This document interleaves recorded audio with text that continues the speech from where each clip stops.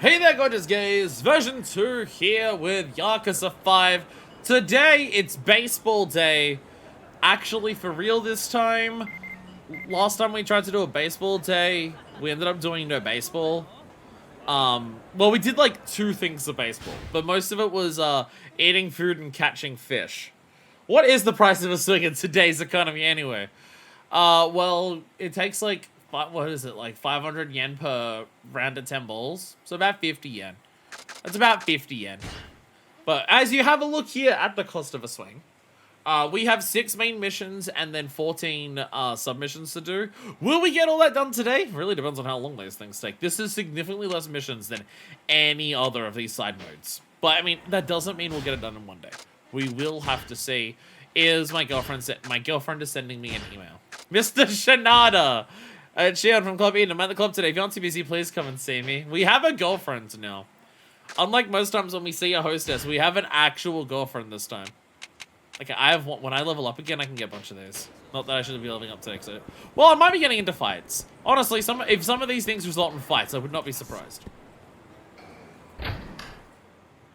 What is Chat, what's the general concept? I can't see you, girlfriend. I need to hit balls good. What's the general concept of maths? Okay, there's only 16 submissions to, like 7 main missions. So, if we want to space that out... If we do a main mission for every, like, 3 submissions that we do... that would work out, right? Yeah, 1 main every 2 or 3 sub. Well, I would like to finish the main missions after we do all the submissions. That we can. You may not be able to do all the submissions until you finish all the main missions, but I'd like to do all the submissions that we can before doing all the finishing the main missions at the very least. This guy should be a sub-story. Yeah, and there was a person who was here who told us the information that we got our girlfriend with. So there is also that. But also, we do have to... The main thing that will slow this down is having to walk outside and save every time, because apparently a lot of these things you can't retry. Check the bulletin board. Wait, let me... I put on the good equipment, right? Yeah, I put on all the luxury stuff, yeah. Alright, drinking bell wanted! Oh, for fuck's sakes. I want to play baseball! I'm too scared to go in for surgery. Is this person hurt? I wish I could encourage them. I want to play baseball. Excuse me. You're the guy from Katetsu-san's blog, aren't you? The awesome batter? Yeah, I guess that's me, but what's up with you? Are you an inpatient or something? Yes, I'm due for an operation, but I got scared and ran away from the hospital. Jesus. This isn't a hospital, it's a barracks. So. You did what? I kept thinking about what would happen if it didn't work out, and I couldn't go through with it. Surgery's that critical? The doctor says there's nothing to worry about. But I'm the one going under the knife. Either they succeed or they fail. 50-50. I don't think that's quite how surgery works. I don't think that's quite how surgery works. The operation fails, I'll never be able to hold my bat again. When I thought of that, I found myself running here. And then I saw you, the hero of the local batting cages. I'm sorry, though. I shouldn't have bothered you. Ah, it's okay. You're not bothering me any. But listen, you can't avoid this surgery, can you? Shouldn't you be going back to the hospital? I know I should, but... I'm scared out of my wits. If I could, I'd rather put off the surgery until it's too late to operate. Whoa, you don't want to do that. I try not to think about it, but I keep dwelling on what would happen if they screw up. Ugh, why do I have to go through this? Ugh. How about we do this? We'll have a little bet, you and me.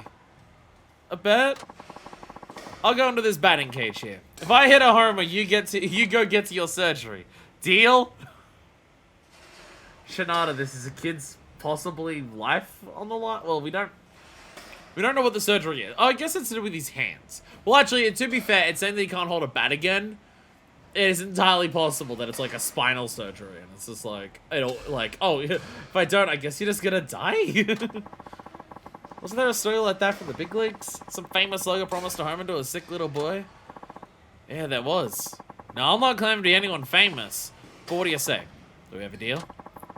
I'll even limit myself to just the first 3 pitches. 3 pitches or this kid is fucking dead. Only 3 pitches? Well, it's a home run in a batting center. If I get too many throws, it'll be too easy, right? Okay, I accept that challenge. That's settled then. Just watch me, alright? I'll look like a chump if I don't come through. It's either a homer or nothing. It's either a homer or the kid is dead. Cool. Alright, Shinada, kid's life on the line. Very smart thing to do. Let's fucking go.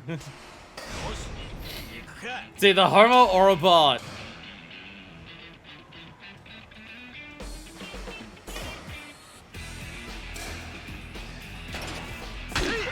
Fuck. Ah, scary.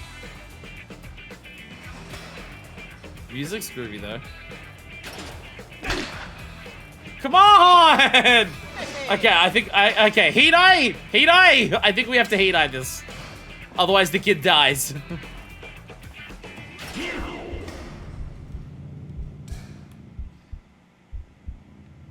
Okay, you can unheat eye now. Boom! There we go. Home run! There we go. Heat eye or the kid dies.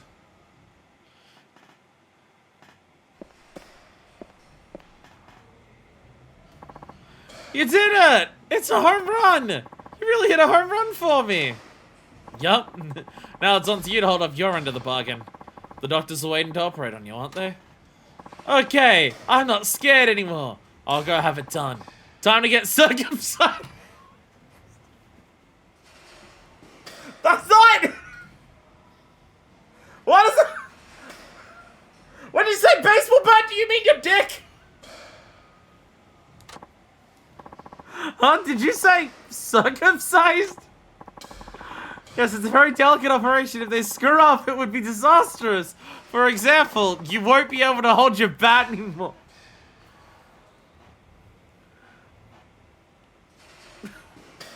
Oh my god. What the crap? That bat!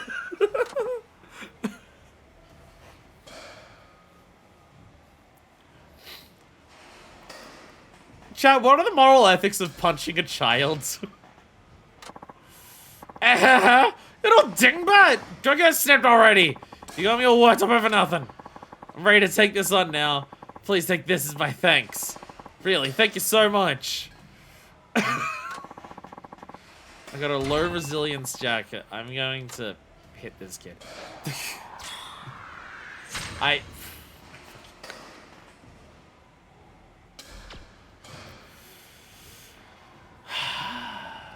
Okay. Softens collisions into walls or the ground. Like if someone hits me against the wall, it just doesn't hurt as much, I guess. Is the idea. Okay. Children are the worst. Don't have kids. Get circumcised so you don't have kids. Chat.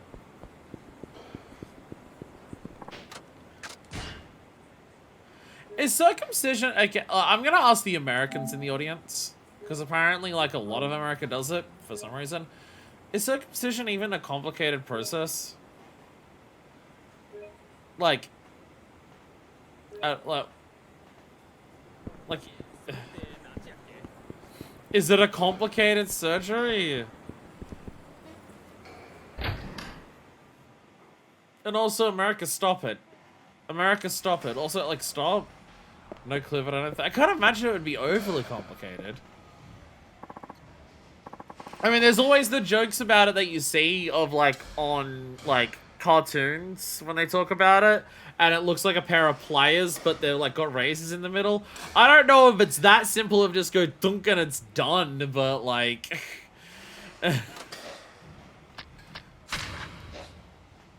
Tell that to Christians, I guess. Beware of beanballs! The beanball bully is loose. He hurt me and others. Watch out. Oh my god, is avoiding actually going to finally be relevant? Is avoiding going to actually be relevant for once? Beanballs, you say? Come on, move it! Huh? But, I don't want to go! What'd you say? You don't want to bet against me? Huh? You got a problem with the way I pitch? Well, it's just that Furigaki-kun, you always throw wild. When it goes up against you, gets beamed. So what? I don't see a problem with that. Now quit whining and get in there. No. You just deliberately throw baseballs at people. What was that about? Oh, him? That's Furigaki, the beanball bully. Beanball bully? What's that supposed to mean? He's got no ball control. People call him that for nailing all his opponents with beanballs. Guy used to be a pitcher for his school team. But what with his bad attitude and hitting batters all the time, he ended up quitting. 30 minutes or less, says Google.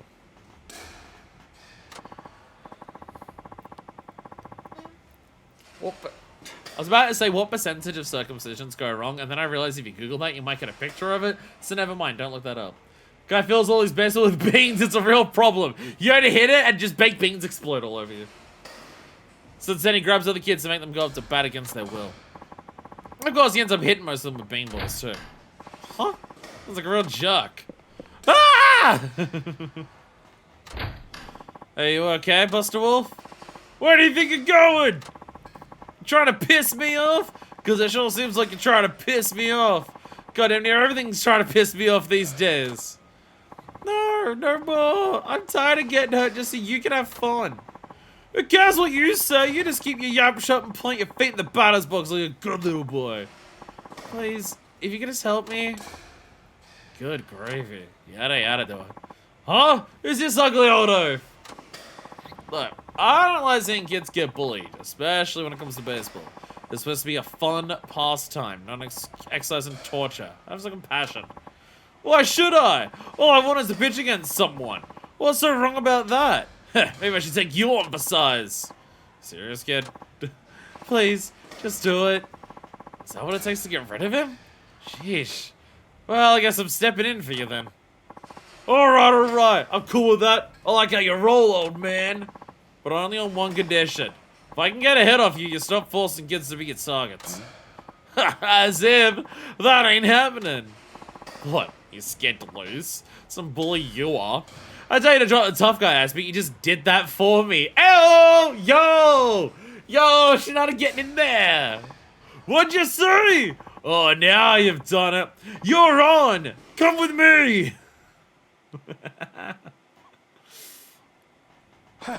Oh my god, we're actually outside? Oh my god. We actually go out onto a baseball field for some of these? We're not in the batting center all the time? Oh my god. Alright, let's do this. Gonna make you regret picking a fight with me. Now the rules. I can't let these myself. If you strike out, you lose. But since I got lousy control, balls don't get you a base. Because I'm bad, this rule no longer counts. Oh, and if you get hit by a pitch, you lose automatically.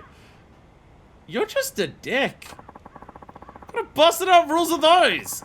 It's that completely in your favor. I don't remember asking your opinion. Anyway, you can only win by not getting beamed and getting a hit off me. Gee, how generous. But fine, have it your way. Oh yeah. Best thing about it, it ain't my fault if you get hurt.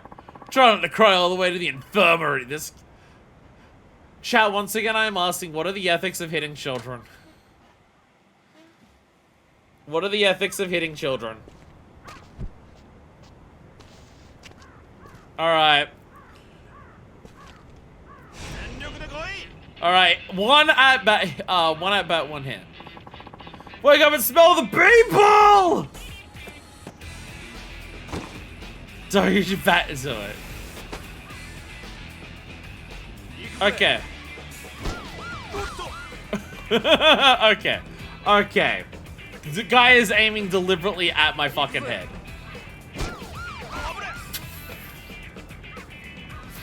Okay. Do you ever throw anything else?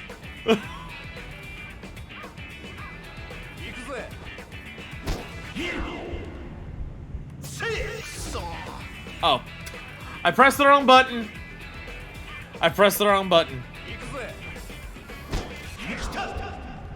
There we go. Boom! Yo!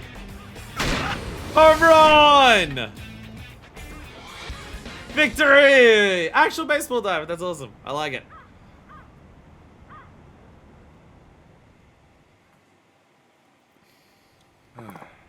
No way! Oh no, the ball hit the one kid we were trying to defend. It just flies in the distance and just whacks him in the head. You dodged my berserker beanballs and got a hit. Sure did. Now you better keep your promise. Alright, I'm done acting up. I mean it. Good. Now your control is brutal, but you really do have a mean pitch. Why don't you quit messing around and develop some proper form? But I always had rotten control. Practice won't make it better. You only get to say that if you actually go to practice. The guy who bailed in his team and caused a bunch of trouble doesn't have the right. Maybe you have a point. Maybe I'm just running away. From effort, from reality, from baseball. Uragaki-san. That's deep. Dude, I'm sorry for what I put you through. I'm gonna go back to baseball for real. No more of this stupid shit. Shinada has the Kiryu ability, but instead of punching people, because it doesn't seem to work for him when he punches people, Shinada's able to do it by, beating people at baseball. Like, Kiryu can make people change their life around by punching them. Every time Shinada's done that, it hasn't really done that, but beating them at that, he does it. Shinada got himself stuck in a baseball sports enemy. Thanks for taking the time to show me the error of my ways. Here, you should have this. Toughness Emperor. I don't know how long it'll take, but the next time I face you, I'm gonna beat you. With a proper set of rules. Heh. I look forward to it. Yo! Yeah, my slugging range went up. Pardon me. Let's go. I did it! I did it all by myself! I'm pretty sure that's a Sonic thing whenever I say that. I did it all by myself! I'm pretty sure that's a Sonic thing. Might even be specifically a Tails thing? I don't know, I've seen it as like a meme in a bit, but I've not seen it, but I've not like seen the context of it. I think it's something that Tails said, yeah. I feel like whenever I go through the Sonic games, there are series where I've not played a ton of the games. I've played some of them, but I've not played a ton of them. But I don't think I've ever like gone through and specifically said, I'm going to watch this person's full playthrough. But I feel like it is a series that just via sheer meme osmosis, there's gonna be so many of the things that I know. Even outside of the music. Alright, so, we've done 4 of these? How many were there? What's the actual math? Okay, so there's 16 and there's 7. Okay, so so if you do like 1 every 3, like we've already done 1. But if we do, wait. My brain's not working. We don't on like 3, 6, 9, 12, 15. I guess then, yeah, then you do the last ones. So yeah, we do one now. We actually should have done 1 before that last one, but it's fine. Don't worry about it. It's fine. It's fine. A little wager. It's a post inviting batters to duel for cash. Is it even legal?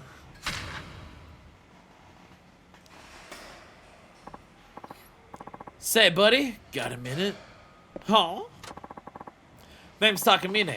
Every now and again, I have a little challenge with the local batters. Call it a hobby of mine. So, want to square off? There's money in it for you, if you holds up. I'm always down for money. You're a pitcher, I take it? Yep. So here's how it works. You get 1 at bat, and all you need to do is hit a single pitch to win. Easy, right? You know, I'll pass. Baseball and betting don't mix, in my opinion. Hope you can find someone else. Jeez, I wonder why Shinada thinks this. I wonder why Shinada doesn't like the idea of betting with baseball. I wonder. I wonder. I wonder if this has anything to do with a backstory thing for Shinada. I wonder if this has anything... Oh, he knows who we are. I wonder if this has anything to do with possibly Shinada's backstory. Oh, come on, don't say that. Tatsuo Shinada. Who are you and how do you know me? Oh, well, that'd be because I'm a hired gun. You from my high school too? I'm a hired gun sent by Shirakawa-san.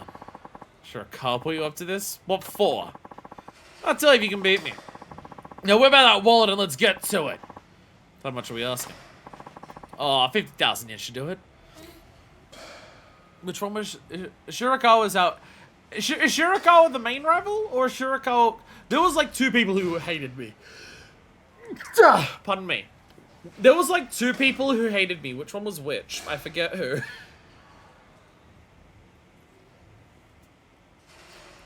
I think Shirakawa was the main one. 50,000 yen should do it. Hell, that's way too much. 50 grand for 1 at bat. Yada yada do Relax, relax. I already got my cut from Shirakawa-san. So you can play for free. Oh, my nose. It's fucked up. Oh, sheesh. Scared me for a minute. Well, what's it gonna be? You taking the challenge? Winning it's 50 grand for you. Plus a little vignette about Shirakawa-san. Not a bad deal, I say. Alright then. Challenge accepted. Course it is. How could you refuse? Let's get this show started. I sneezed once and now my nose is fucked. I thought the whole point of the body sneezing was to clear out your nasal passages. Why is it that every time I sneeze, it blocks my nasal passages? I thought the whole point of sneezing was to clear them. Fucking, my nose doesn't know how to nose. It don't nose. I gotta warn you, no one's tagged me for a hit in ages. Hope you can handle the heat. Oh, you might just be surprised. I like that answer. Here goes. All right, 1 at bat. Is this guy also gonna try and bean my balls? Are you also gonna try and bean my balls? Ah, my nose. 1 at bat, 1 hit. No hard feelings, but you're about to get smoked.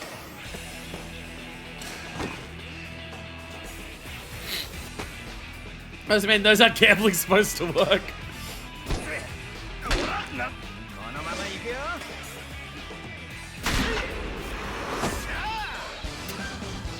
Oh, I didn't even need a home run.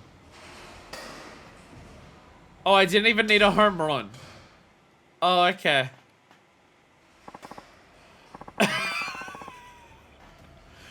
These missions are really... I'm honestly kind of concerned at how easy some of these missions are. The fact that you don't even need home runs half the time, and you just need to hit it, feels like... shockingly easy. What the... How the haystack did you hit that? I know, right? Not a lot of pros can fire a break of balls with that kind of impunity. An amateur wouldn't stand a chance against you. Thanks for noticing. I should congratulate you then. Gee, I'm so honored. Praise from a cheater, and a sloppy one at that. Whoa, what are you accusing me of here? Save your blubbering buster. I know a dotted ball when I see one.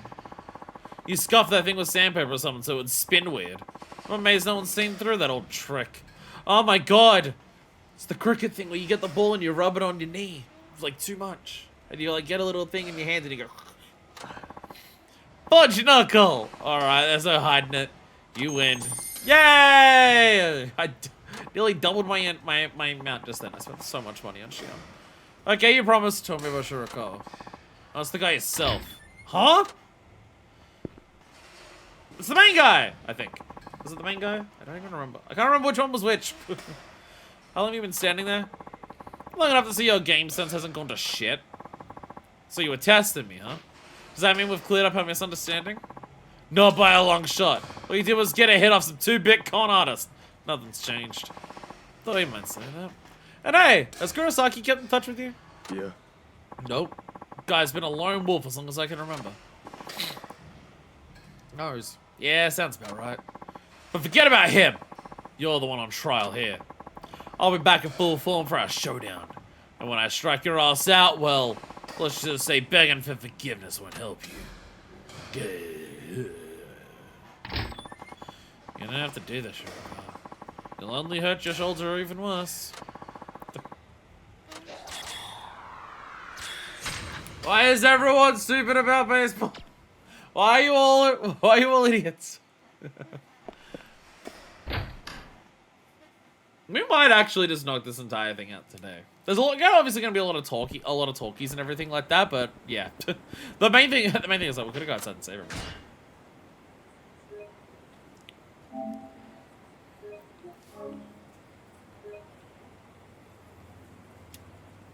Again, I can understand why they don't want to put as many on there for this character. One, you're further in the game,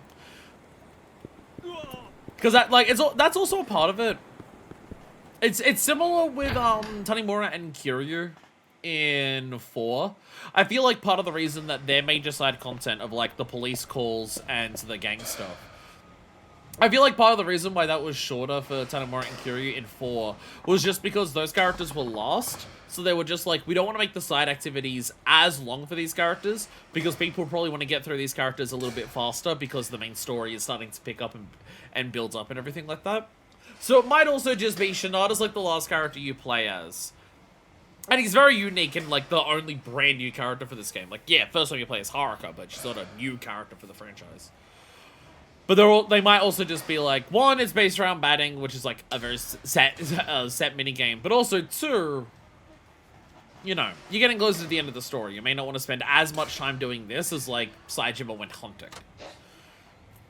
Which is kind of ironic because it really felt like the story was at its most intense in the earlier chapters of the game because, like, the conspiracy that's going around, or the multiple conspiracies, it's honestly hard to tell at this point, were, like, Kiryu was around a big part of it because of Daigo, and then a lot of the conspiracy was, like, directly targeting Saejima.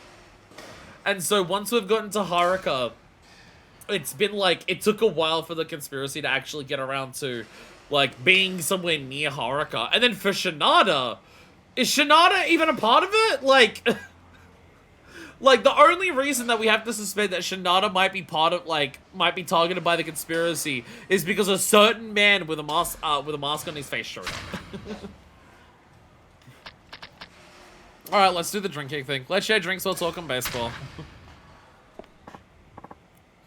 Hey, buddy, you got time? Oh, you mean me? Guess I do. That's good. Good to know. Listen, you want to tip back some sake with me? I'm so over my nose. Here? Now? Yeah, why not? Nothing better than knocking back a lukewarm cup of sake after working up a good sweat. Well, let me tell you, it's depressing to drink alone. Sharing is caring, after all. Huh. So you drink in the corner of a batting center. Well, I can see how it might feel relaxing after a workout. You bet your bippy it does! Now I already got the sake, so it's all on me. Why don't you join me for a sip? You'll love it once you try it. Really? You're cool with that? Darn tootin'! After all, I'm the one inviting. So sit down, stay a while. Are you gonna get me drunk and then be like, I'm gonna... Oh, hell yeah. Hell yeah, drinking sake directly from the ring cap pull can. I gotta say, I'm pretty sure we've discussed this before. The idea of alcohol being served, or like the fact that you can buy alcohol in a can that has the ring pull on it, is one of the funniest things to me. Because it's a huge opening, and it's usually going to be a decent size, but unlike a bottle, you're not resealing this shit. And unlike a can, the opening is big enough that you can't move anywhere with, like, if I, like, this can has some drink in it, but I can do this and it's not going to spill anywhere, right? Because it's a small opening and it's, like, really tall.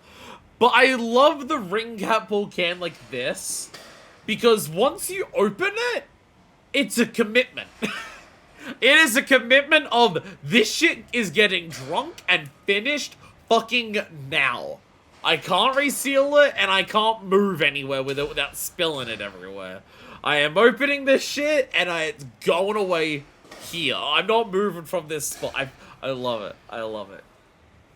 Boy, howdy do I love my sake. And buddy, I gotta say, you sure do know your baseball.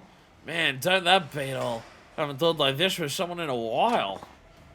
You know, wouldn't it be good to take a little breather? This receptacle literally doesn't allow for it. Seriously, you gonna be okay? You should probably call it a day. Got your face! Yeah, what? No. Criticize my lifestyle? I used to be the ace of my comedy team. I'm tired of some baseball and I'm gonna call it a day. What the heck? I didn't say quit baseball. I was talking about the sake. Oh, you're going to have it already.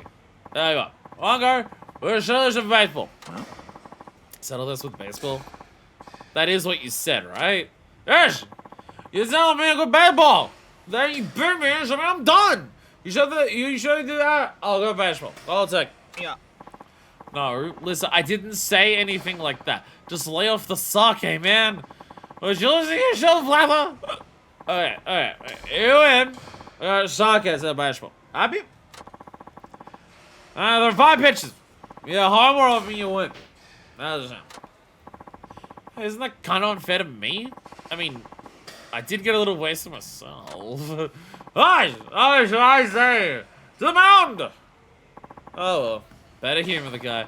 Sake's got me feeling a little shaky on my feet, but I'll just make the best of it. Oh, this is gonna go great. No one's gonna be horrific. Oh, fucking Christ. Oh, fucking Christ. No one's gonna get horrifically injured at all. Everyone's gonna be totally fine. Everyone's gonna be fine. No one's gonna be hurt. Here we go. I'm half expecting beanballs to happen here because he's drunk. Okay. Victory! Yeah! I'm used to baseball games in this, like, you get like 20 pitches and you'd have to hit like 18 of them to fucking win. Oh, me! That was my best pitching! Oh. They need to cry, man. How's some pitching? Especially seeing how drunk you are. What's wrong? Hey, wake up! Thank God. Oh, jeez. I'm sorry, my friend. When I get deep in the cups, I always get deep in the sleep. It's quite the phenomenon. It's called drinking. No, seriously, I must apologize. This is to keep me out of trouble. Take it, why don't you? 10,000 yen! We're getting so much money from this. Hope you put this behind us and join me for a drink again. No, I'm pretty sure I'll pass. Yay! Let's go. Let's go. We're doing so well. We're doing so well. Go save! Save! Do a save! Well, half of these are wages. Half of these are wages, so it does feel like most of these are going to be, if you fail, you die. Like they turn around and stab you, like you actually just die.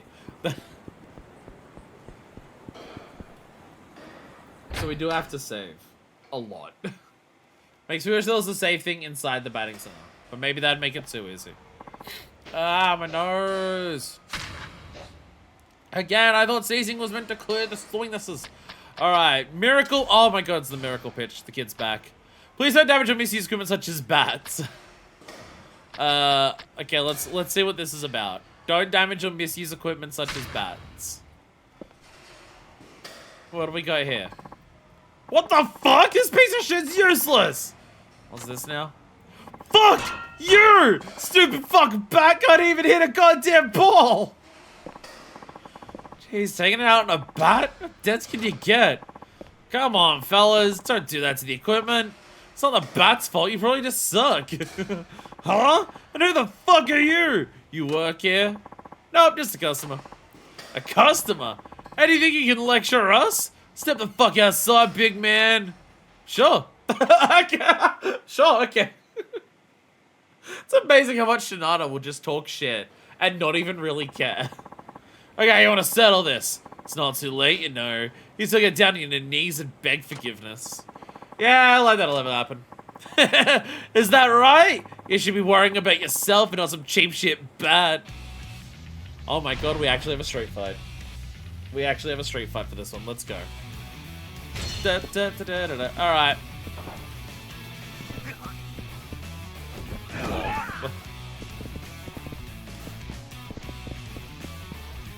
I want to do. Yo! Yo! Hell yeah! We have grab parries! We have grab parries! Ow! That didn't quite work out.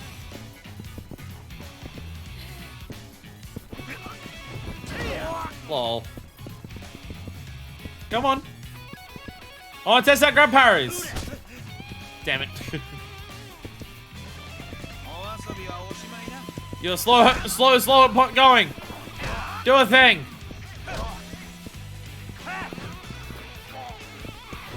Urgh. It does feel like his grabs are meant to hit other people. So much of Shinada's stuff is focused on grabs. It does feel like you're meant to use grabs to throw people into other people, but his grabs just don't do that. We even got upgrades for him that make his throws like hurt other people who get hit by them more. But his grabs don't do that. His grabs don't throw people into other people. Actually, you know what I haven't tested? When you grab someone from behind when you throw them, what does it do? Because when you grab someone from the front, you just faceplant them. If you grab someone from behind, does it then throw it into people? Is that the idea, maybe? Grabbing someone from behind and, like, your throw, like, just throws them forward? Because it might be like, oh, he has a specific grab. You want to focus on doing that grab to, like, hit people. Or maybe if you strong attack someone, it will knock them back and that counts as, like, a throw because, like, they're in a grab. I don't know. What's with this guy? He's freaking tough. Huh. Guess you guys are all talk. Boys, what's going on here? Nothing. Sitsukuba-san? What now? You their boss or something? Yeah, I am. What's up to you? This dickhead's not harassing us, saying don't mistreat bats and other lame shit. I think you should kick his ass. Huh. Don't mistreat bats, eh? So what, this guy's some sort of baseball fanatic? Wait a minute. What? I knew it. I saw your face on a blog. You're the wicked batter in Nagoya. Great. Thanks, Katetsu. This is perfect. I've been meaning to see how good you are. So we're doing this or what? Doing what? Another fight? No, man. Baseball. Okay, now we're doing baseball. Sitsukuba-san, he used to be called the Tokai Wonder Kid back when he batted cleanup. I'm sure he's just a little street thug now, but still, man represents. Care to repeat that dumb shit? Oh, sorry. Well, I guess he's not that far off. Anyway, you ready to go at it? No, not really. Why's it gonna be me? Blog said you were the best slugger in Nagoya, which is bullshit because I'm the best. Oh, is that how it is? Well, we're both batters. How do you propose we do this? Gotta be a home run derby! It's the first time we've actually, like, competed against someone who isn't a pitcher. Now you're speaking my language. Now we're actually at a point where it's, hey, who hits more home runs? Alright, I'm going at the bat first. I'll go for 20 pitches, then you do the same. Holy shit, it's like a normal game. Whoever hits more home runs wins the contest. Got it. Oh, but what if we tied? Might as well just give you that win. I'm gonna crush you anyway. Let me show you how it's done! Woo! 7! Not bad. Well, you do have decent form. That's why you're the Tokai Wonder Kid, I guess. Your turn. You need to bat at least 7 out of 20. That's home runs if you get me. Think you got what it takes? Oh, I got it alright. Yeah, showtime! 7's a lot, actually. 7's a lot. I'm not that good at this this mode. I should probably heat eye a lot. Ah, Jesus. I should probably heat eye a lot. My nose is so fucked. Again, I sneezed once. I sneezed once.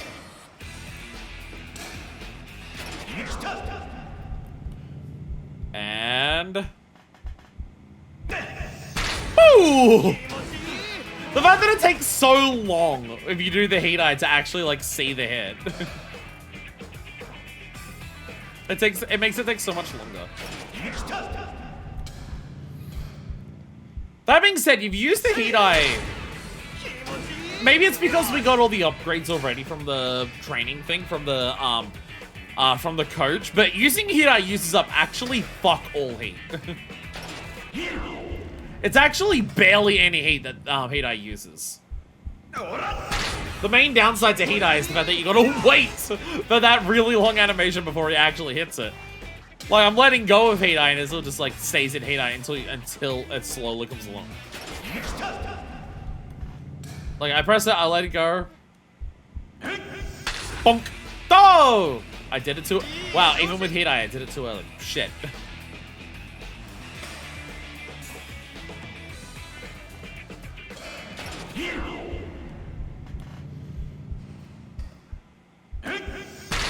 There we go.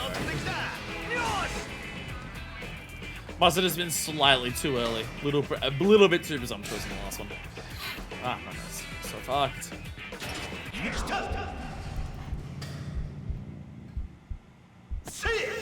Boink! Shinada's godlike at baseball. He's so good.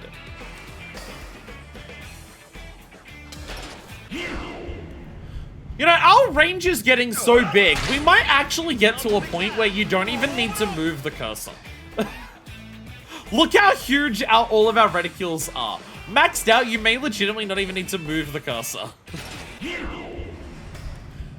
I mean, I guess if you want to make sure that it's in the closer one and not the outer one, it would be mainly that. But also, if you're hitting home runs, I think if you time it right, as long as you get the right button and time it right, I think you get a home run. Even if it's in the outer circle. So unless it's, like, specifically a distance home run. Holy shit, what a batter! There. You're satisfied, Tokai Wonder Kid son. Okay, I'm out of here. Hold it right there! What? You're not walking away and leaving me the loser. That stresses me out, you know? I'm gonna have to let that off, too. My god. Oh boy, I should have seen this coming. I'm sorry about my nose. Again, I sneezed, and now my nose is fucked up. We're entering pollen season, so my hay fever is starting to act up. If you want to apologize for getting nobody with me, here's your chance. Bow down to some goofballs that don't respect their bats? Not about to happen. Have it your way. I'll show you how to use a bat properly. Get him, boys! Alright, okay. Now we just fight again! And now we fight, but again. Alright, okay, come on. So how does this go? No, that still doesn't hit. That still doesn't hit. What about... Okay, what about a kick? Never mind, I'm doing this instead. Never mind, I'm doing that instead. Okay, why does Shinada have a specific ability that is designed around making his throws do more collateral damage if his throws don't do collateral damage? He almost feels like he's made wrong. It almost feels like he's actually made wrong. I don't get it. I understand, yeah, use weapons a lot. I understand, do grapples a lot. I understand all of these things, don't get me wrong. Oh my god. Yo! Unique animation! Yo! There we go!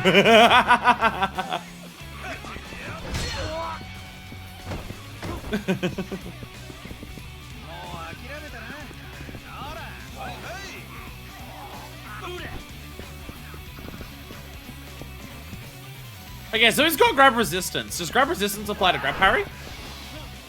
I can still hit him there. We got to say, yeah, he just picks it up and it's like, no, I respect this too much. I'm putting it back down.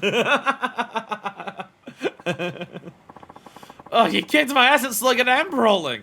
Who are you? Just a random customer. Hey, treat bats with respect, alright? Or else. Yes, sir. Roger that. I'll never misuse them again. Here, this is for causing you trouble. Take it, please. You got a lucky Hanafuda card. Yeah, I can cheat. For now, please refuse to use Tokai. Pardon me, Wonder Kid title. I'm not worthy of it anymore. Thanks, but no thanks. We're gonna be at rank 9 of everything, like, by the time we finish all of this. Oh, come on! It's already outside. I got a Save again. My nose is killing me. I hate hay fever. I hate hay fever. I don't even, like, get hay fever when I was younger. It's just pollen season has gotten worse and worse and worse over time where I live.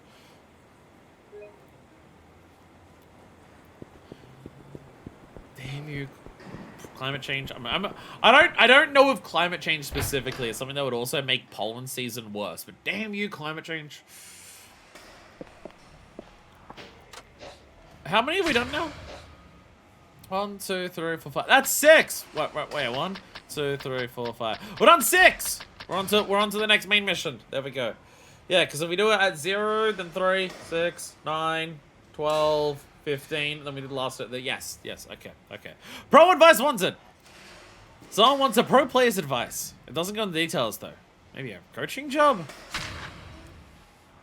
I'd like every time you press it, you get to hear the home run sounds. The crack of the bat sounds awesome. Fatherly voice. Excuse me, do you have a moment?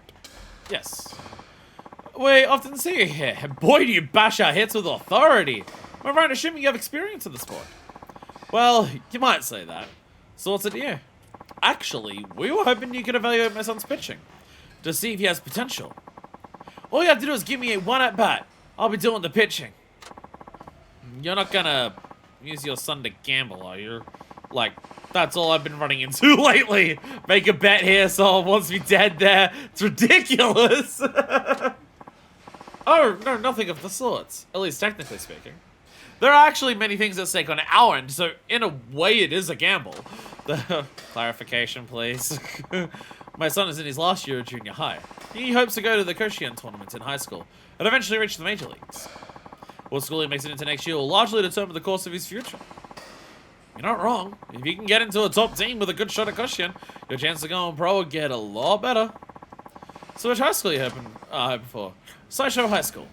Whoa, they pretty much expected to show at Koshien. Last I checked, everyone on their roster is there some kind of fancy athletic scholarship. Yes, indeed. But you see, I got a call from a certain person regarding an invitational enrollment opportunity. Wow, that's impressive. How awesome for you. Yes, but I'm also worried how my son would fare among the nation's elite.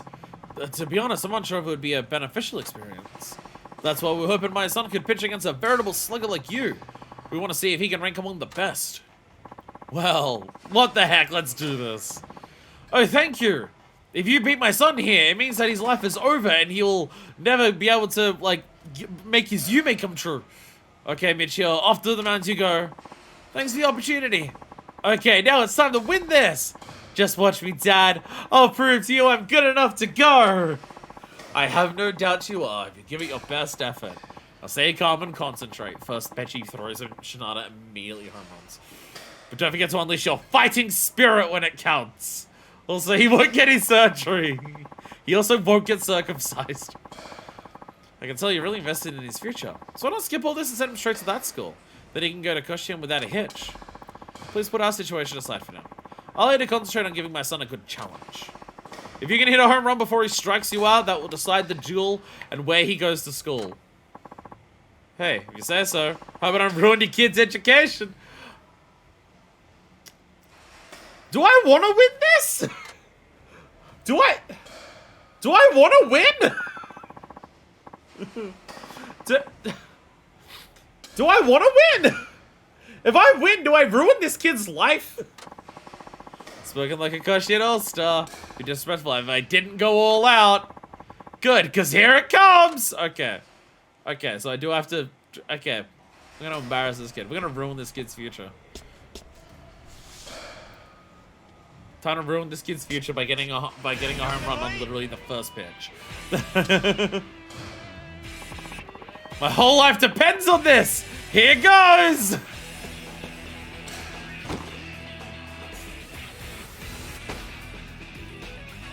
I feel sorry for this kid. His life is over. I feel sorry for this kid. His life might be over. Oh! Oh shit! Shit, I did actually fuck up.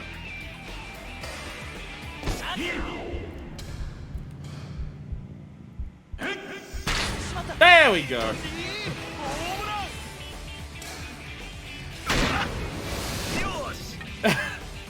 Yeah, your life's over, kid. Let's go. So when it goes yellow, that still isn't like seemingly the best time to hit it. It seems like if it's yellow, you will hit it. But it may not be a good hit. So it's like, maybe it's like there's a timing of when it's yellow and it's like in the middle of that, it's like closer to home run. Oh, I can't believe it. So I'm not good enough after all. Don't be so hard on yourself, kid. I actually made it to Cushion, so I get that, but Dad and I already decided. We're turning Sideshow down since you got a home run off me. So there it is. Really? Just like that? I may have fucked up. I appreciate you taking the time out to do this. Here, a thank you gift from both of us. I got a picture, Zabula! I've ruined this kid's life, let's go. Maybe it's not my place, but don't you think basing his career off a duel with a random stranger is a wee bit unfair? I mean, the kid's still in junior high. He's got his whole life ahead of him. To me, it seems like a waste of the night, such a rare invitation. That would be true, if it were official. And that means what, exactly? My son has always been an excellent pitcher. So much so that a certain individual caught wind of his talent and contacted me discreetly. According to what he said, Michio could get an invitational placement at Sideshow High School in return for a large fee. So it made you a backdoor deal, in other words. Dad, what the heck? You never told me anything like that. You mean my invitation wasn't real? I'm sorry I didn't tell you. But you see, I agonized over this decision. Of course I knew my son had real talent. And even though this invitation came to us through bribery, Min did say that it was only offered to real prospects. As to the cost of entry, he wanted 5 million yen! Whoa! That much? Yes. But Sideshow does have a full complement of training facilities and coaches. It's perfect for would-be pros like Michio. Pulling together 5 million certainly won't be easy for me, but I thought if I could help my son follow his dream... No, even then I couldn't reach a decision. That's why I thought of having you put him to the test. Dad, is that what this is about? Were you really going to accept a bribe if I won? Without me even knowing? I don't want to put you through anything like that. Besides, I can play baseball anywhere. No matter where I go, I'll never stop following my dream. If I really do have talent, I can achieve my goals no matter what the circumstances. Or the circumcisions. Right. I learned that from you, Dad. Son. Don't forget a word of what you just said, Michio-kun. Baseball, you of course need talent and effort, but you also need perseverance. It's not easy holding on to a dream no matter what comes at you. But the people who do are the ones who want success. Is this Shinada, like, talking about himself? Is this Shinada, like, kind of talking about himself? Because Shinada's not trying to achieve his dream. He's given up on the dream and now he just does it for fun. Even a knucklehead like me can understand that. Guess wisdom comes with age. Then it's decided. I'm turning down the offer. I'm ashamed I even considered it. Maybe it was me who believed in my son the least. There he is! Oh, was all this about turning me down? God damn it. Huh? Kurosaki? Exactly like I said, Kurosaki-san. I've made up my mind. I do appreciate your generosity, but in the end, I don't think it's right for us. Hold on, you mean you made a deal with this shyster? Yes, well, it was Kurosaki-san here who approached me.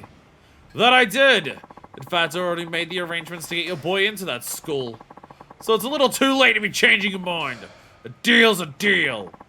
Just turn him down flat. This guy only sees baseball as a way to swindle people out of their money.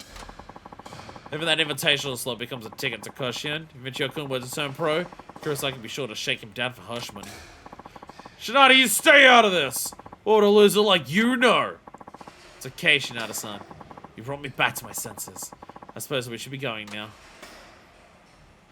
Get fucked, Kurosaki! You absolute dick! That's another job you cost me!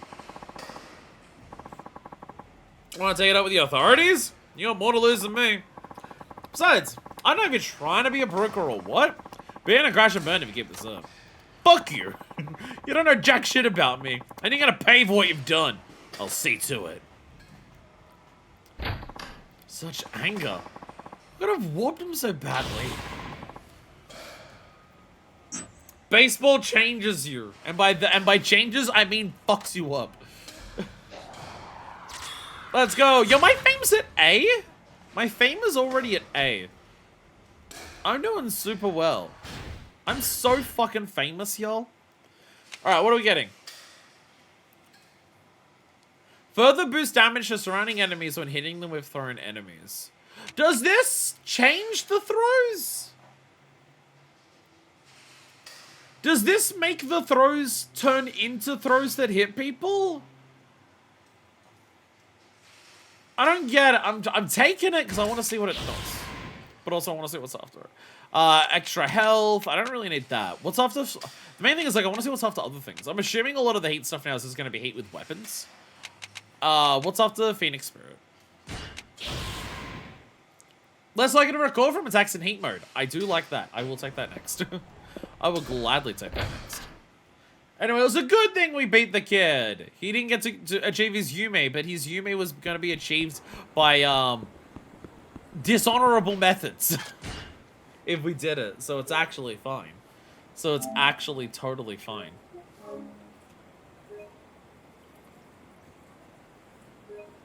Hell yeah, baseball. Fuck yeah, baseball. Alright, more baseball. We are 2/3 done? No, 1/3 done. I can't count. I'm 1/3 done, roughly. 1/3 done, roughly, is the idea. Or something. I don't know. Awesome batter sword. I'm looking for awesome batter mention Consensus blood. Is that me? No. Oh, they actually do say no retry. Oh. I assume just because of the way that it was that... Okay, if it's no retry, it actually says no retry. Oh.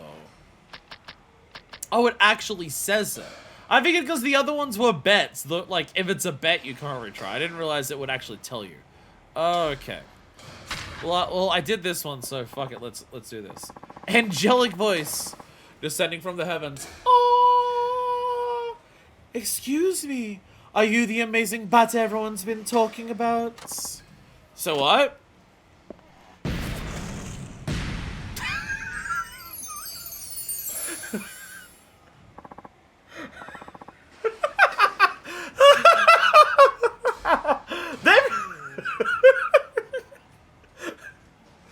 They've like showed off women in this game before of like, oh my god, look how hot they are. With like the shiny sounds and like the women moaning sounds.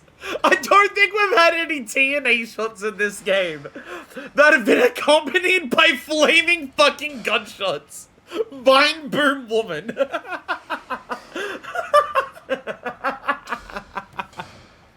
Mamma mia, she's beautiful. Why, yes, I do understand there have been some positive rumors about me. And you are? I'm Yukina Ayota. I've been looking all over for you. You see, my daddy, he needs help. I thought you'd be the right guy to ask. Okay? So my daddy works at a bank and he coaches his Bronze's baseball team. If they don't win the game they're playing right now, he says he's gonna get fired! Your dad works at a fucked up bank. The only way he could be more fucked up to work at a bank and to get fired for something ridiculous is if other people embezzled money for you and then attached it to your account, and the only way you were able to recover was by grabbing a bunch of money that exploded from a tower. This is the second most fucked up way to exist in a bank. How's that possible? They're only playing for fun, right? Why would he get fired over that? Daddy's boss is the branch manager. He loves baseball, especially their annual tournament. A winning coach even gets a foot up on promotions. I see. So your daddy volunteered to be a coach because he had an eye on that promotion? That's exactly what he did. Even though he doesn't know a thing about baseball. The team hasn't won a single game since he became coach. The branch manager's furious too. If the team doesn't win this one, they'll come in last and daddy will lose his job.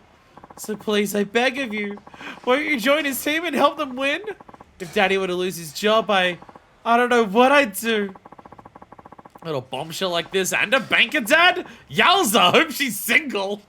Oh my god. I fucking love Shinada so much. I appreciate how Shinada he is all of the fucking time. Worry not, fair maiden. The tears have no place on the cheeks of a goddess. I'm sorry, what? Have no fear, Yukina-chan! I'd be honored to lend my assistance to your father's ailing team. You have my word. I will lead them to victory! You will? Yeah, you're my hero. Now let us be off. To the games at once! Immediately starts talking like a fucking chivalrous knight. Jesus Christ, Shinada. Right. Oh my god. Uniforms. Boss, this is our last chance. You're the coach. You have to do something. Oh, calm down. We're only losing by a run. Are you kidding? Our backs are against the wall here. It's the bottom of the ninth and they've all got 2 outs against. Oh no! Oh no! We're behind by 1 run. It's the bottom of the ninth and they've got 2 outs. Oh no! I kind of don't know what you're talking about, but is that situation really that dire? Boss, we're in a movie and the prom's tomorrow! Boss, if we lose this, they're gonna demolish the rec center! You have to get your head in the game, boss! Your job is riding on this! Daddy, I brought reinforcements! He's a really awesome batter who everyone's talking about online. Oh wow, that's great! We got a pinch hitter! Please, we need you on the plate at once! Excuse me? How do you pinch to hit? No, boss, it means to replace a batter with another batter! What? You can do that in baseball? Let me get this straight. It's like when you're in a massage parlor and the girl's absolutely gas, then you change to another girl, exactly! That's it! Yes, spot on! You know your way around. You have no idea. Why would he mention massage parlors in front of his own daughter? Alright then, Pinchy, have at it! Remember, a man's job is at stake here. Oh, I just know you can do it. Please let my daddy's team win. Your faith in me is well placed. As surely as Shinada is my name, so will I lead your team to victory! So here's what we've got. Bottom of the ninth, 2 outs, men on second and third, and we're down by a run. Thinking for a casual company, you should still get a coach who knows everything. Guy doesn't even know, like, yeah, guy doesn't seem to understand. It's like, oh, it's a sport. Oh. Alright, bottom of the ninth, 2 outs, men on second and third, and we're down by a run. Okay. Okay, so we don't even need to hit a home run. If there's people on second and third, if we hit it far enough to get 2 bases, then we're done. Okay. The most, like... well, obviously it's the point. Obviously it's the point, but I do love how much it has set up the most stereotypical, cliche possible final dramatic moment they can have. In other words, it's the perfect setup for a gay woman walk-off home run. I'll slow out the big one for this bad. Okay, you're gonna get you want a home run anyways because it would be cool. Okay, fair. He wants a home run anyways because it'd be cool. You don't. If we're down by 1 run, you don't need a home run to win here. Because then you'd win by 2, but, you know, if it's cooler to do that. What about one? Okay, he wants a home run. It's got to be a home run. If I'm going to win it 1 hit, it pretty much has to be a homer. Okay, gotta focus. I don't think it needs to be 2 bases. This is it! Alright, hey, die. Screwball.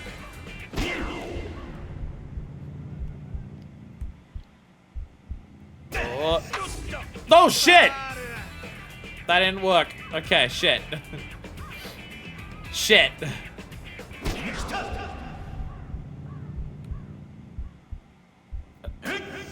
Oh, there we go! Woohoo! Home run! Home run! So I guess for balls that aren't fastballs, for screwballs and stuff like that, I guess the timing of like when in the yellow you have to hit to not foul it out or to get a home run is different compared to a normal fastball. Hooray! Shinada-san, you are amazing out there. Thank you so much. Oh, haha, no problem. I mean, the team, like, surely the other team's a bit annoyed that it's just like, you just grabbed someone from the fucking local batting cages and brought them. That's cheating. Surely the other team would just be thinking, like, that is so obviously cheating. No problem at all. I dedicated that hit to you, by the way. You did? Well, you sure looks good in the batter's box. Almost like you belonged there. Oh, this is definitely going somewhere. I can feel it. Oh, please, please be my sugar mama. I'm more than willing to be your sugar baby. Shinada, you got a girlfriend the last episode. thanks for that hit. You saved us all. Well, me mostly. I was just trying to help Yukina-san. She's a lovely lady. She is indeed. I need to thank you somehow. Is there anything you can request?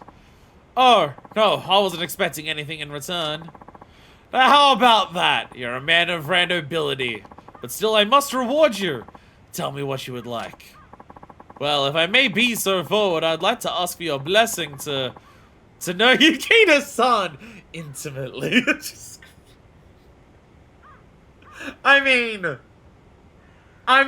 at least he's forward. Incredible phrasing, my man. Just like, I love the idea that it's just like, oh, like, he acts all noble and chivalrous for anything like this, and then he gets to that, and the guy's like, no, I insist, I must reward you. And Shinada immediately turns around and is just like, oh, well, if that's the case, do I have your can I have your blessing to fuck your daughter? I beg your pardon? You have any idea what you're saying? Oh, crap. Was I too hasty here? You slithery, scandalous scoundrel! How dare you try to get at my mistress? You should be ashamed! Wait, she's your what? Oh, Daddy, since you didn't get fired, you'll buy me a condo like you promised, won't you? She's the sugar baby. Shinada, she's the sugar baby. You've misunderstood. She's the sugar baby, I'm sorry. Ha ha ha! Oh, Yukina, you know I can't say no to my sweet little love duchess. Of course I will. Daddy always keeps his promises. Okay, but it has to be a penthouse.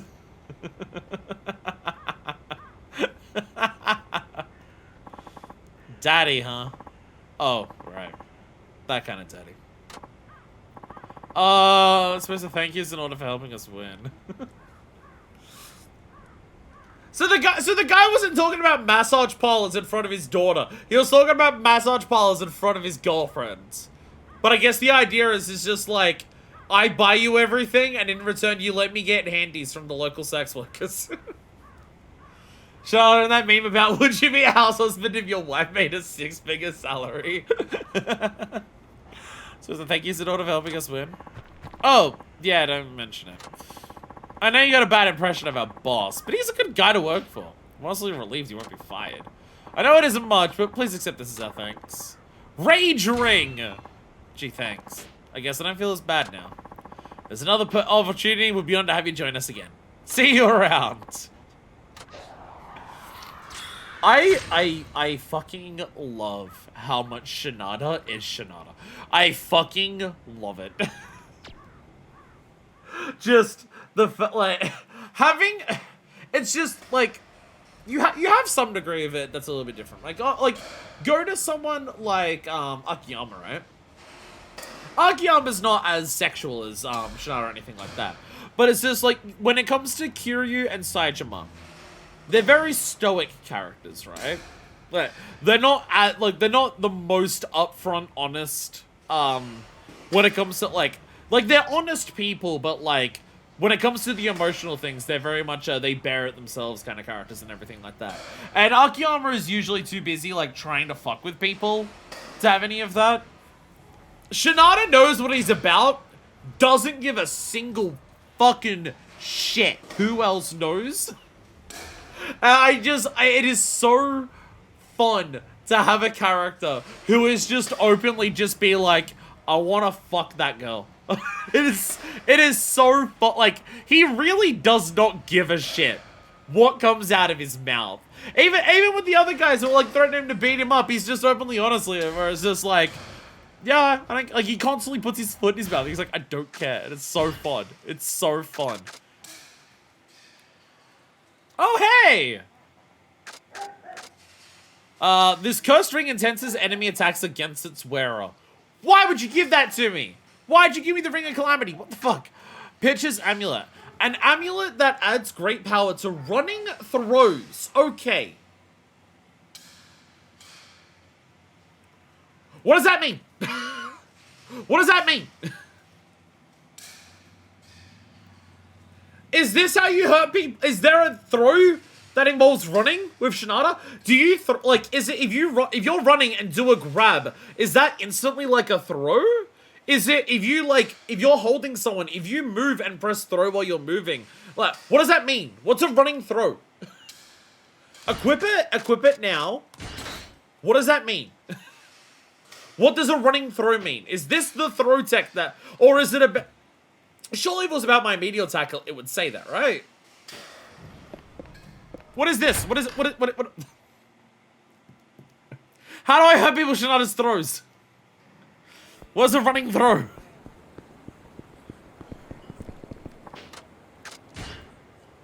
I have absolutely no idea what that means either. Cause it I have so many questions.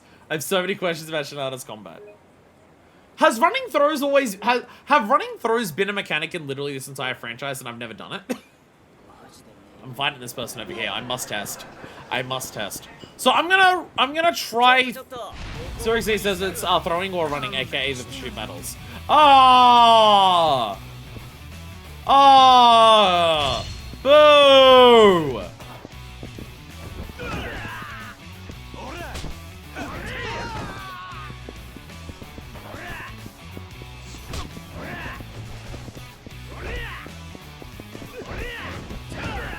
You can't hurt people with this.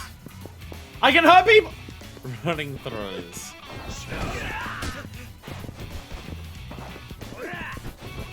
You can't...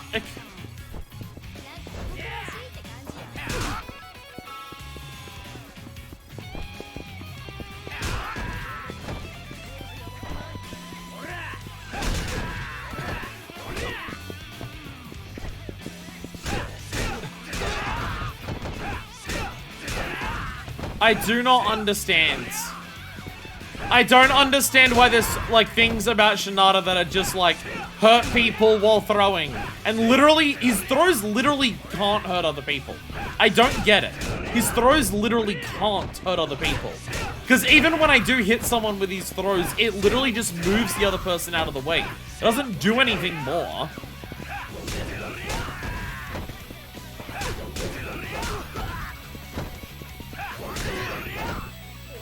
I don't understand.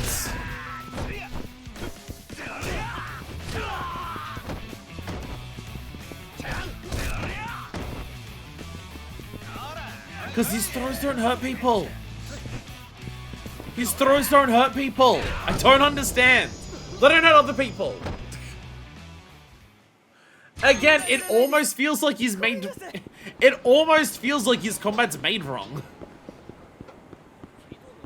Like, again, if the whole point of Shinada is that he's not as good as the other characters, like, he is not a fighter, he is not, like... Even Tanimura, who's, like, yeah, Tanimura is not built like a brick shithouse, so his fighting style represents that he doesn't have the raw strength. But, like, yeah, he's still a cop, so he still has, like, some form of, like, practical application of how to do, which is why so much of Tanimura's stuff is, like, momentum-focused, using other people's strength against them, using gravity. Like, a lot of Tanimura's stuff is about using things to his advantage because he doesn't have the raw strength. I can totally understand the idea that Shinada doesn't get into fights, isn't part of this conspiracy world, isn't, like, working a job where it does that. I totally get it if the point is that you're meant to find Shinada's combat the hardest to do because he is by far the least experienced person with combat. I get that. I understand the concept that maybe Shinada is deliberately meant to be the worst fighter in terms of just, you need to work a lot harder with his combat to be as, to, like, take out enemies where other characters, like, have fucking aerial raves or just Kiryu's incredible moveset or Sajima's raw, overwhelming strength. I get that.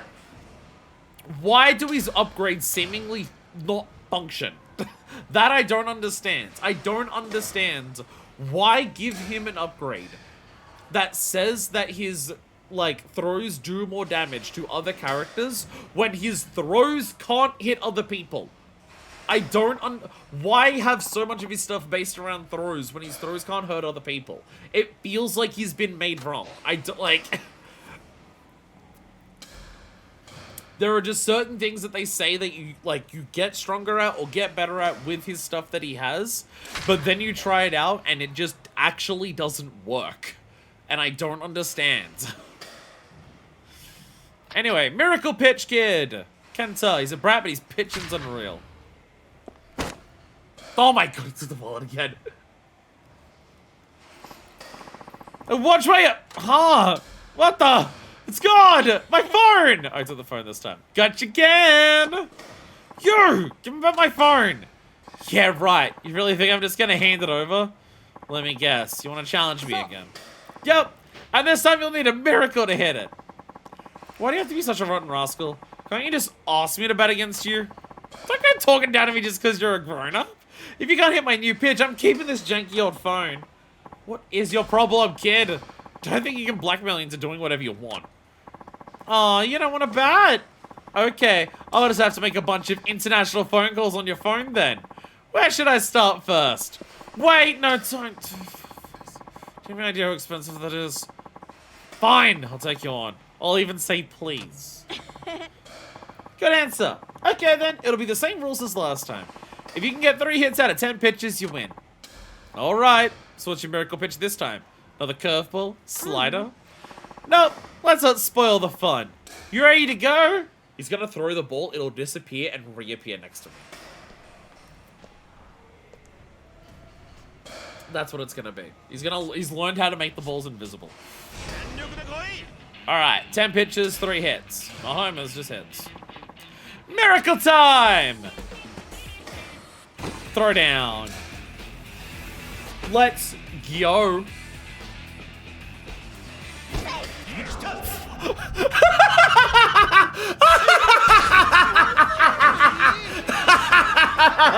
That's really funny, actually. That's holy shit. That's incredible. Holy shit. Okay. Okay. That's really good. I love that. Just full on overhand toss.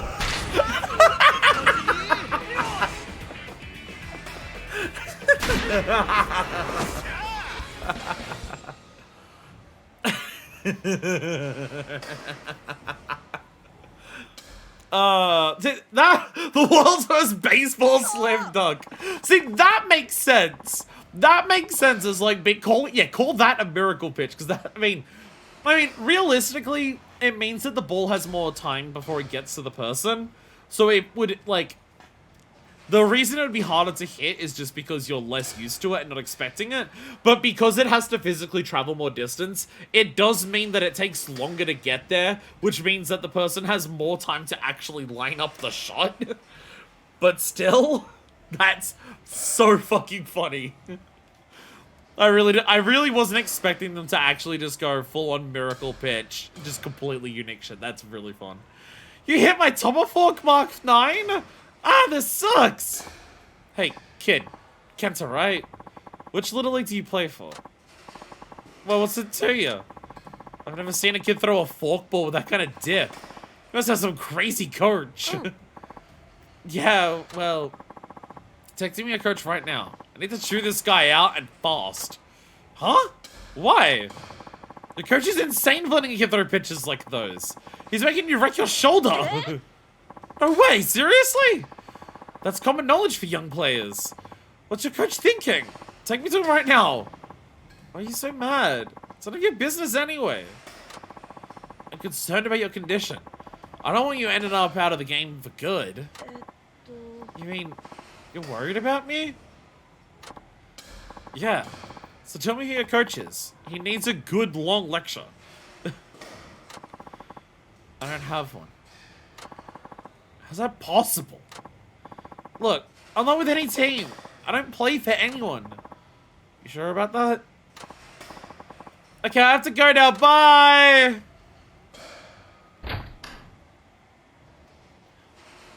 This, like, seeing a kid, like, he's ruining his shoulder with pitches and everything like that, this feels like, even though it's one of the side ones, this is the one that's going to be the most connected to, like, the main thing, because Shirakawa's whole thing is that he's ruined your shoulder. Yo, awesome batter, dude! Oh, that ain't Katetsu the blogger. What's up? Just ran to your nephew at the door. He said to give you these. Said it's your phone and a reward for hitting his miracle pitch. Oh, right, nephew. Yeah, right. Because of the last time. Collateral damage bell. I swear to God, if this is a belt that makes it when you throw someone, it hurts other people. We need to, like, fucking Google it. If that's what it is. Oh, okay, thanks. Something happened? Kid was crying. Well, let's just say he's going through something complicated. What do you mean? He's your nephew, right? But on second thought, it's cool. I shouldn't be going around prying into other people's business. Wow, you're learning. Wow, you're learning. Holy shit. Oh my god. Okay, we're already at like level 8 for some of these things. Our slugging range hasn't been increasing. That's the one that is not going up. Our slugging range isn't going up. Though maybe slugging range only goes up if you're specifically having to do things that involve home runs. That I just have to hit, so maybe that's why. This belt has a special device built in that will take surrounding enemies with you when you're knocked down. Ooh, that's fun. So when you go down, you actually get an opportunity to everyone else just gets knocked down. You're just like, okay, good. Give me some fucking breathing room. That's fun. I like that. I like that. I like that. That is a cool thing that exists. And I like it.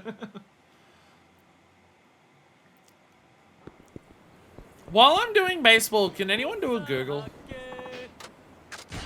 Can people Google how to hurt people with throws with Shinada? Because I really don't get it. I do not understand. I do not understand. Because the only throws that were hurting other people in the combat that I just did is when someone grabs you and you throw them out of the grab. Because when someone grabs you, Shinada throws them and actually throws them. And then they actually can hit other people. That happened in the last thing. But it's only when someone grabs you.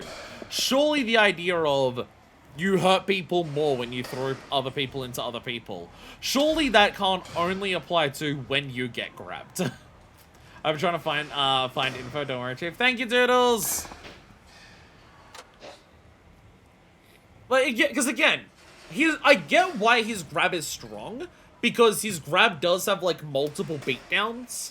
Like, you can do it, like, he does do multiple punches with grabs. He gets people into grabs a lot, which for his normal combos, like, it's hard for him to break through guards, and it's hard for him to, like, do a lot of damage with a lot of hits. So being able to grab someone, punch them, grab someone, immediately put them down onto the ground, which then also gives him a heat move to then pull them back up and put them back into the grab.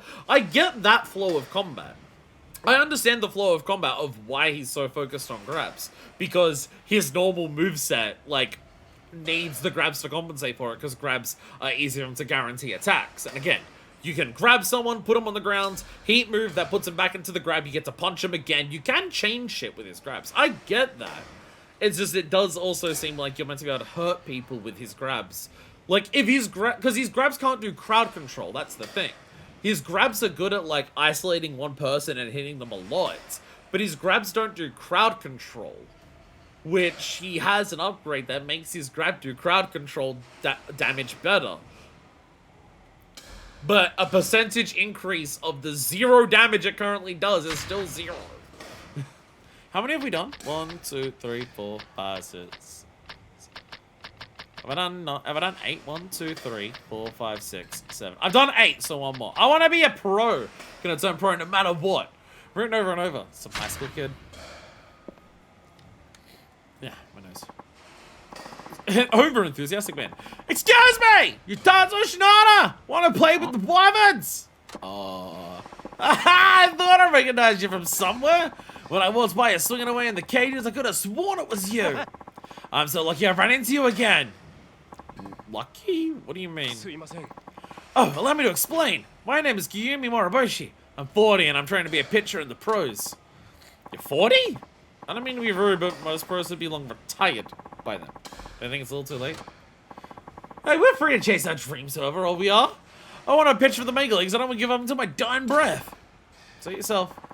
So what do you want from me? I've been going to all the club tryouts every year, but they never call me back. At this age, I'm starting to get a bit discouraged. This is where you come in. I want you to help me restore my waning confidence. And just how am I going to do that? Hey. I'm having my nose fucked up. But let me pitch against you. If I can strike out a professional athlete, then I know my hard work hasn't been for naught. Yeah, but I was a professional athlete 15 years ago. And besides, Kumi, I thought I might find you here again. Ark! No, Akio. Her name's Akio. I mean, Ark might be like a nickname, but I don't think it's a complimentary one. Why are you spending all your time here on baseball instead of focusing on work? How sad would your father be to see you like this? Yada yada to us, sis. I'm in the middle of an important man-to-man talk. My self-worth depends on it. I'm so sorry. My brother isn't bothering you, is he? Nah. Not quite yet. Mind telling me what's up? We lost our father young, you see. He left us with a tiny screw factory that's hanging on by a thread. Well, that's because if you use the screw too much, it wears out all the threads. But this lazy brother of mine only cares about chasing unrealistic dreams. Ah, now I get the picture. I keep telling you, I won't spend the rest of my days covered in grime and sweat that crappy workshop. Kuma, how dare you say that about our father's factory? He worked so hard so he could realize his dream of leaving it to you. I don't care. I gotta strike out Shinada's son and regain my courage to keep chasing my dream. You will accept my challenge, won't you? What if I get a hit? Ha! If I worried about losing, I'd never play. I train hard every day. I can't lose to you, Shinada-san. You've been retired so long!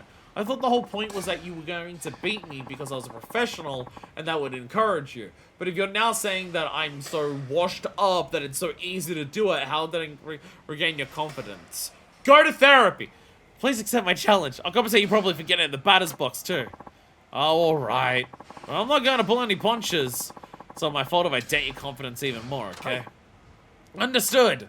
I do appreciate how, like, the game was being subtle with the ideas of dreams and everything. While we were playing as Kiryu and Saejima. Then we started playing as Haruka, and the game has used the word dream approximately 30 times every episode. Ever since we got to Haruka, the word dream has come up in, I think, literally every single stream several times. Let's do this. Yo! More unique animations! This dude has a flaming fist! Styling on him, hitting with the hard one to hit. Bye. Lol. Yo! Yo! Yo, unique animations, let's fucking go! Hell yeah! We really are in a sports anime. The idea of a flaming ball and you hit it, and you gotta like hold it there and push back against it for any longer than an absolute moment. We really are in a sports anime, I love it. What? How? I can't even shut down a long retired batter? It's even harder to take on an active pro. Need to face reality.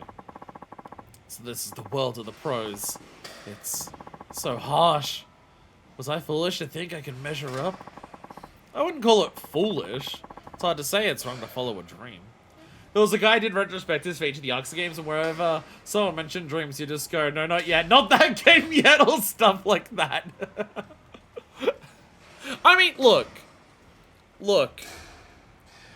All I can say is that I wonder if this game was written to appease the dumbasses who played Yakuza 4, and somehow after playing Yakuza 4, turned around and said, this game has no themes, this game doesn't have any core themes or ideas it's trying to say about Yakuza 4, because I've legitimately seen multiple people say that. Some the fuck how multiple people came away from Yakuza 4 saying, this game doesn't have any themes to it. This game's not about anything. So maybe this game is trying to appease those people by now saying that text is for cowards because it's not subtext in Yakuza 4, it's fucking text. They don't say the words. They don't say the words of the themes as much as this game does, but the words of the themes in Yakuza 4 are still said a relatively frequent amount. The words power, the words loyalty, the words trust, they still come up a lot in Yakuza 4. So I guess text is for cowards. So Yakuza 5 has taken the approach of, we are going to literally repeat it all the fucking time, so you dumbasses can finally understand that this game has a theme to it. Hard to say it's wrong to follow a dream. But at the same time, what if you're following your dream is hurting those who are important to you? Does that seem right to you? Shinada, this is meant to be, Shinada, you're meant to be reflecting on Kiryu and Haruka when you say that. You're meant to be reflecting on Kiryu and Haruka saying that. When you say about just, like, how much is chasing a dream worth it compared to, like, what about your dreams of the people that you care about and, like, how it affects them. Shinada, that's meant to be a line that's, like, safe for the Kiryu and Haruka sections of the game.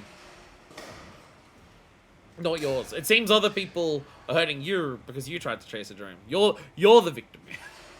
unless he's trying to say a line about him.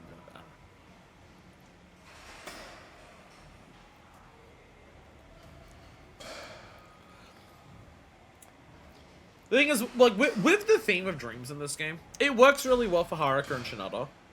Obviously, I gotta see where more of Shinada's main story goes.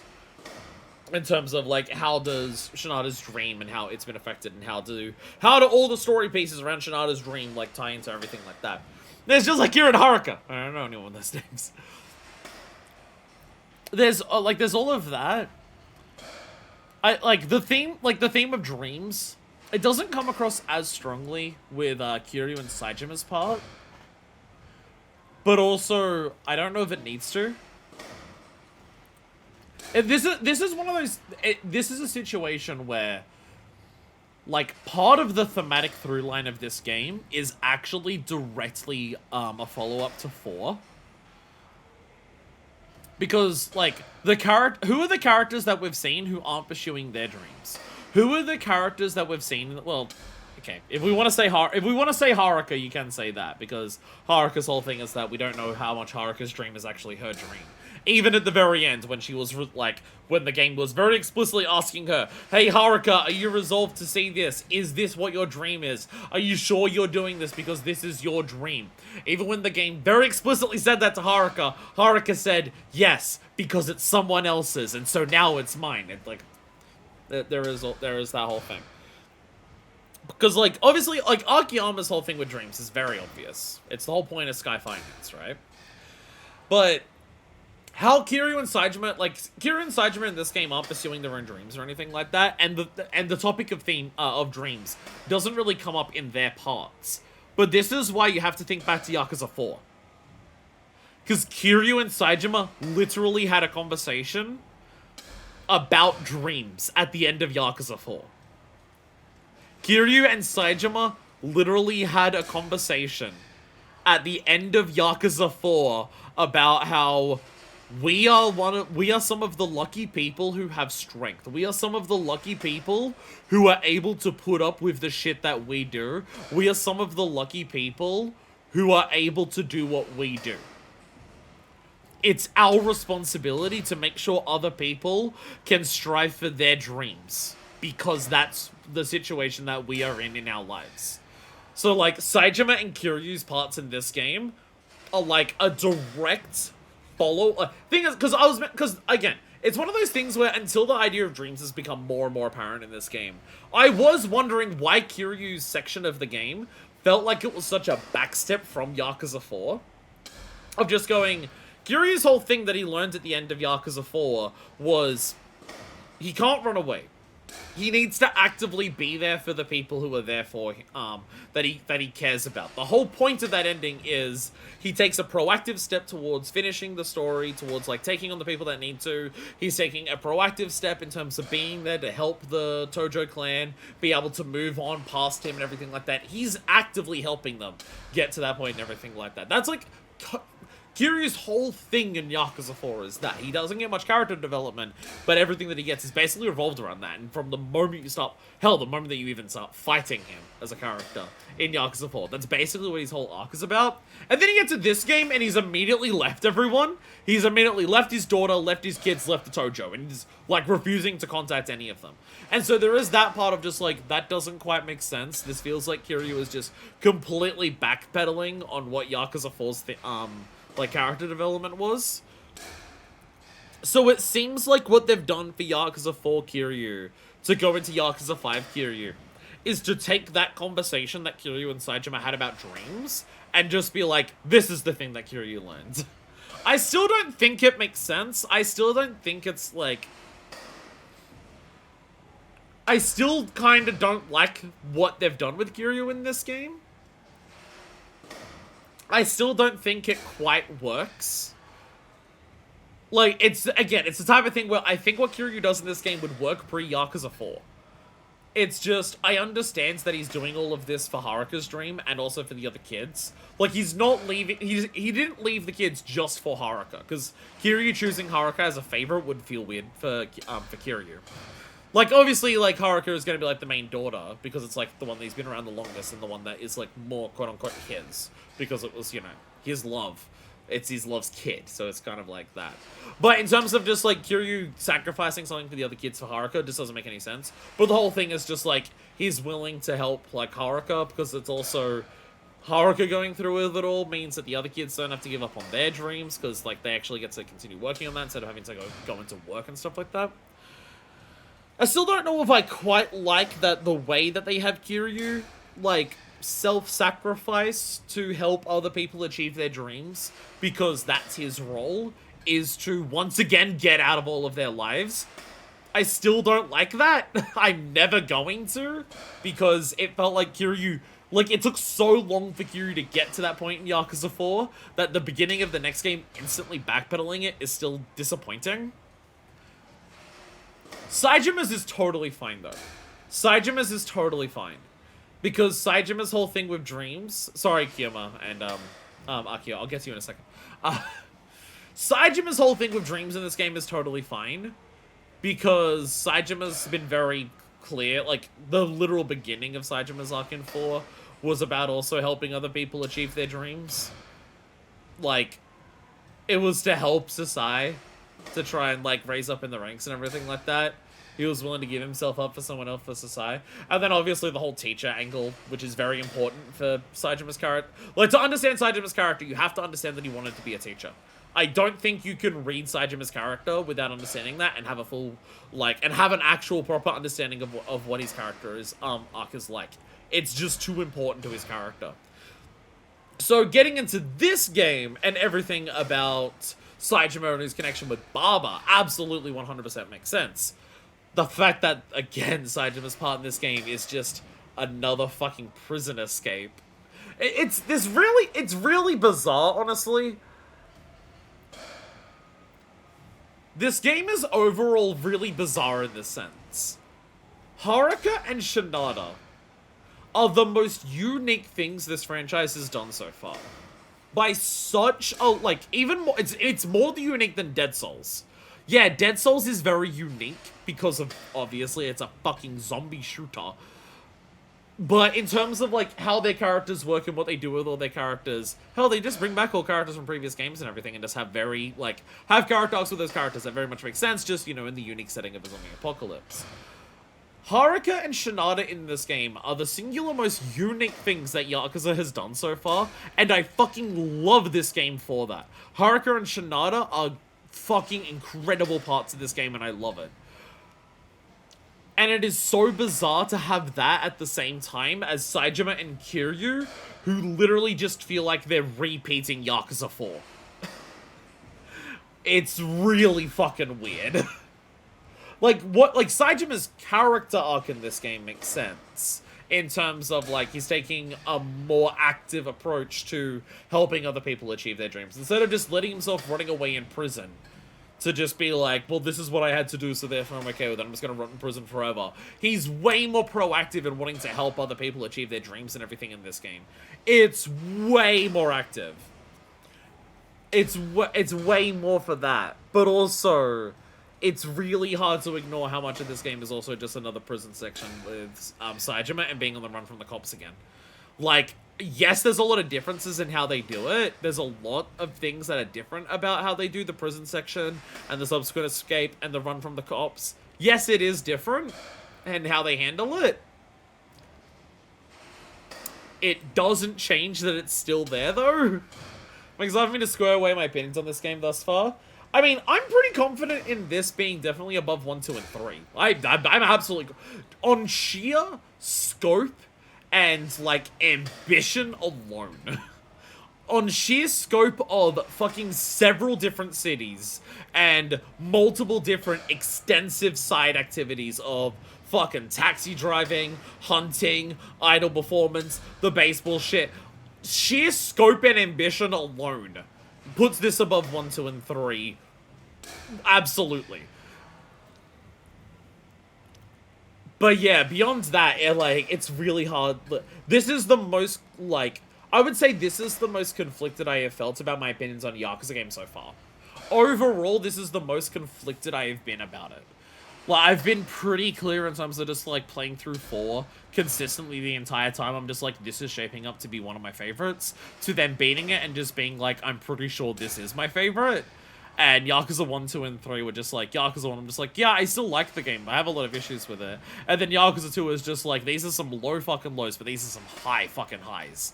And I was pretty confident on those opinions. And then Yakuza 3 is just like, I really like what Yakuza 3 does. It's definitely, like, it shows more of its age and, like, lack, and just, like, you can tell that these people have not made as many of these games yet for just some of the way that some things are handled. And it's a bit jankier because you can tell that they've not, like, it's one of those things where it's like, most of Yakuza 3's issues more so just come from the fact that I can tell this team hasn't made as many games at this point yet. And I can just tell that it's just like, this is before they completely found their footing. This game helped them find their footing, and then they found that footing very clearly in Yakuza 4. But I'm very, like... It's not to say that I dislike this game. It's more so just, like... For the stuff I really like about this game, for the stuff that I think makes Yakuza 5 a really special entry in the franchise, it's kind of amazing how much of the game also directly opposes that. Not in a horrible way, not in a way that, like, ruins it. I don't dislike, I like playing through Kiryu and Saitama in this game. There's, again, even if they feel a bit repetitive to previous games, there's still unique ways they handle it, there's still, like, a lot of unique situations and scenarios that come up with it, there's still just a lot of fun to be had there. It's just, it's really hard to go from how unique Haruka and Shinada are, to then just be like, it sucks that Kiryu and Saitama don't get that.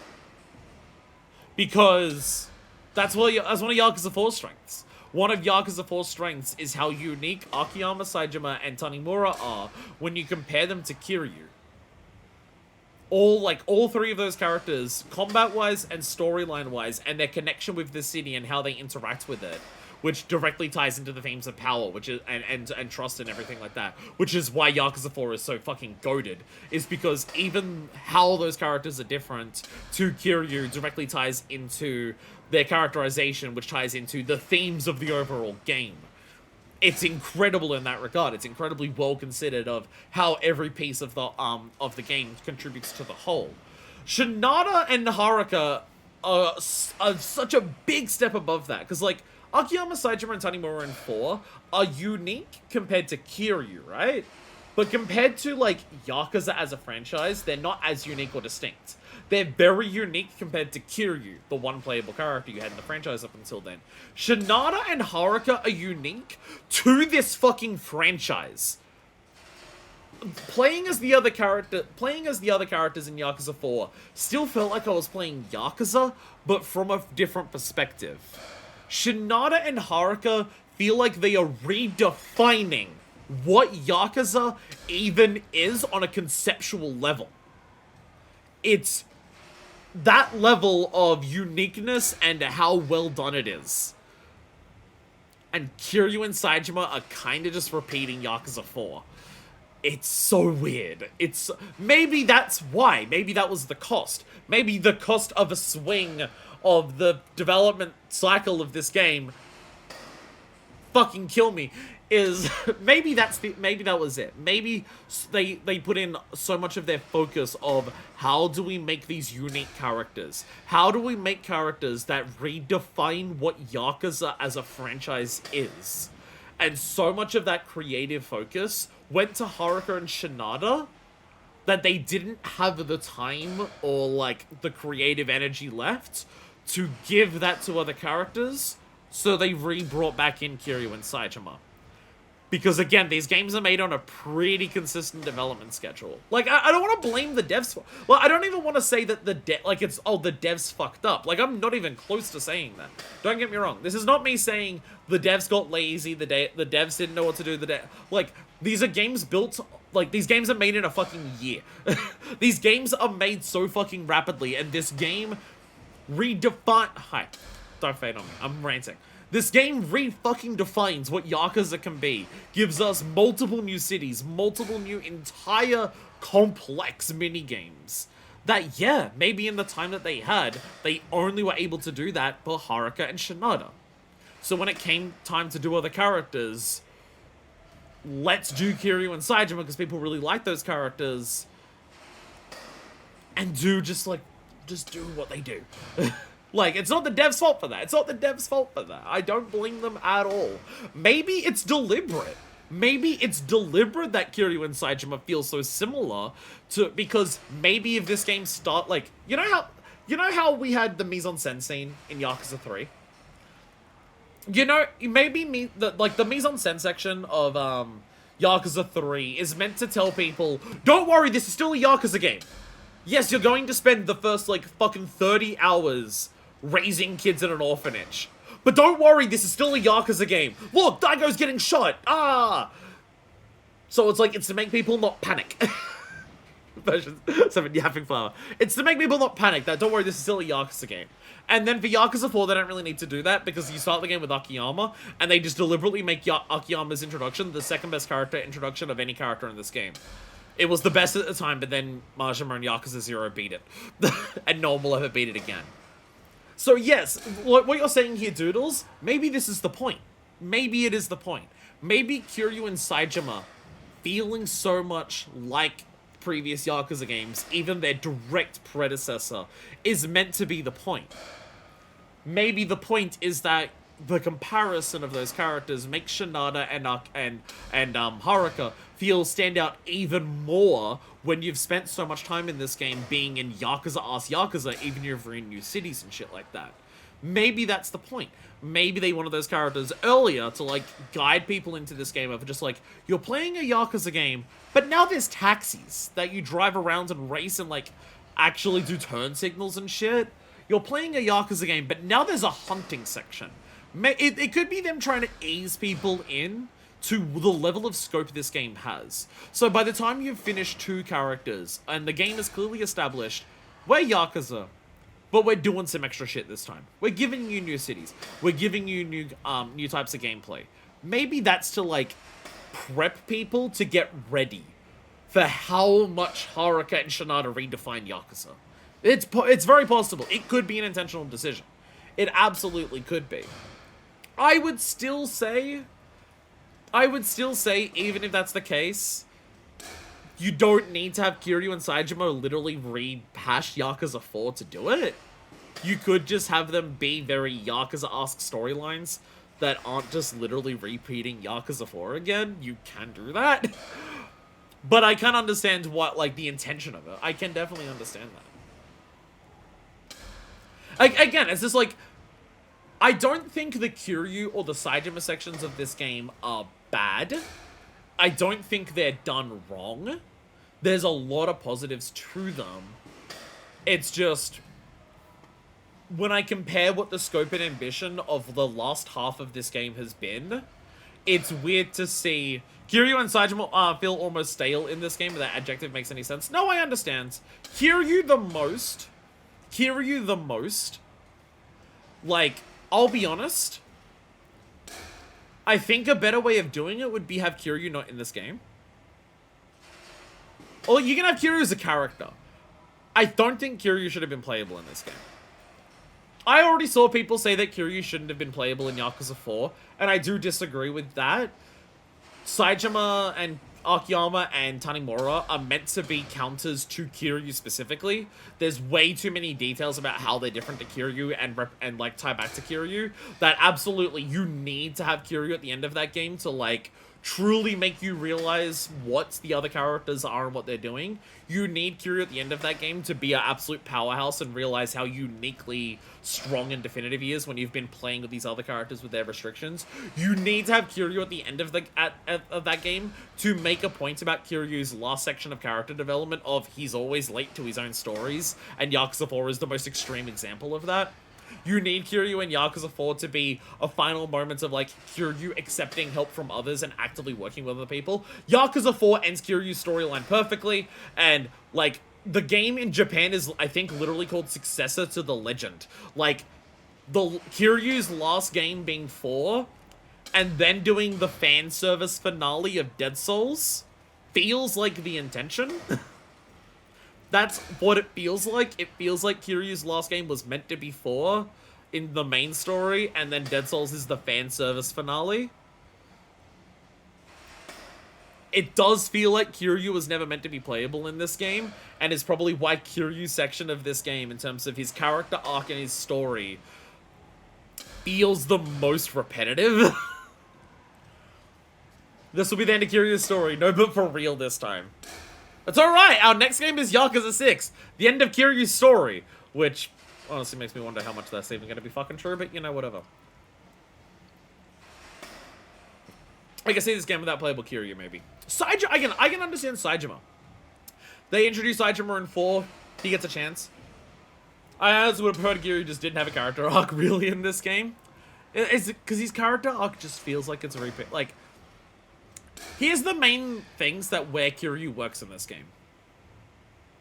And again, maybe this is the intention.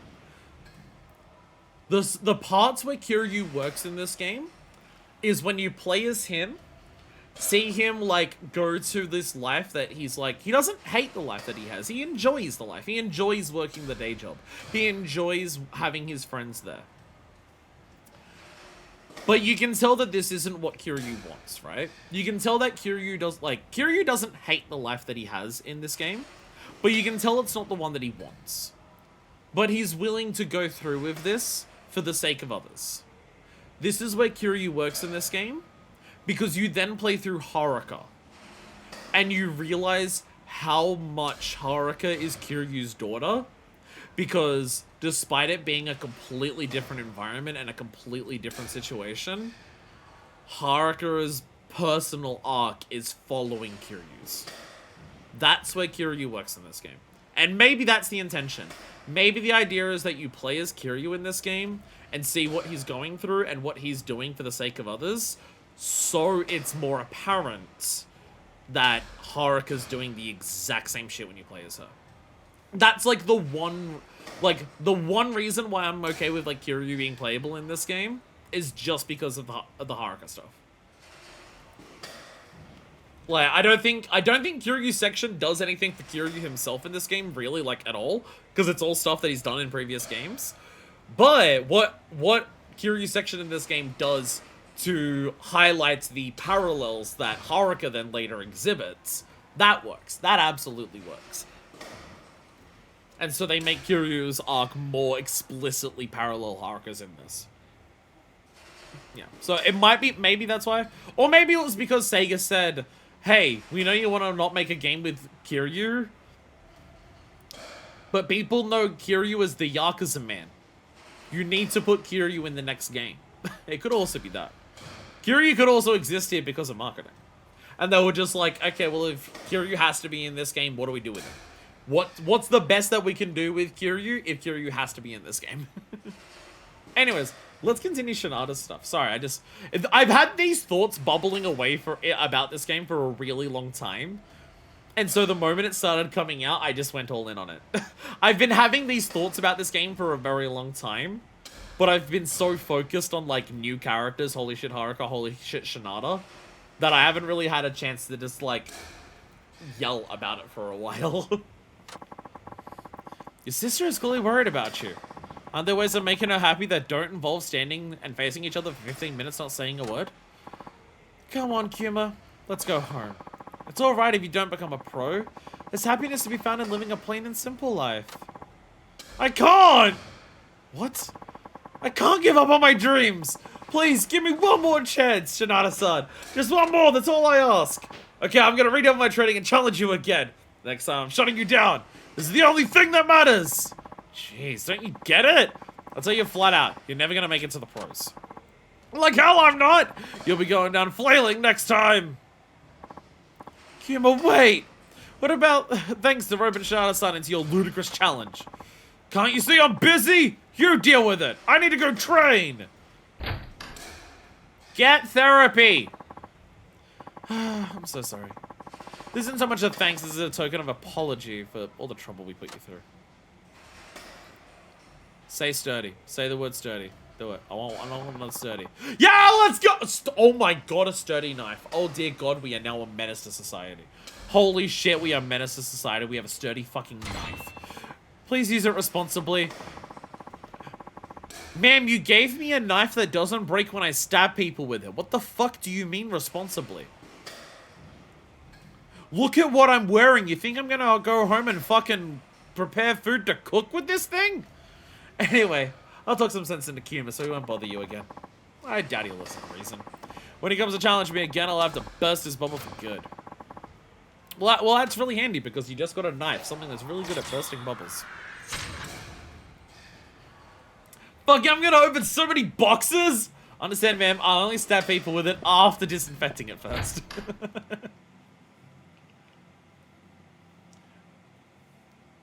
Anyways, I know I have my yaps, I know I have my rants, but I've been thinking about it for a long time in this game, and I'm just like, I want to say it. I want to say the things that I'm thinking. Oh yeah, throw enemies more powerfully. Right. That thing that's real... I don't know. I have a lot of good items with Shinada, actually.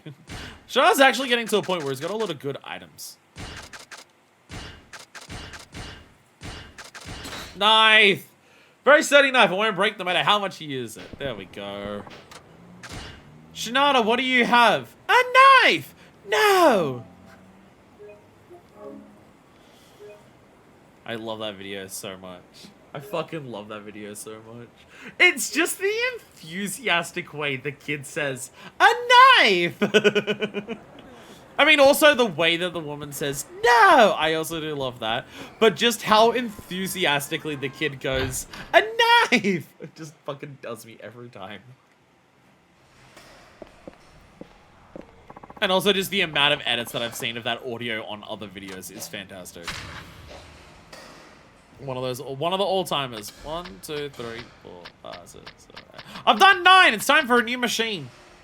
There's a campaign going around for a new pitching machine. I could win a spectacular prize. You know, I was hoping we were gonna get all of this done today. What I wasn't expecting, because I'm a fucking idiot apparently, is that I'd stop playing the game for 15 minutes and start ranting. I don't know why I didn't expect that. I literally always do that. That happens to me every time I pick up a fucking controller. I put it down and talk for a long period of time, but still. 145 km/h pitching machine? Hot damn! Let's see here. Max time velocity, 140 km/h. Hit 5 home runs out of 10 pitches to win a super deluxe prize. What's the super deluxe prize? Guess I'll just have to find out. I knew you would bite, Shinada.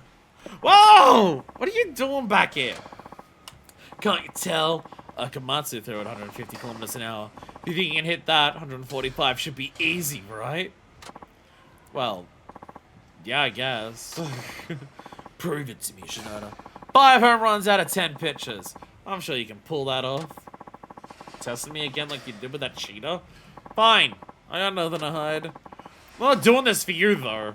I'm doing it for the super deluxe prize. I don't care about your motive. Just get on with it. I'll be watching. Chat, do villains usually die in sports anime? So I'm just curious where this arc's gonna go for the Shirakawa character. I couldn't even tell my new joke about the new pitching machine somehow being a plot by them. I didn't even get the chance to say how this is part of the conspiracy before it was part of the fucking conspiracy. Sinker.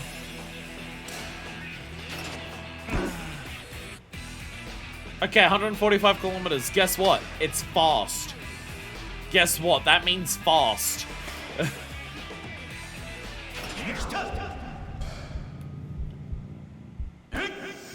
Boo! Home run! Let go! Let go!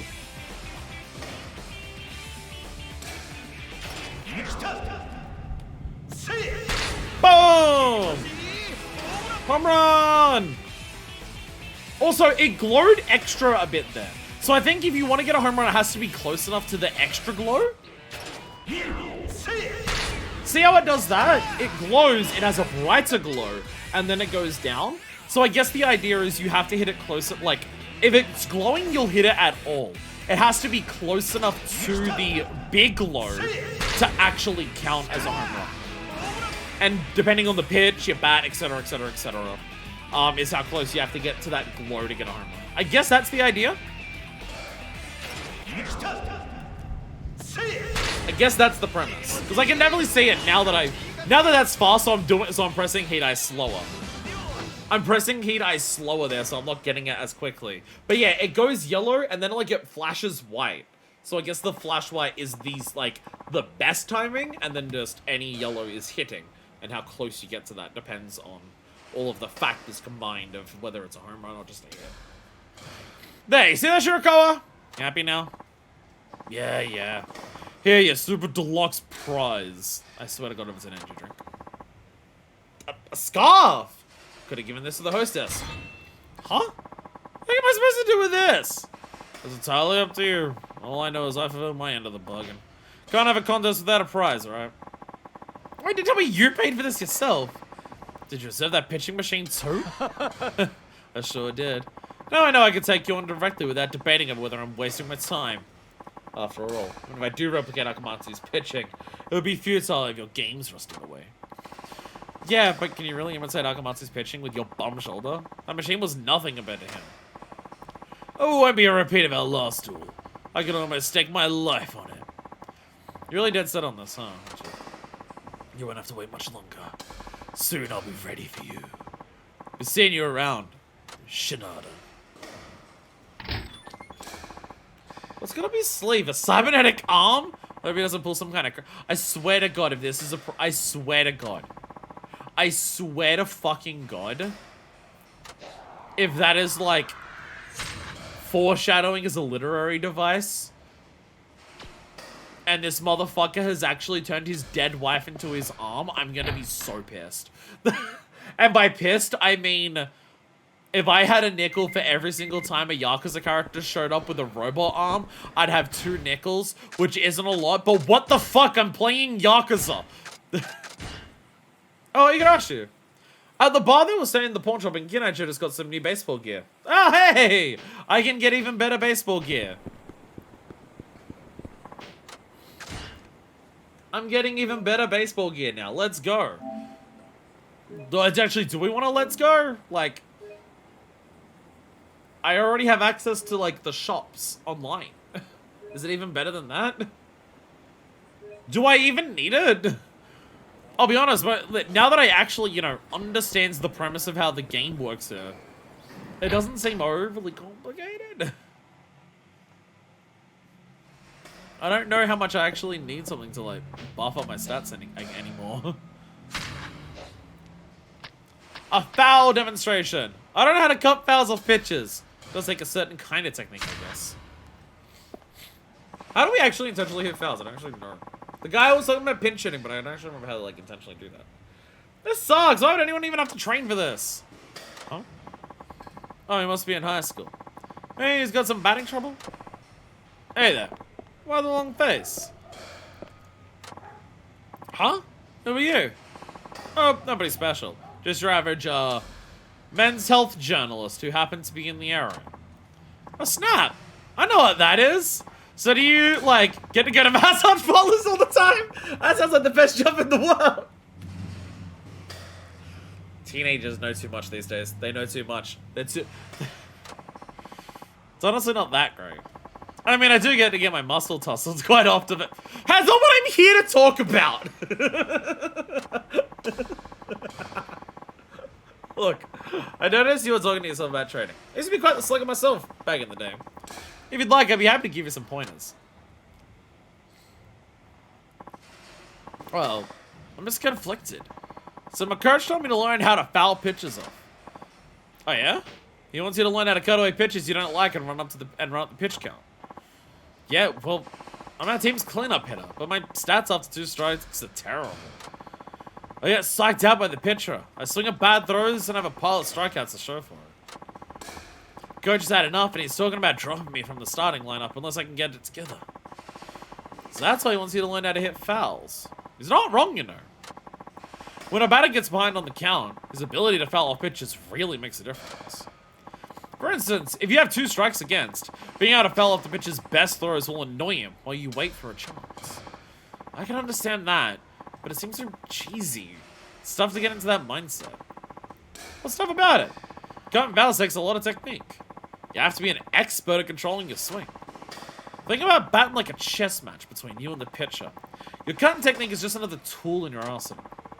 By fouling off pitches, you can negate the pitcher's best stuff and narrow down his pitching choices, which puts pressure on the guy. You can say that having the ability to cut makes a batter all the more dangerous. Oh, I get it now. That's why. But how am I supposed to learn how to cut? This might be an oversimplification, but I try to draw a bead on the ball and swing a split second early. It's like jumping the gun. Can I maybe get you to give me a demonstration? Intentionally hitting early. Ooh, okay. I suppose I could do that. Just watch. I'll hit 3 fouls out of 10 throws. That'd be great. Thank you. Intentionally hit. This is harder. Because you have to intentionally hit early. Intentionally hitting early is not easy. Because you have to hit it before it starts glowing. I mean, that's the whole point of this, right? It's meant to be hard. It's meant to be hard, right?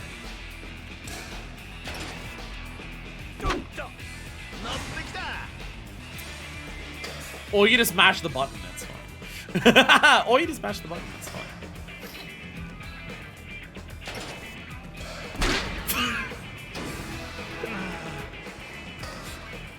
No, I can't fuck up. I'm too good. I'm sorry, I'm too good to be bad.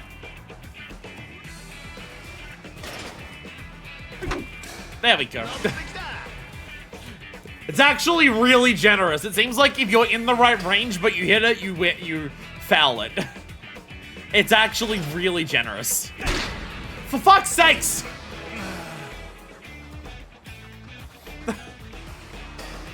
Like, gotta predict where it's going and then hit it really early. There we go. There we go. And that's how you foul hit. You got 2 home runs while you're trying to foul hit. Well, I mean, the point of foul hitting is to try and line up a good shot. If you can accidentally home run while you're trying to foul hit, well, then you get the home run anyways. It's fine. Wow, that was an eye-opener. Hope so. I think I can do this now. Thank you.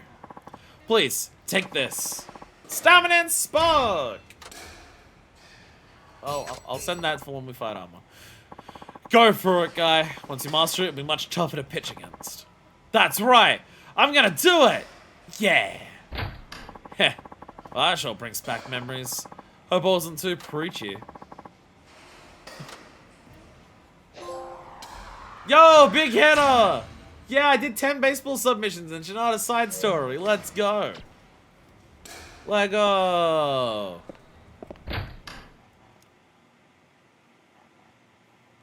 Hey, there we go. Finally, the neck cracked. I know. Chat, you're probably like seeing me every time I twist my neck. And considering the last time I did that on stream, I killed everyone. But don't worry. Don't worry. I'll do my best to not kill everyone if I do it this time. I'll try my best. No promises. No promises. You might still die, but I'll try my best.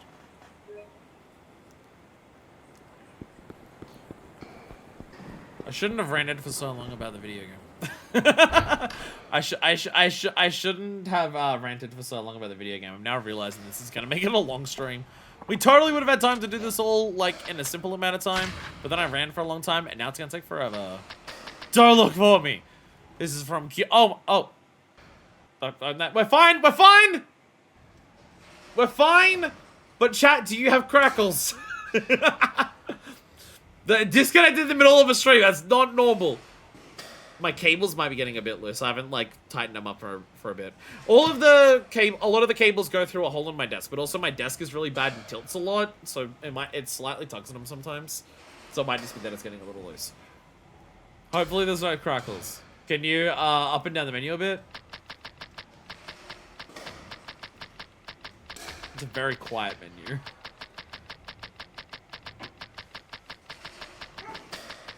Not the loudest menu in the world. Doesn't seem like crackles. Let's go! Yeah, he didn't fuck up. This is from Kuma. The guy's adamant about turning pro. He said he was off the train, but... Oh, God. It's Kuma's back. Sounds fine, I think. We'll work out when the music happens.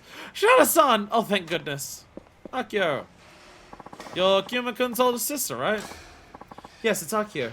Listen, about my brother. He hasn't come home since that day. What? He said he was gonna try again, so I thought he would have come to see you, but I guess not? No, I haven't seen him. But when I do, I'll make sure he gets his act together. To be honest, I don't care if he keeps on dreaming. I'm only afraid that he might have hurt himself from training too hard. Even if his dream can't come true, as long as he's safe, that's enough for me. But why don't make things harder for you? Oh, I'm quite used to that by now. Well, I'll just have to keep looking for him then.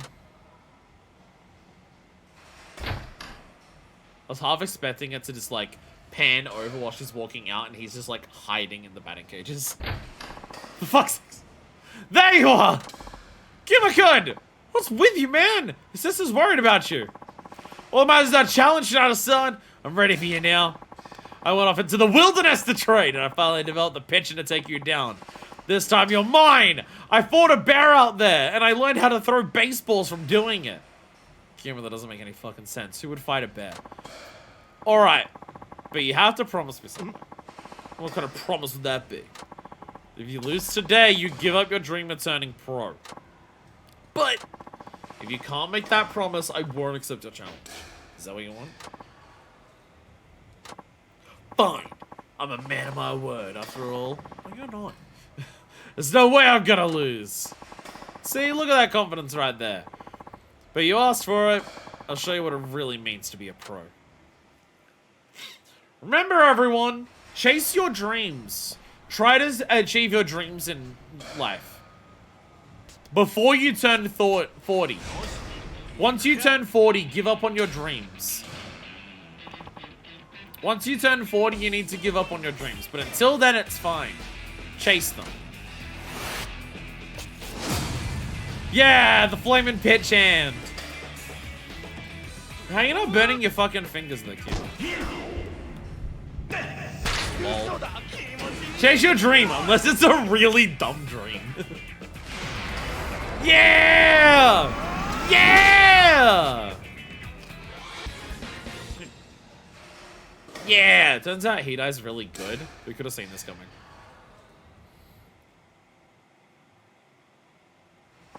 No!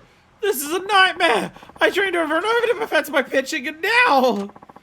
You promised. Today you're gonna ride back to that screw factory and put in your elbow grease to where it's needed most. One more! Please! You have to give me another shot. I'm sure I can win next time. You said that last time! Doesn't mean you lost and be done with it. Look, why do you want to be a pro so badly? It's the money, damn it! Can't you tell? Money? That's it? Ever since our father died, we were always dirt poor. Okay, champ practically raised me herself. She even skipped high school to do it. She sacrificed everything for me. And you're making her sacrifice more now! You dumbass! I've been looking for a way to repay her ever since. To finally give her the good life she deserves. I figured the best way to do that was to make her overwork while I did absolutely nothing. I'm kind of a fuck up in case you can't tell. The only thing I have going for me is baseball. Kuma, that's not true. Kuma, that is just not true. You don't even have that going for you. You're really bad at it. It's the only way I can earn big money. That's why you're so bent on becoming pro. Yes. Well, I can empathize with how you feel about your sister. But in spite of your good intentions, you're only causing her grief. Are you aware of that? I am. But if I were to turn pro, That's not the point. Akio-san isn't sad because you're poor, because it's tough to keep the factory going. It's because you're not hearing what she really wants you to hear. Sam ignoring my sister? Duh! Have you ever asked her what her definition of a good life is? About my left nut, you haven't. Yeah. That's a no. Oh yeah, I see it. You want to be a pro baseball player, but using your sister to justify it. You say it's for your sister's happiness, or you can ignore reality and avoid giving up on your dream. Oh, talk shit! Talk shit! Talking mad shit! I'm not gonna tell you how to live your life, but you should seriously discuss your future with your sister. Yes, I should. I will. Kirma! Thank goodness I found you! Sis. Look, I'm not mad or anything, but please, don't run off without telling me. If something happened to you, I don't know what I'd do. I'm sorry, Akio-chan. For everything. I couldn't beat Shinada-san after all. So you know what? I'm done with baseball. But good. Good, man. Are you sure you're okay with that? Yeah. You know what it was? I was afraid of admitting I didn't have the talent. I thought it'd be too painful. But I'm gonna stop running from here on out. I have to face up reality. After all, I'm too old not to. Kuma. From now on, I'm listening carefully to everything you say. So, will you give me your excellent advice? I'd be glad to. Shinada-san, thank you. I've decided to stop dreaming and start building! A future that's grounded on what I can do. Not just some idea in my head. Kill your dreams! Kill your dreams! That's what I learned from Yakuza 5. What I learned from Yakuza 5 is that dreams are a stupid thing. It's amazing how much they, like, premise, like, sorry, Kira and Akio on screen again, so I gotta do another 10-minute rant. It's amazing how much they base the themes of this game based on, like, the ending of Yakuza 4. Doesn't even Munakata talk about dreams? Even Munakata talks about dreams at the end of Yakuza 4. Because he says that about Kido. He says for Kido, it's just like, it was Kido's chance to get all of this money. And it's just like, you tried to do all this because you thought it was your chance. Not that dreaming's a bad thing.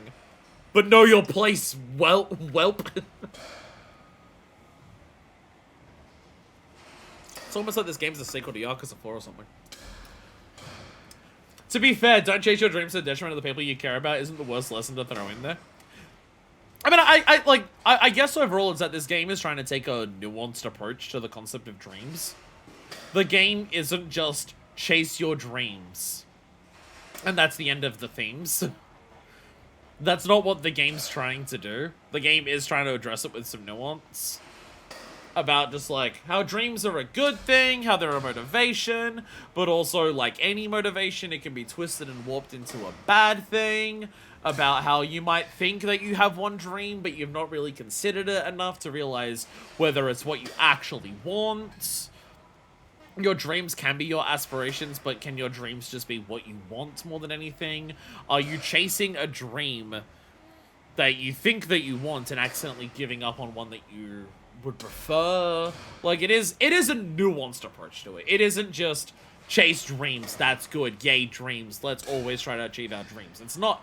It is more nuanced than that. Again, it's literally a direct sequel of Yakuza 4, where Kiryu and Saejima literally had a conversation about how our dreams aren't ours to chase. We have too much, like, going for us. We are too strong. We can help other people too much for us to be selfish and try to only go after our own. We need to be people who can help others, because not everyone can achieve it themselves. That's, like, literally what they say at the end of Yakuza 4, so, you know. It's expanding on that idea in this game. I'll make sure to not worry her again. Good on you. Good luck. Thanks. Oh, and please take this for putting up with me. Kamataichi utility knife, but it's not sturdy. Fuck you. It's not sturdy. Fuck you. Now I can cut open. Why do these two give me shit to cut open boxes? Why is what these two give me just shit to cut open boxes? She was the one who gave me a slightly less sturdy knife. I guess it comes from the shittier brother. So that's the idea. We'll be on our way now.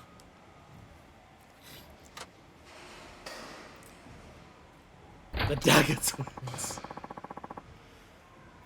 See, the Dagger Twins just sounds like a pair of, like, identical twins that, like, you hooked up with, and you're just like, those were amazing times, I still have the scars. Hope those two work together to make something truly great happen. Yay! Yume! Yo, my X range went up a shitload. Probably because I overused that button when I play this.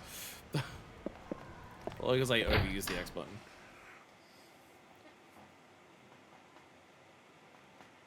Whee! Run!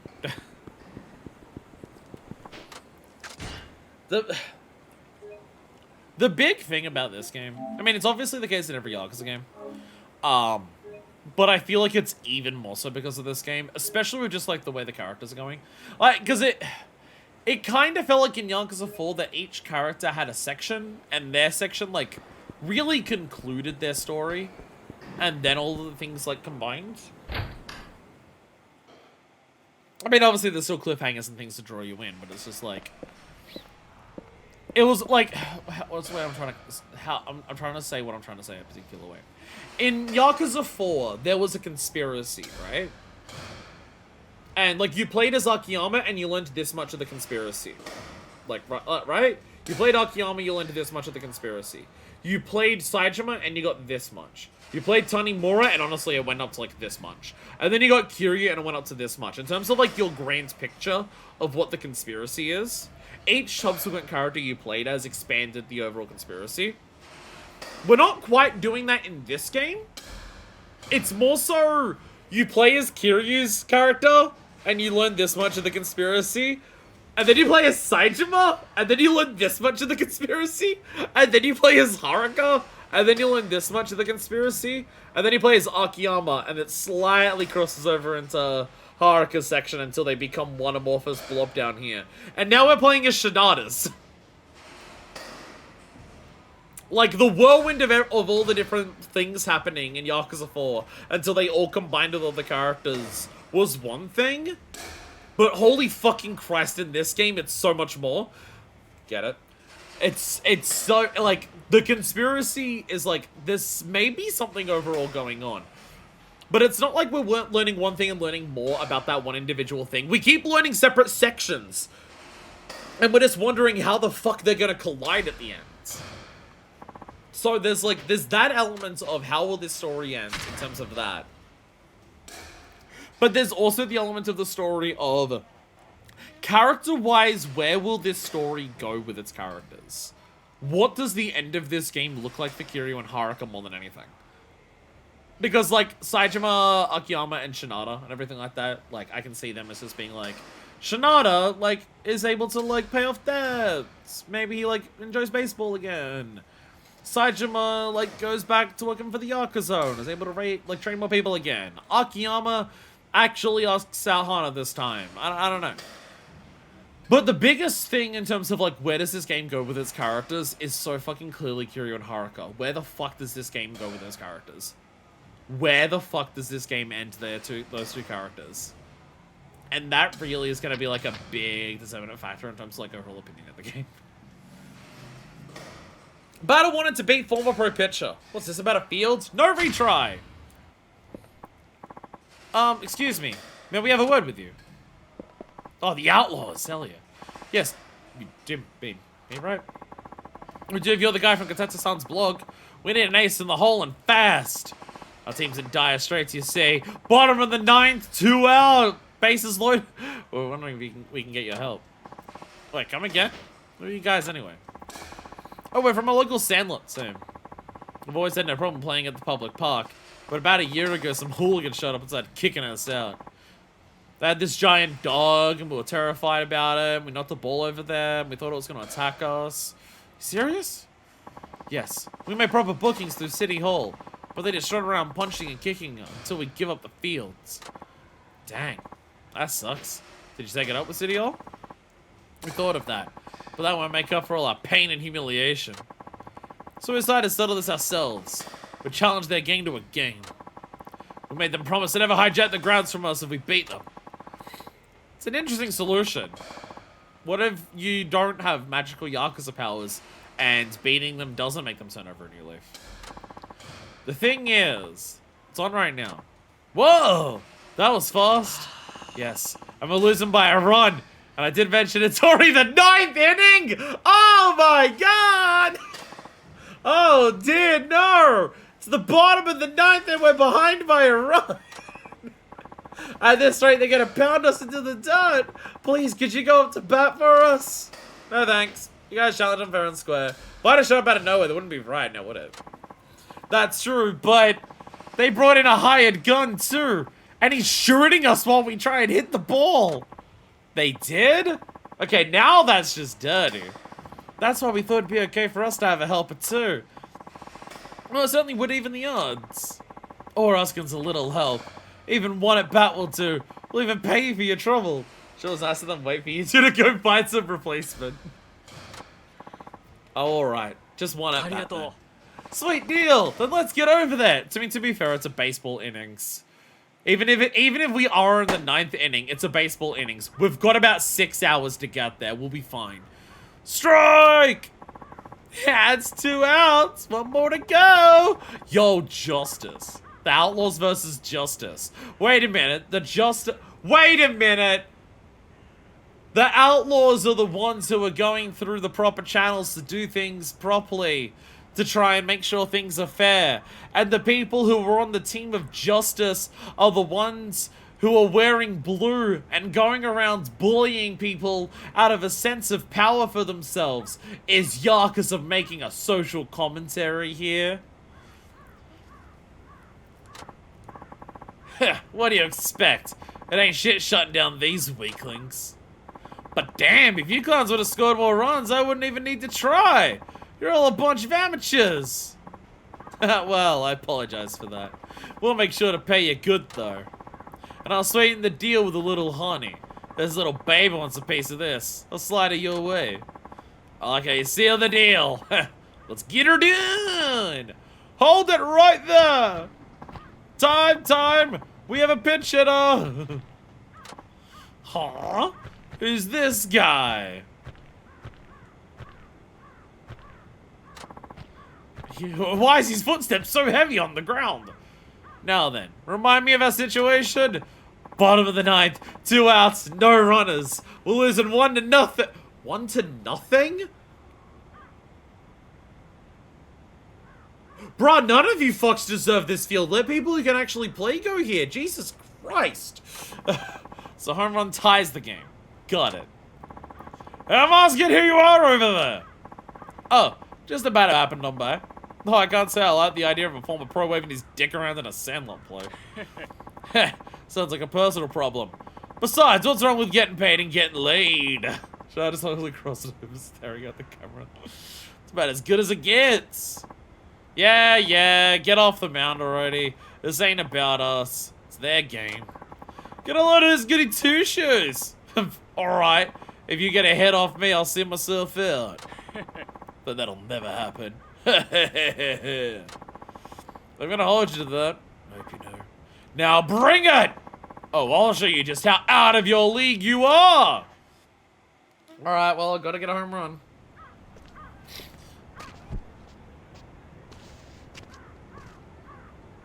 Well, he said a head off. Is it a home run or a head off? Oh, that's a home run. That's a home run.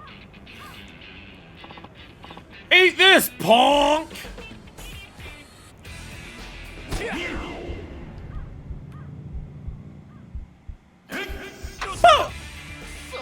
Well, at least it was a foul and not a hit. Actually, too early. I guess because of the outside it was, yeah. They're going! I hit it! Woo! There we go. Yeah, if you want to guarantee a home run, it has to be at the bright glow. I mean, you can get a home run outside of the bright glow, but if you want to guarantee it, it has to be the glow. It seems. That's crazy! How could this happen? I used to be a pro! Oh, my dick's not getting any kind of wet now. Yeah! I like how he did the run. Well, that's that. Now let them finish the game. Or either time to go back on their word. Fine. Whoa, we're tied! And their hired guns leaving the game too! We have a chance at winning! Imagine if they still lost. Yup. The meddler has been dealt with. Now it's a fair fight, so it's up to you to take this thing home. You bet we will! Oh, but before you go, please accept this as thanks. Oh, we're not even gonna find out the results of whether you won or lost? I got a hunger belt! Once worn by a soldier who's starved to death, the strange belt makes you grow hungry while you're fighting. Yes, just what Shinada needs. An item that makes it so he needs to eat more food. Why the fuck are some of the rewards that I'm getting for this baseball thing? Starve more, take more damage. It's just Shinada's default state. I mean, if I want to eat food, it does help. Like, it is useful because, like, hey, you drain more health, you eat more food, you get completion points. It does have a use. But why the fuck is Shinada the one getting it? Thank you very much. I feel like we're gonna win this for sure. Alright, team. This is our moment. We're taking the diamond back once and for all. Yeah! Sandlot ball's supposed to be a fun thing. Go for it, guys. Do the next side mission.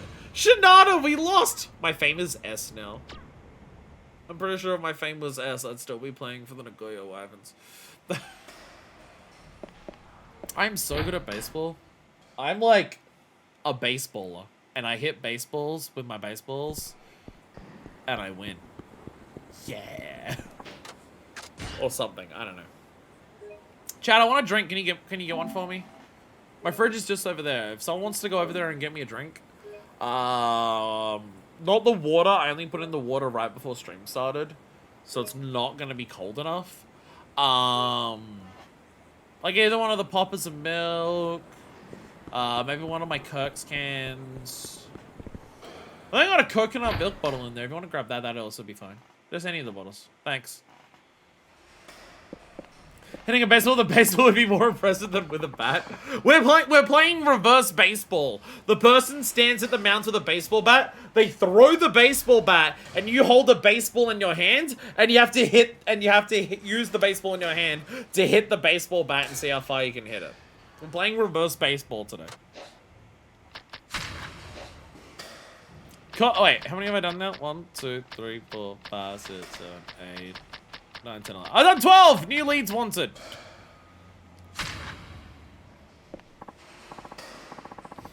Thank you! Thank you. Yo, you got me gay tea! Thank you so much. I fucking love gay tea. Oh my god, thank you so much. Generally speaking, in that mode, hitting the bat at all is just as difficult as normal. Buggeroo, you got a minute?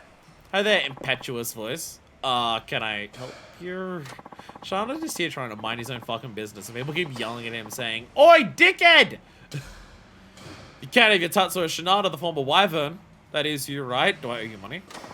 Who's asking? Someone who I owe money to? Because if so, no. I'm a Sada reporter with Kinai Sports. Alright.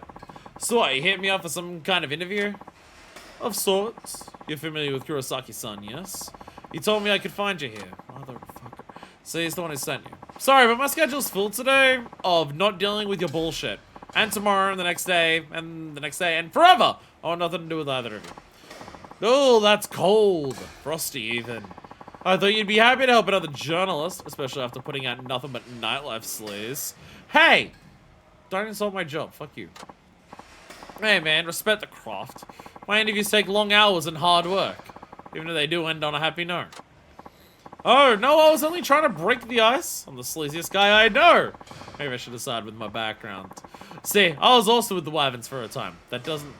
Tell me how you fuck whores Asada or I don't care. You are? Yeah, I joined after you retired. Never made it off the farm, though. Couldn't even last 2 years before calling it quits. So you'd be my senpai as far as I'm concerned. You're not show much respect to a senpai. Might I add that during my time with the Wyverns, I heard a lot of nasty things about you. Your sign stealing cost us a lot of fans. I'm sure you heard a mouthful. Or earful. Whatever. You see our paper's doing a feature on baseball's waning popularity. I figured I'd backtrack a bit and see where it started. Of course, I can't do that without you. Your sign stealing is what brought match fixing under public scrutiny. That debacle drove off a lot of fans from the game itself. Maybe address all the people doing the fucking match fixing? I don't know. Maybe address that? You getting caught made everyone else get caught. And now no one cares about us because we all got caught. Fuck you. Sounds like I'm not the problem here. Wow, you really think that makes me want to talk to you? Huh, girls like you sure knows how to pick them. Let me put it as plainly as I can. You're not getting an interview, and I don't want to see your face ever again. Oh, come on. The statute of limitations has run out, hasn't it? Just meet your stall signs and get it over already. Now tell me, how much did you get for betraying the sport? Didn't you feel any remorse? The manager was in on it, wasn't he? That's the sort of juicy news our readers love. We'll pay good money for every tidbit you tell us, okay? I will hurt you so much. Oh, so you're ignoring me now. Still hanging on to your tattered sense of pride? Just actually kill him. Just actually kill him. Alright then. Why don't we settle this on the diamonds? So what? Come on! I was once a pitcher and a wyvern. If you can get past me, I'll give up on that interview. And rest assured, you'll never see me again. How about I just punch you? How about this? How about a better solution is fuck off or I hit you? That's a negative. Win or lose, I have nothing to say to the press. Fine by me. You're not willing to give me the time of day anyhow. Besides, we're both former pros. I think I can learn a lot more from pitching against you than hearing you talk. You think you're that special, huh? Okay, say I do win. Will you really get gone for good? Yep, but I do.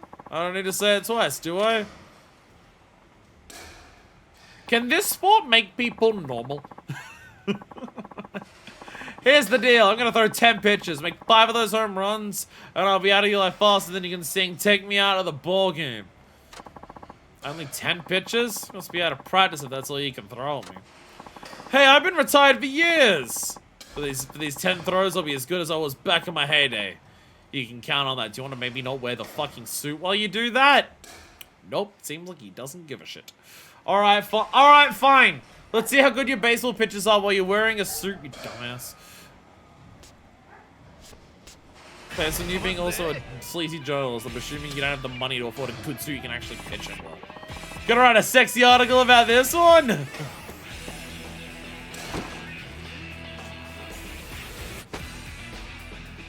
Alright, a sinker. Get fuck shithead. Get fucked. Fork ball. No, he's forking my balls. And I fork these balls back. Curve ball. Oh shit. That curved up. Curved up. I thought curve was gonna go to the side. Screwball. Oh, that was way too early. Never mind. No, it wasn't. All right, knuckleball. Don't knuckle my balls. Oh, way too early. No, never mind. I'm still actually fine. It turns out I am actually indeed still fat, goated with the sauce. Sinker.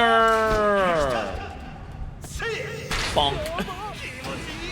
Yeah, being able to abuse heat, I didn't realize how little heat eye was actually used. Or at the very least, once we got the upgrades to it, it uses fucking... I swear when we first unlocked heat eye, doing heat eye for one pitch used like half of the bar.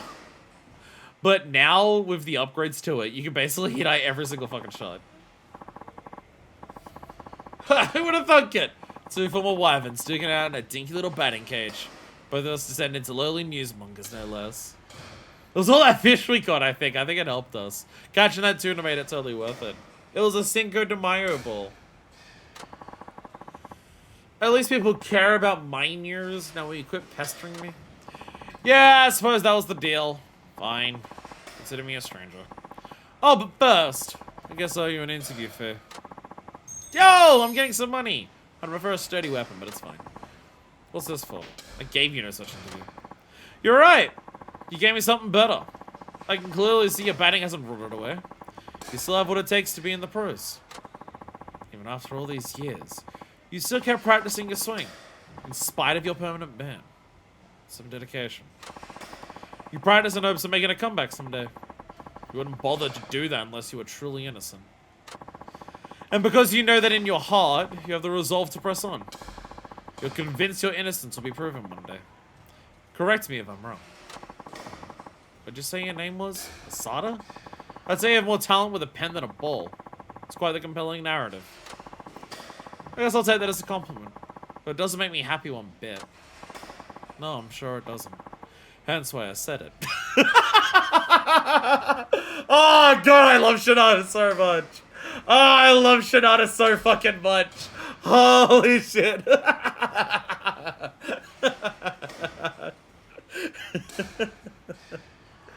I gotta be honest.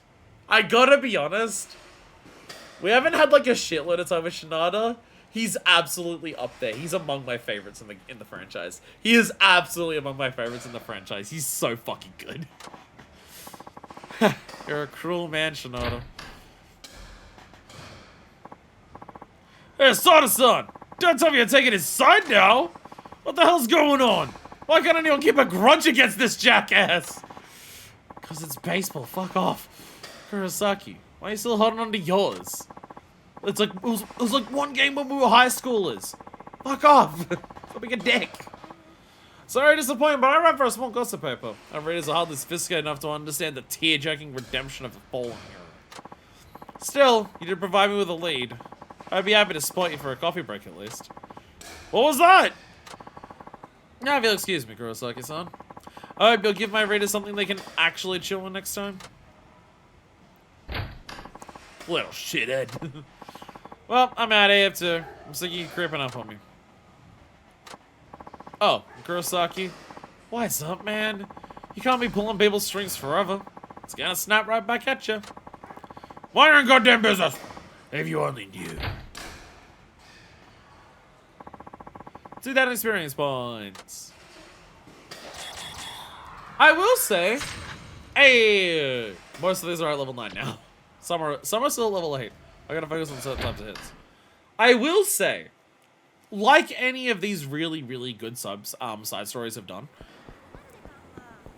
this does feel like it is something that you should do alongside the main story, in the sense that the characterization feels incomplete without it.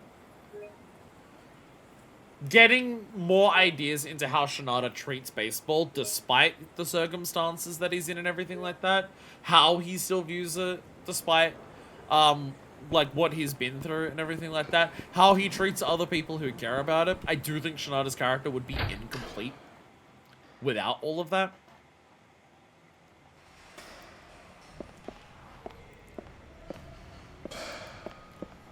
I'm trying to think of the way of saying this. It's one thing that I don't want to make a judgment on it now.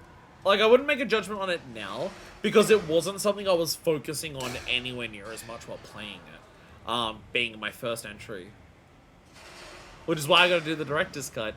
I'd be curious, like, because how much, especially with 4 and 5, sorry, I'm Vergio 7 yapping flower again. But I was won't be long. But how often, like, it comes up in, like, 1, 2, 3, and 4, but especially 4 and 5, right? And even Dead Souls. How much do I talk about in terms of, like, mechanics, characters, side stories, side content, and everything? How often do I talk about all of those in terms of how important they are for, like, the themes of the game overall and the characterization of the characters in it? Because I talk about it a lot. I'm honestly curious, thinking back on it, how much Yakuza 0 does that. Because I can't judge now, because honestly, even playing Yakuza 0, I wasn't as, like, aware of thematically what Yakuza, like, I've played enough Yakuza now to be able to very pinpoint, like, tell what themes they're going for and what they're trying to do with what they do. I've played so many of them that I'm very attuned to the writing style of these games, to be able to pinpoint the themes and how they try to tell them and how they try to get them across and how they try to tell their characters and how they try to get that across, that I can piece more of the parts together, because I've played enough of these to be able to know those things. Yakuza 0 being my first entry, I definitely imagine my playthrough of that game has a lot less of that, just by sheer nature of I'm not as familiar with the franchise to be able to piece those things together.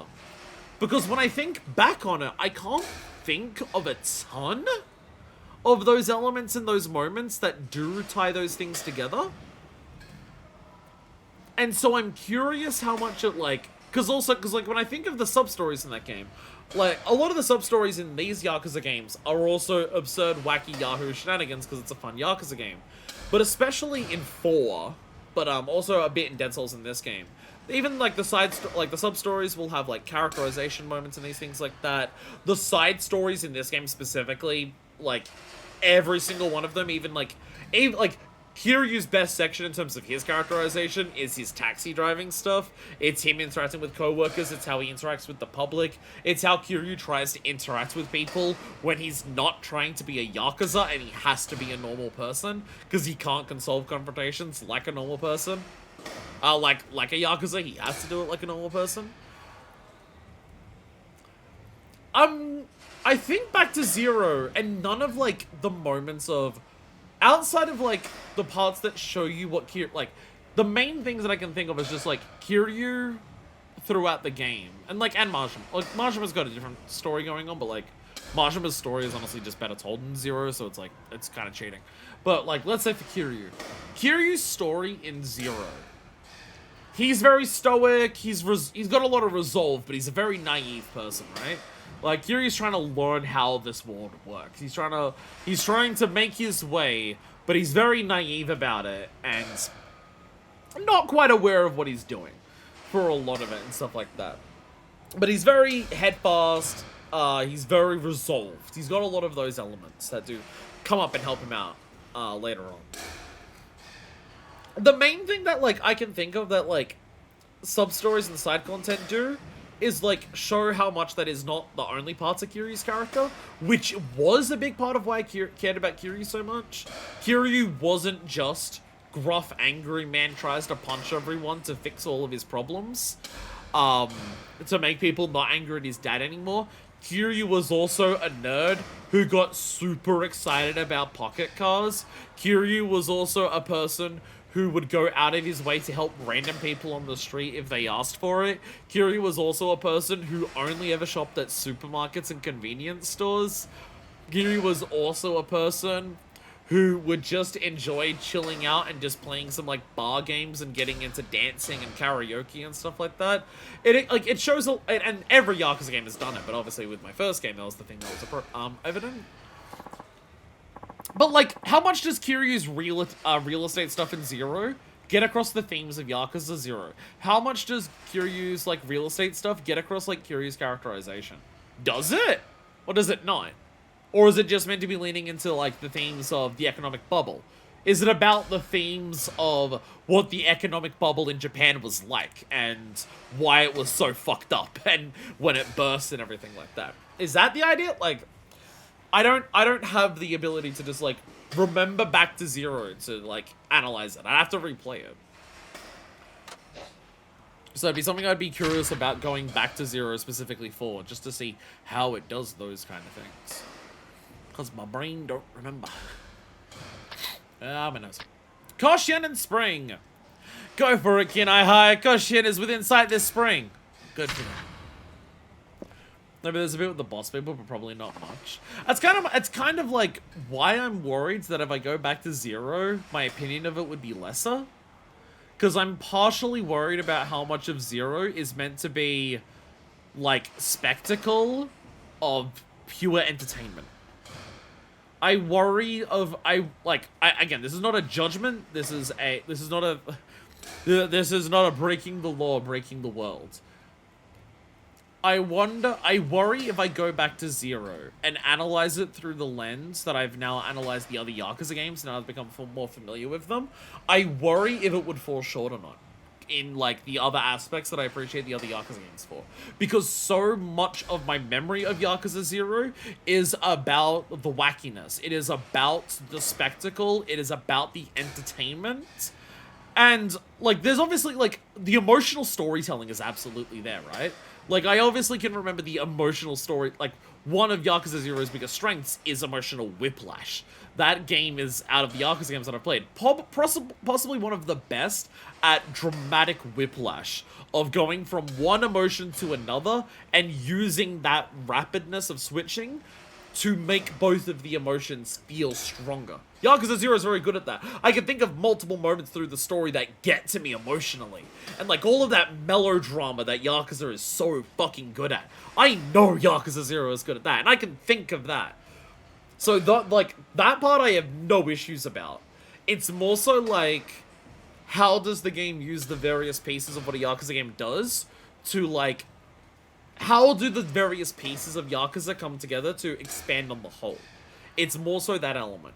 Because that is something that I fucking have praised Yakuza 4 to the high heavens for. Something that I really like in Dead Souls, and I'm really liking in this game. And so I worry, if I go back to 0 and through that lens, is Yakuza 0 focused so much on that whiplash that it's actually harder for those things to coalesce into, like, the overall themes of everything coming together? I don't know. I don't know. But maybe it's the point. Maybe the idea is that because it's a prequel, there is less of that to do. This is the start of these characters' journey. This is the start of where they're going. There isn't as much thematic depth to get with them because it's the start of their journey. It could also be because it's a prequel, they intentionally made that one the spectacle, entertainment-focused one because it's meant to be the start of their journey. It's also possible it's meant to... It's that. It is also very possible that it's like, we don't need to worry about how does Kiryu, like, how do we show characterization with these characters who have been around for several games, or how do we differentiate new characters and compare them and contrast them to, like, several games worth of stuff, because it's a prequel that is also intended to be very possible to be played first. I don't know.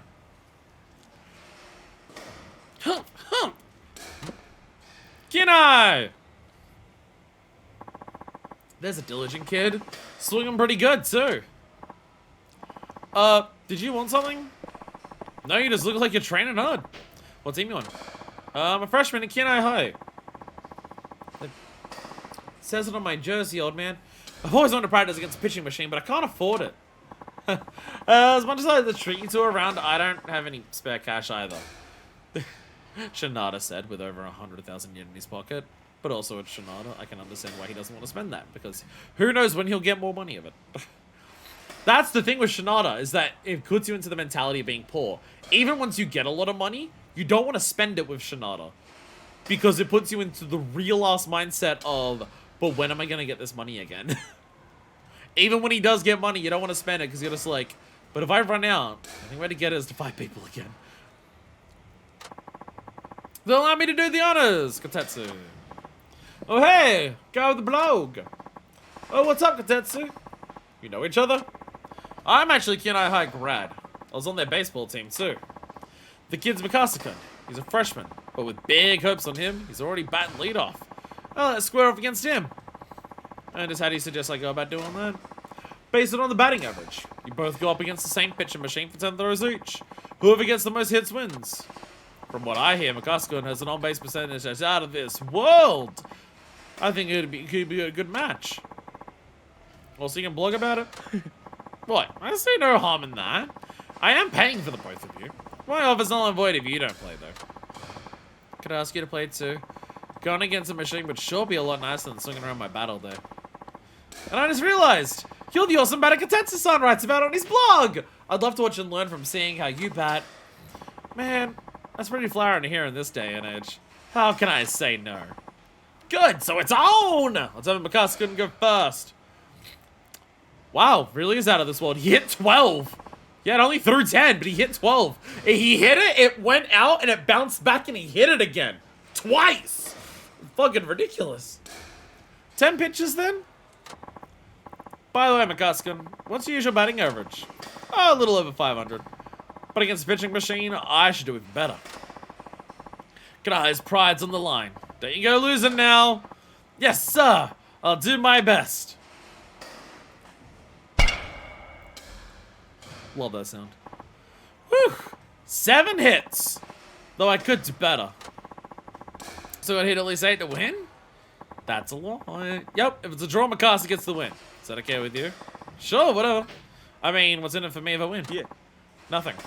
Of course, if you were to lose, that news will be broadcast all over the world from my blog. I get it.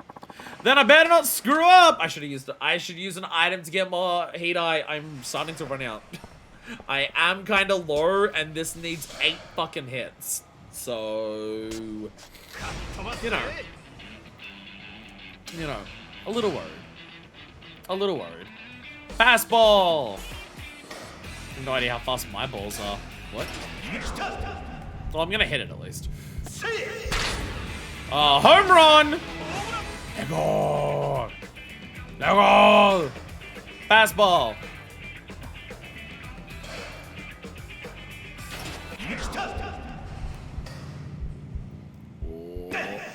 Boom! Home run!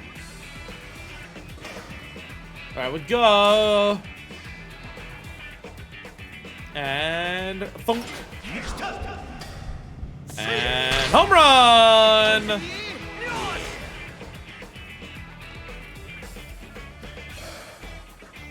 Run low on that hate eye.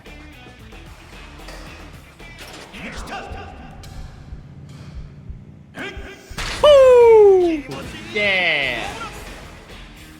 I'm getting so many homers! I'm on so many fucking seasons of The Simpsons! I'll never be cancelled! Let's go! Bonk. Home run! Shinada is very good at baseball, Jesus. Like, seriously, our slugging range is almost the entire square at this point. Our slugging range is getting close to the entire fucking square. Seriously, look at it. Our slugging range actually extends out past the square on some parts. Like, on neutral. Like, what the hell?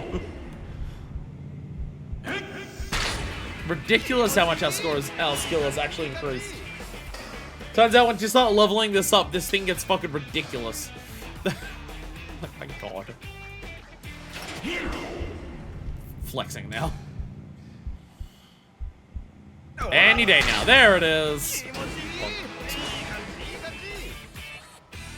That used a lot of my hate on it. I will actually need to down an energy drink. Speaking of, I finished my gay tea. I should probably get another drink. It's alright, you got the last drink for me, chat. I'll get the next one. I'll get the next one. I finished off my gay tea, so I'll get the next one. There! Done. Wow, that was something else. You really are an amazing batter. Yep, I got an eye for these things, after all. You're so full of it. Full of win, I think you mean. Anyway, I have to write this up. Might need more food, too. Well, I have low battery as well. Anyway, I have to write this up. So I got a jet. Bye, I guess. Just really is obsessed with that blog of his, isn't he? Man, because he found a really awesome batter. After seeing you put in the work out there, I know I need to train a lot harder. Gee, you're dedicated. Wait a second. Didn't Kinai High do pretty good at the fall regionals a little while ago? Yeah. We have a pretty good shot at making it to Koshien for the Spring Nationals. That's why I've been going at it so hard. Oh yeah? The Spring Nationals. Guess it would be around the end of next month when the team selections are announced. Yep. Our teachers are saying we should have a good team going in. As long as there's no hiccups. We basically have it in the bag. Oh shit, there's a hiccup! It's my phone. There's a hiccup! Hello? It's Mikasa. Oh, Goichi. Yeah? Uh-huh. What? Why the heck? Are you serious? Sounds like trouble. Okay, got it. Park and load on Goshiki Street. I'm on my way. Do I have to go somewhere? It's the first time I've had to leave this place to do anything other than save and fight people at the parking lot. What's up? Anything the matter?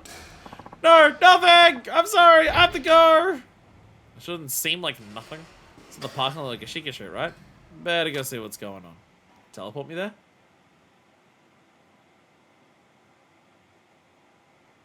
Yo! I don't have to walk there. Yo, what the fuck? What are we gonna do, dude? If we don't do something, our guys are gonna get it for sure. That's a lot of guys. How they get into this mess in the first place? They just went out with some girls. But it turns out one of them was the girlfriend of a gang leader. And he found out. What are they thinking at a time like this? Haven't you heard? Pussy makes you good at baseball. Oh, damn, he's pulling out a bat! Crap! You little shit! You banged Masato, didn't you? Be honest now. I didn't! Honestly, nothing like that ever happened. You lying fuck! Masato told me the whole story. Don't try to wizzy your way out of this. Look, I didn't know she had a boyfriend. I'm sorry. Really? You're the baseball team's ace, aren't you? You busted your head for what you did. But it felt good squeezing Masato's titties. No, please. They were awful. It felt terrible to squeeze them. We have to stop them. We can't take that many on. Besides, we're screwed either way. If they find out we were fighting, we'll be banned from Goshen. We don't fight, but we have to save our guys. Stop, please, no more. Don't do this to them. Mikasa? Who the fuck are you? Please, just let our teammates go. They said they're sorry. Little late, but sorry, asshole. Should have minded your own damn business.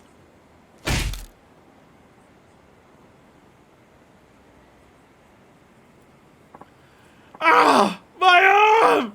Please let him go. It was me who fucked your girlfriend. Dude, are you alright? I don't know about you little schoolboys. Get involved in any violence and you can kiss your Koshian dreams goodbye. So you can't take a swing at us and you can't even call the cops because you don't want the attention. Damn, I guess this was the real cost of a swing. Man, we can do whatever we want and you bitches have to suck it up and take it. Hey, you guys need to stop. Now. It's you! How's it on, Mikasa-kun? I don't know.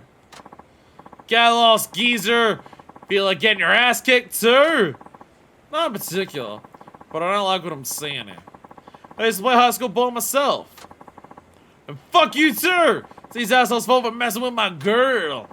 That gives you the right to beat on him? I don't think so. That's it. I gave you a chance to walk away. Now you're gonna get shit kicked with the rest of them. Damn. If only someone recently gave me a sturdy knife or something. And I could use it to just stab all of you! Damn! Dumb fucks brought a bat to a fucking knife fight! Shitheads! You're fucking losers! Ow, ow, ow. Excuse me, people were meant to get knocked down with me? I thought people were meant to get knocked down with me when I went down. Lol. Jesus Christ. Unleash my inner Majima! Ow. Lol. Just actually murdering people. Just actually murder. Yeah! Ah! Nope, time to back off. Ah! Yeah!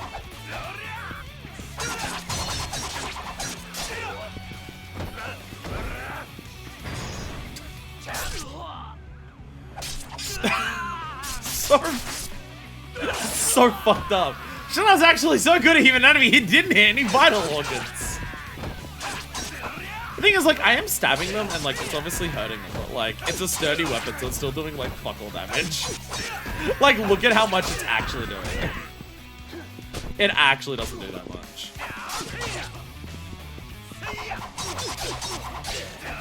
And it's good at stabbing people while they're on the ground, so, like, there is that. Oh, I'm being a dumbass. Right. Yeah. Let's go. Oh, I'm so stupid. Right. I forgot. I'm in a fight with a lot of people. I just gotta activate the windmill. No, I lost all my food buffs.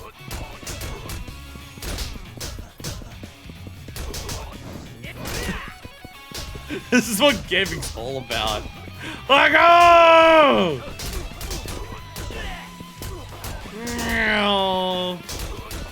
Ah! Get a heat move in while I can. I don't want to heat move with this.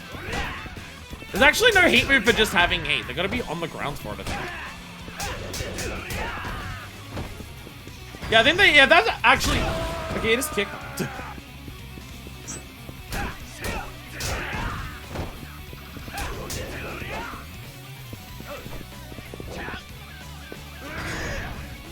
Bonk. Oh, see, that throws. That throws. Oh, yeah, okay, yeah, see, he didn't get knocked down. He knocks me. Okay, so whoever knocks you down goes down if they. That's actually really funny. If you go down, whoever knocked you down goes down with you. That's really funny. Lol. You have no health left. Why'd I do that? Is this Shinada's biggest fight? It may actually be his biggest fight. Bonk.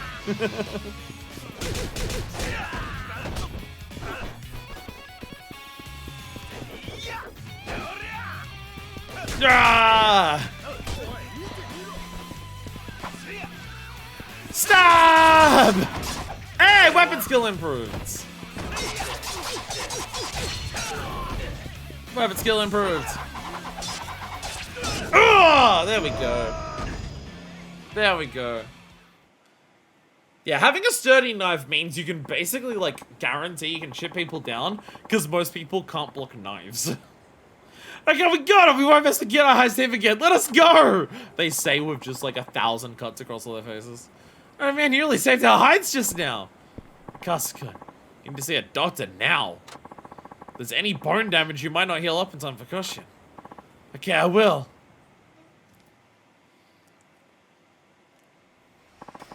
So it turns out my arm will be just fine.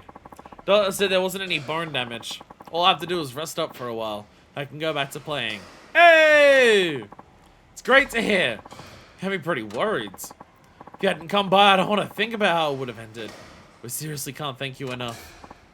Well, when you get healthy enough to hold a bat again, you should come back. You need to train for those nationals, right? Will you let me challenge you again? Sure. Whenever you like. Oh, by the way, my teammates gave me something for you. They thought you should have this. Sturdy? Sturdy? I'll take it. Good farm. A good farm. And I'm sure those boys had enough partying with random girls. I would hope so.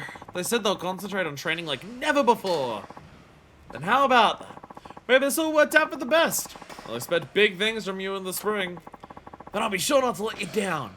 Thank you again. Hey, more experience. But I leveled up during that, didn't I? Yo, more things at level 9. Let's go. Almost maxed out all of our stats. Let's go. Yeah, I got a level up during that. Pog. Less likely to recoil from attacks in heat, more heat, or more taunt for beating. Maybe I do want more of this if we get more weapons. I'm gonna go for this. Fuck it. Ah, there we go! Okay, this was totally worth it then. This was totally worth it. Because now the next heat... Now I actually do have a heat move for a pole. Mobilize your enemy with a pole weapon, then use your leverage to, you have to hurl him away. Hell yeah. There we go. There we go. There we go. Definitely, that was definitely worth it.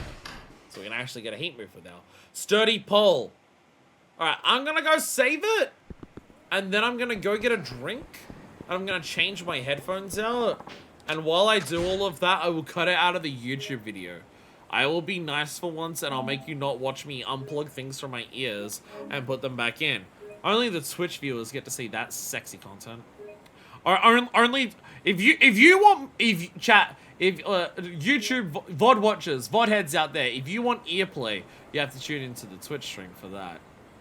Earplay is exclusively for the Twitch viewers. I'm gonna cut the YouTube VOD here, and you're just gonna have to imagine me taking headphones out of my ear. Oh, hell yeah. Is this getting weird? Is this getting weird? Good. And we're back. I have my can of drink. My Kirk's sugar-free Pasito. As classic as Auntie Dawn's Pavlova. Chat, it's time for the can ASMR part of the stream.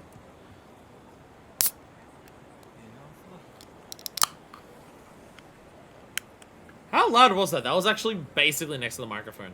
That peaked it to hell. I actually don't know how loud that was.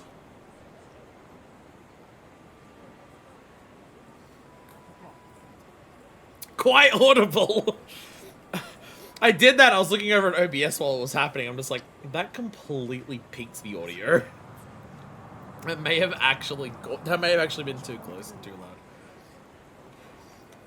The crack of the can definitely would have been heard. I don't know how much of the effervescence bubbling would have been heard, but it's a can. You don't usually hear that much from the cans. It's usually when you twist the top that you hear that. Anyways, enough about twisting cans. That's what the guy got in trouble for in the last sub-story. And why they were getting thrown by baseball bats. Time to go for us to threaten some balls with baseball bats instead. Bulletin board. Your sign is next. I'm coming to take your sign. Love, the batting center challenger. To Shinada. I look forward to seeing this. I wonder who left this. Your sign is next. I'm gonna take your sign. Love, the batting center challenger. What's this now?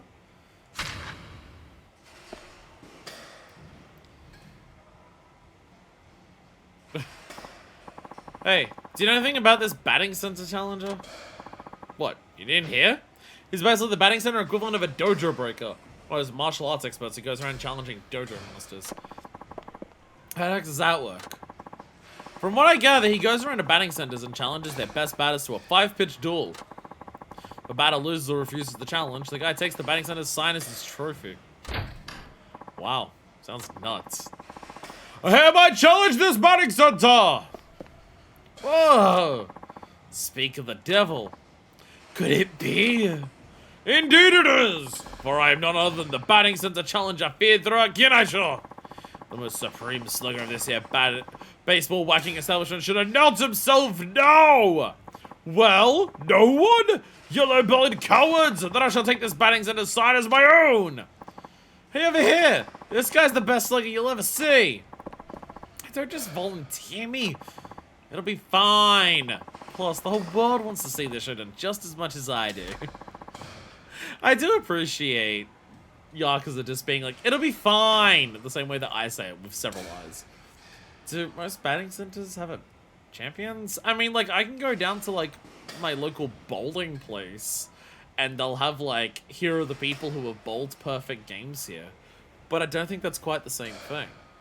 Because, like, I come in and challenge them! It's like, this person bowled a perfect game here 12 years ago. Do you want us to hit him up on Facebook? Like, what do you want here? Having a little... Ah, so it is you! Then accept my challenge!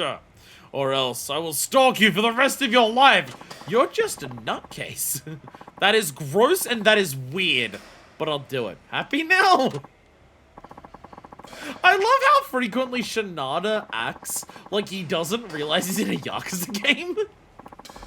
I do it, like, Shinada's tolerance for other people being Yakuza characters is so much lower than everyone else. Like, other characters would normally just go, or just, like, roll with it. But Shinada is so frequently, what is wrong with all of you? I love it. I love it so much. Again, it's just another one of those things, along with his personality and just his general position in life and who he is, that really kind of gives him a real big fish out of water vibe in this entire game. It's just like, all of the other characters are just, yeah, they're Yakuza characters in the Yakuza world, and that's why they're playable. And Shinada just happened to get caught up as a protagonist of this game. Shinada just happens to be a protagonist of this Yakuza game. He didn't sign up for it, he's not normally part of this game, but somehow he got put as the protagonist. It's so good. Like, somehow, like, we had a female character. We had a female playable character in this game who was a teenage girl who challenged people to battle through dances and was competing to become an idol.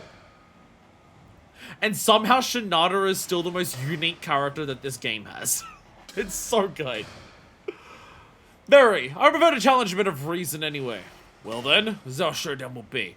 I shall throw a total of 5 pitches. Hit even one and you'll be triumphant. But if you miss them all, or I hit you with a beanball, oh fucking Christ, then victory is mine! Are you the dad of the high school kid? that we challenged before. Without further ado, let the duel commence! You gotta love these assholes who are just like, by the way, if I hit you with the ball, I win.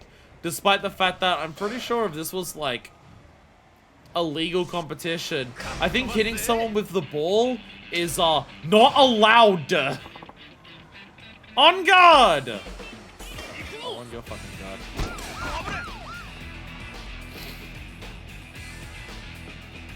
Asshole! Oh, okay, so he throws really fast. Okay. So he throws really fucking fast. Too bad. Too bad you suck.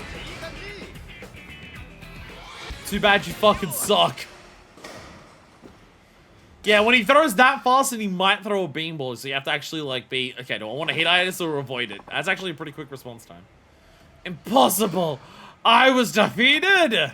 Alright! You down the batting center challenger! You're incredible! Well, what's done is done. There's no use denying it. Now I take your sign. Yeah, that's right. I'm gonna go to your home and I'm gonna steal the fucking numbers off your goddamn house. Fuck you. Hey, you throw real good. I'm actually impressed. Tell me, what's the reason behind this whole challenger thing? Also, stop trying to hit people. Don't be a dick. Yep. It's like I become a better pitcher. I want to take on a nation's greatest bat as it befits my craft. I never expected to be beaten by a random stranger in a backwater town such as this. It is clear that I require more training. Here you go, hands you like 26 sides for a batting sentence. Yeah, now we earn all of them. Let's go. As such, I shall be returning to the wilderness to train. What the fuck? Men would literally rather go into the wilderness and just, like, live off the land to try and get better at baseball than go to therapy. And again, for some reason, I have 2 fucking nickels right now. Back to basics, so to speak. Is that really necessary? As my parting gift, I shall leave you with this. It's for our most excellent duel. You have my thanks.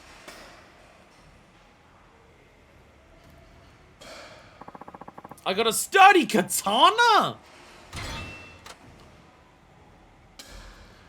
Yo! This thing's been folded 1,000 times. Let's go. Let's go. I shall be leaving now. Farewell! I now have so many sturdy weapons that I can't hold them all. Yo, everything's maxed out. Let's go. Hey, question. If all my stats are maxed out, does that mean... Like, my batting equipment, right? Does my batting equipment only help in terms of increasing my stats? Because if my stats are maxed, does better equipment even change anything? Or if my stats are maxed out, but I have equipment on? Probably a good thing he doesn't own that katana anymore. That was actually the sign at one of the other baseball places. They were really hardcore as a baseball batting center. But yeah, so do my stats, like, surpass maximum with good equipment now that I'm at max? Or is it a case of, no, literally equipment won't even make a difference now because my stats are maxed? I'm actually curious.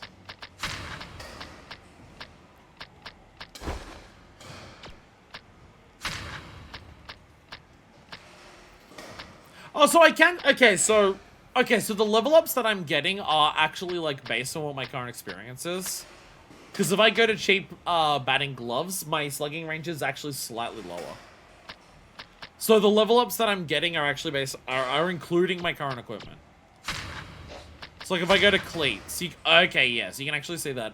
I'm not actually quite at max yet, but I'm close though.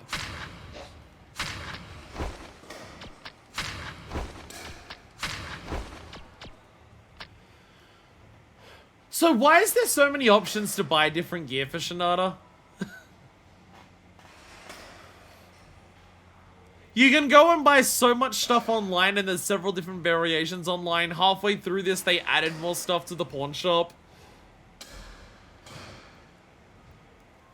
And yet, if you just do all the... I guess the idea is that it gives you a good, like, advantage at the start.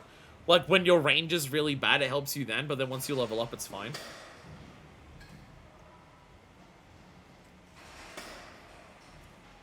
This is again, Shinada's the character who has no money. So giving all of these things that the total would cost like 200k to buy online to get the best equipment, but if you do the missions, it doesn't even matter anymore.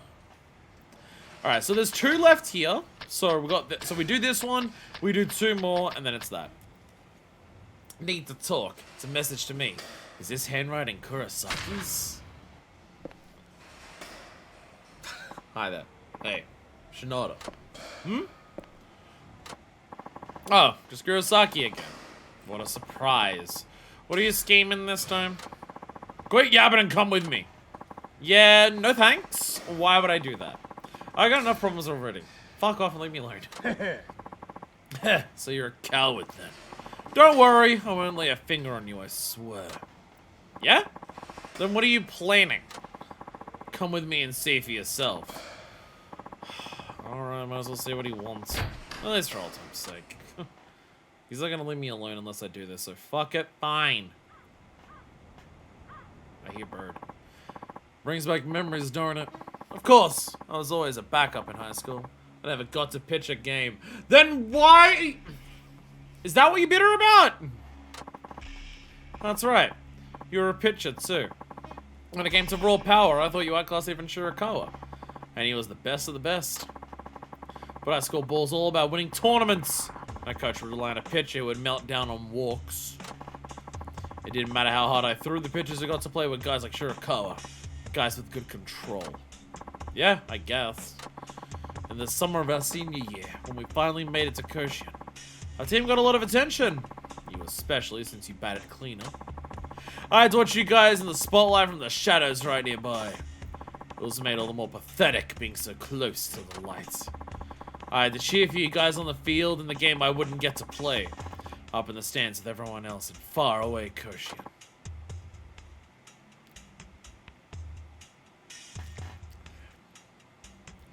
So, like, for you it's not good enough that to, like, make it to the highest level of the sport. You also need to be the star quarterback that, like, marries the celebrities. Okay. So you're just a prick then. Did I go through all that tough training just so I can make you guys look good? That was always gnawing at my soul. After spending my teens in sweat and grime, I ended up with nothing. It didn't take long for me to hate baseball. Felt like I wasted my youth. What are you trying to say, Kurosaki? Are you blaming us for the way your life turned out?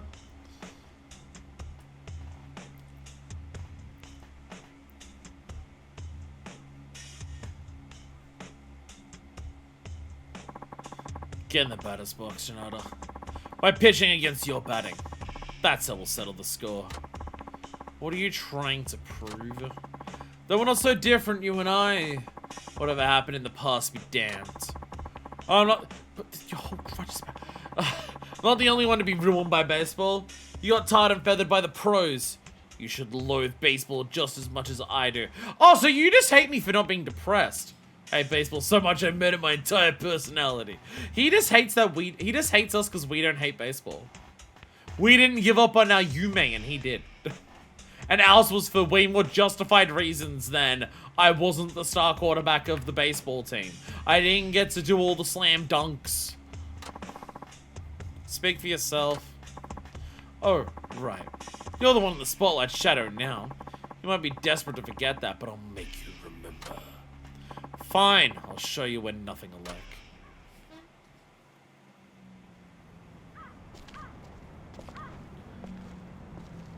Alright, so what? Okay, what's the conditions of winning? We didn't establish that. 10 pitches, 5 hits. Okay. From the top of the big leagues to bottom feeding titty mags. You certainly fell from grace, Shinada. Cut the chatter and pitch, Kurosaki. It's the last time I'm putting up with you. Ah, he's got the flaming fist too. Kaboom. Go fetch, asshole! Hope you brought multiple balls. Well, I'm hitting it at least. There! Jesus Christ. We're hitting it so far! Boink! Woohoo! home run! Alright, yeah, this is so much easier. Bonk. It is kind of amazing how easy this gets once your stats are this high. Because again, look at how fucking huge our thing is. And look at how little heat we drain. It's almost like you do a lot of practice and Shinada gets really fucking good at baseball. Alright, 5 home runs in a row. Eat shit and die, shithead. Get 5 hits off of 10 pitches. Immediately does 5 homers. Oh. Oh. You still got it, Shinada. I lost fair and square. You won't be seeing me again either. I'm skipping town. What? Why? To be honest, my broker business was screwed a long time ago. It's like everything else for me. It all turns to shit. Worse yet, I got too aggressive and ended up drawing attention from some Yakuza. So I have to disappear before they do it for me.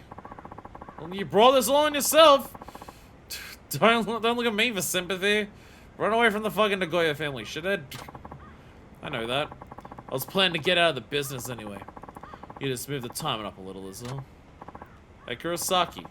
Why didn't you cut and run already? Why bother coming to me for this? So I can finally be rid of baseball for good. I despised it all this time. I want to be done with it properly. That's all. Quit lying, man. Lying? You lost me there. If you don't care about baseball, why do you keep showing up to the baseball cage about your baseball vendetta? Obviously, my guy. Look, no one who hates baseball could ever pitch like that. Even after high school, you kept working on your throat, didn't you? Why would you lie to yourself? Just to hide the pain? I think it gets worse that way. I wonder if Shinada's been through that in the past when he first got kicked from the pros. Maybe you have a point. Take this for your trouble. Gambler's Amulet. Yeah. Amulet is rumored to increase the number of revolutions of the machine's reels. Fuck off. Don't give me a pachinko thing. I thought... I guess it makes sense that he's giving out that to us because his whole thing is that he's a broker. He's a broker. So he's just like, here, I worked out to read the pachinkos, the patchy slots as well. Go for it. Look out the Shirakawa, will you? He's just like me. Stuck in the past and I'm to move on with his life. Yeah, I know. Looks like our team was full of problem kids. Give it up for old West Comero. Trip on the... Damn it. I was hoping he was going to hit the second base plate and trip on it. Shirakawa. There's a score to settle too. There's no more experience to get. You're too good. There is no more experience to be had.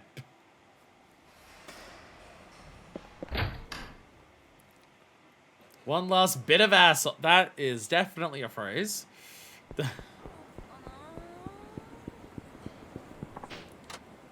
Me when I've already come and she's not quite there. But she needs just a bit of teasing and she'll be there. I don't know. Try my best here. My best is pretty bad, but I'm trying my best. That guy boo me! Fair. Fair. It hasn't... That'll work. It hasn't happened this game. We did it with both Akiyama and Saejima with a guide though, in Yakuza 4. But it hasn't happened in this game. We're actually getting Shinada's entire side thing done in a single stream. I mean, the training for it was a separate stream entirely. So I guess that's the difference. Because we did Saejima's hunting in 2 streams, I believe. Right? Was Saejima's hunting 2 or 3 streams? I can't remember. I think it was 2. I think we did Saejima hunting, like, the stream we were introduced to hunting, and then one more stream we actually finished it. I think?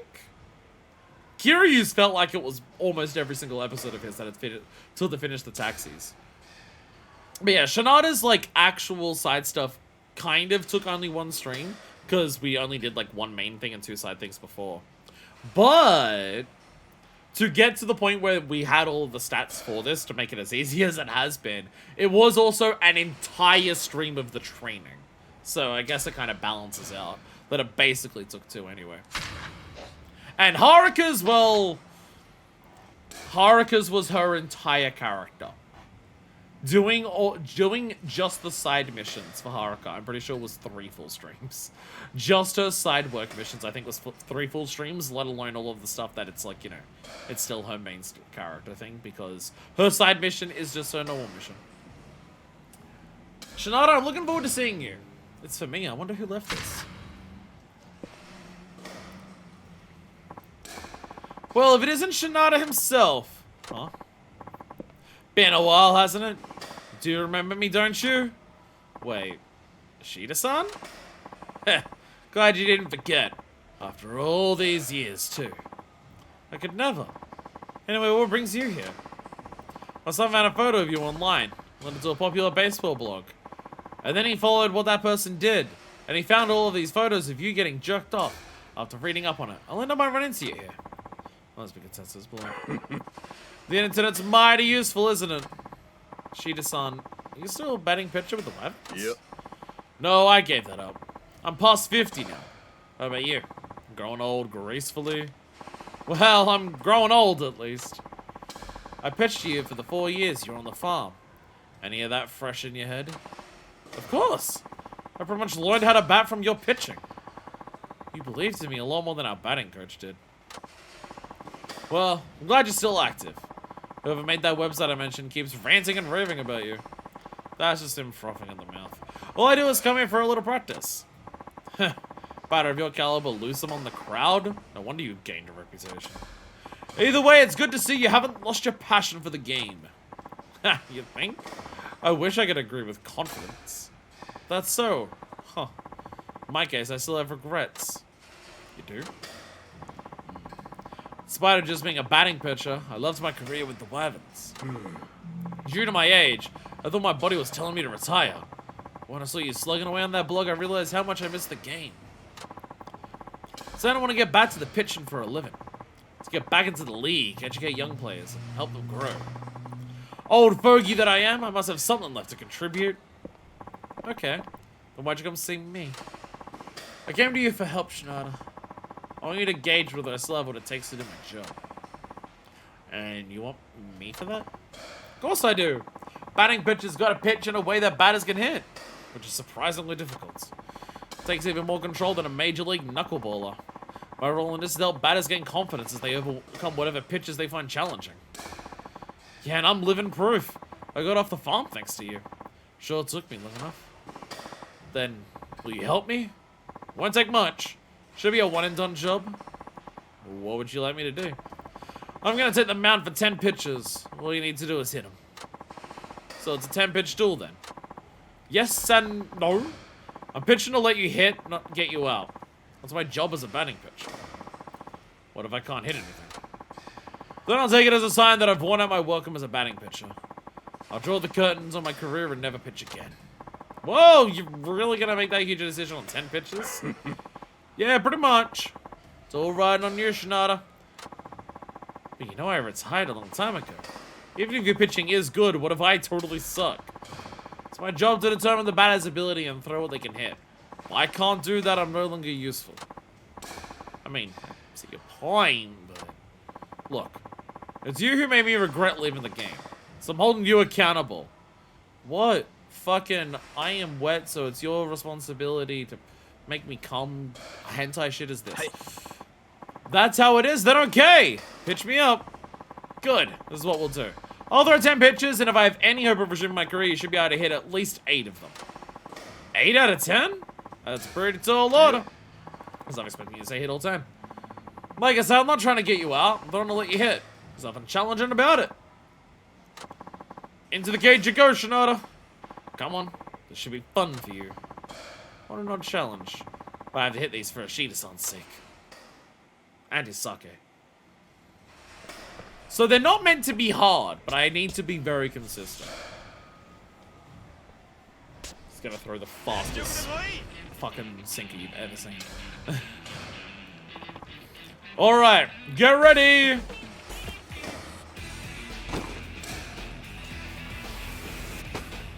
we go. Fastball! Oh.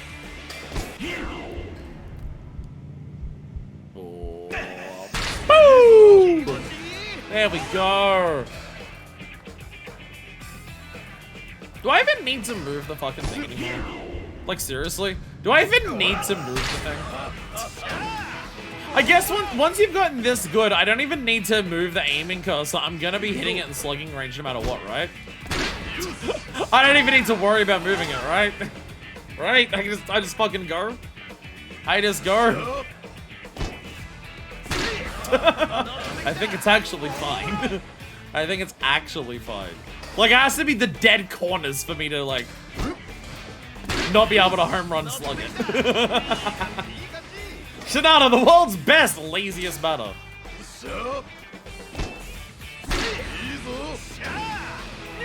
You know how the whole thing's like, oh, you read the signs, how the hell did you hit that thing? And it's just like, nah, actually, I just like swing and I always hit. I'm just that good. I don't need to aim, I just swing and I always hit.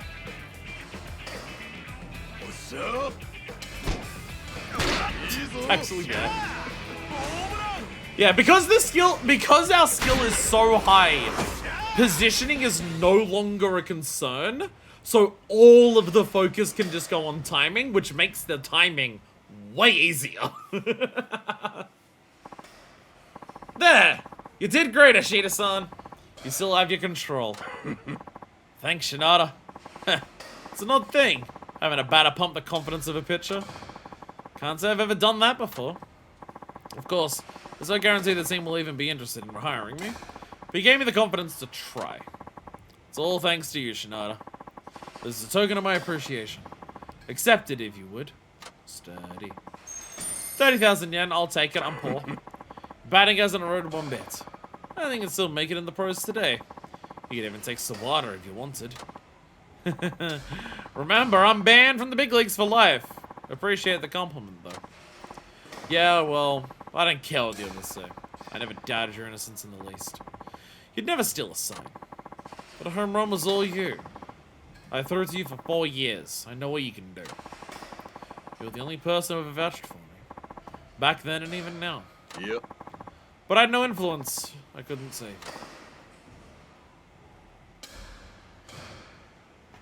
It does still hurt Shinada.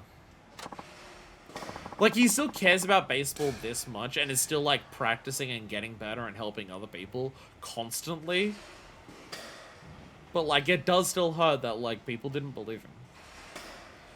Sorry. I'm sure you didn't want to hear that now. That's okay, Ashita-san. You're the exception. Thanks, Shinada. It was good to see you again after all this time. Take care. Yeah, you too.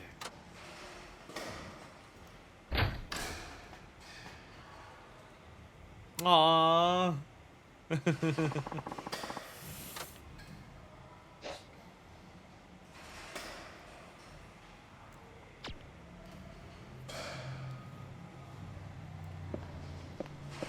Well, even just like how differently he treats Ashita, because, you know, Ashita's not a ridiculous dumbass, but also because she actually believes in him. And, like, treats him respectfully. And fucking bows to him and shit.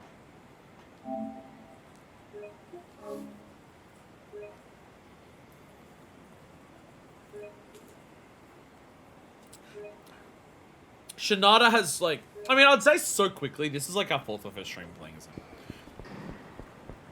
But it's just like, it is impressive how much Shinada is just like, I legitimately think he's up among my favorite characters in this franchise. Him being so different is obviously a big part of that. The fact that he is so different to the other characters is obviously something that really helps how much I like him, because it is so different. It's like, there's a lot of novelty to it, it's very fresh, there's obviously a lot of that. But what he is done so well. Wow, oh man, love it. Alright, my trump card, yeah, this is Miracle Pitch Kid. I mean, I'm pretty sure Miracle Pitch was our first thing that we did, right? The first pit against, what's it, Kanata? The first one against that, I'm pretty sure he was either the first or the second submission, and so it makes sense that he's the last one. Must be from that Miracle Pitch. My trump card, Miracle Pitch Kid Kenta. Oh, Kenta. He has to ease up or he'll hurt himself. My jaw's starting to hurt. God damn it! Wait a minute. This must mean... Got you times 3! I knew it was you! Alright, Kenta, what'd you swipe this time? I think second. Hold on tight, stream at an odd time. Yeah, it was, first or second. But it makes sense that, like, because again, like, the whole thing of just, like, oh, he's possibly injuring his shoulder. That's the whole thing with our main rival for this storyline. It makes sense that he's, like, the main one that we do last. No, it couldn't be. It's gone! My massage parlor coupon! No! How am I supposed to get my ham handled for half off? No! This kid's gone too far! Kill him!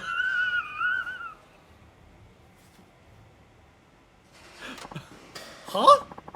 I don't know what that is, but it sounds important. It's a ticket to the land of dreams for any man. But you're too young. Give it back! If you want this back... Do you really need me to explain the rest? No, I guess not. You want to challenge me with another of your miracle pitches, right? You got it! Okay then, to the batting cage! You hope you hit my miracle pitch today! Wait a sec. Are you still throwing those crazy breaking balls? Didn't I tell you? A kid like you shouldn't be throwing those. Wait till you finish growing. You really could wreck yourself. Shinada's head job euphemisms are too fucking good. How am I meant to get my ham handled? I like how much we do learn sexually about Shinada. We know that he's into MILFs, and we know that he has, and we know he's into hand jobs.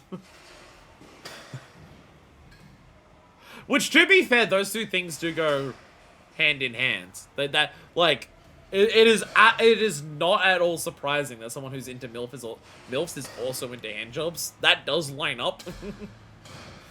Oh. Yeah, fine. Besides, I said miracle pitch. I didn't say anything about a breaking ball. Oh, is that so? Yep. Today I'll be throwing a fastball. Instead, you're such a party pooper, I'll even throw it like a kid. Can you handle that, mister? Sure you can. It's gonna turn invisible.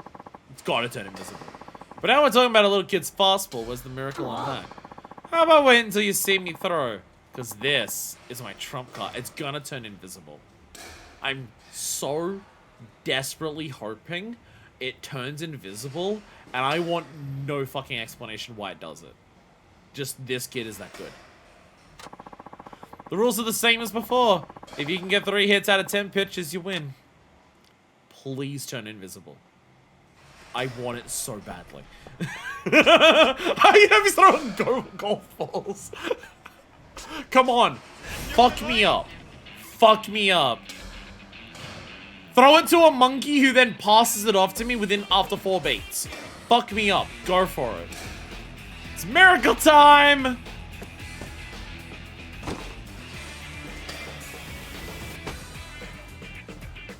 What is this gonna be?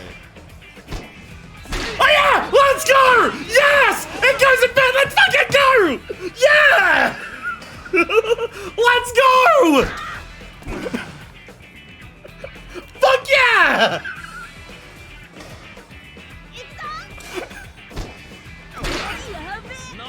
Let's fucking go!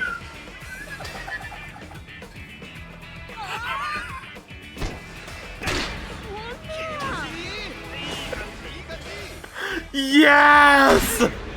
Fucking yes! Oh my god. No!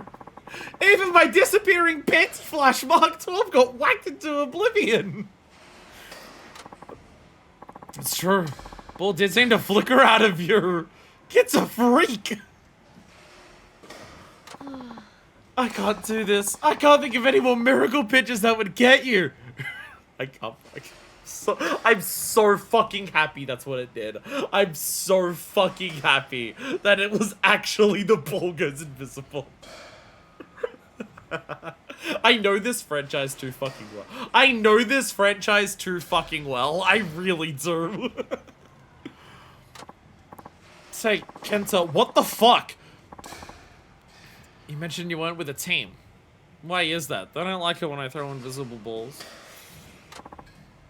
Because even if I join a team, there won't be anyone who can hit my stuff. It'll be boring. Sure about that? I bet you actually wish you had other kids to play with. That's what made you cry before, right? What am I supposed to do? They keep moving around and I'm always at some new school. I can never make any friends. That's why it's easy to be by myself. I mean, if I join a team, it's not gonna work out. I know it. I was that way too, you know. I didn't have many friends either. Sure was scary joining a team for the first time. Really? Even for a big guy like you? Yeah. To be honest, I still had plenty of trouble after joining the team too. Getting along with people is always gonna be tricky. You get into any fights? All the time! Had lots of bad experiences too. But you know what? Chasing after a ball with all your teammates is more fun than you think. It is? I bet. That's the best part of baseball. That team aspect. At least I think so. Come on. Try joining a team. Alright? But do you think I can really make it? Sure you can. In a team, the people who put in an honest effort earn the greatest respect. Besides, you throw some ridiculous pitches. And I mean that in a good way. Be confident, okay? Alright. Yeah, I'll do it. But remember, go easy on breaking balls. Those only rip your joints straight out of their sockets. I'll take your word for it. And thanks for everything. Here, you can have this.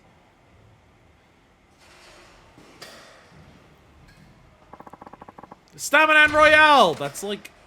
I've been getting spot as a kid. I shouldn't be angry that he's not giving me incredible items. Bye-bye! See ya! Wait a second. Listen. Was that coupon you took? Oh, that paper thingy? I think I lost it somewhere. Oh, come on! That's no way to repay a favor. What'd you do with my dream ticket? Woohoo! Look at what I got myself here! There's better find one of these babies at a batting center. No! That's her! Well, it's mine! Half off, what a bargain! No time to waste. To the red lads, get at you, I got Katatsu! My ticket to the lands where dreams come true. I don't know what that was, but cheer up, big guy. When I become a pro, I'll get you those coupons by the stack. Just wait. Okay, fair enough. That's something else to dream about.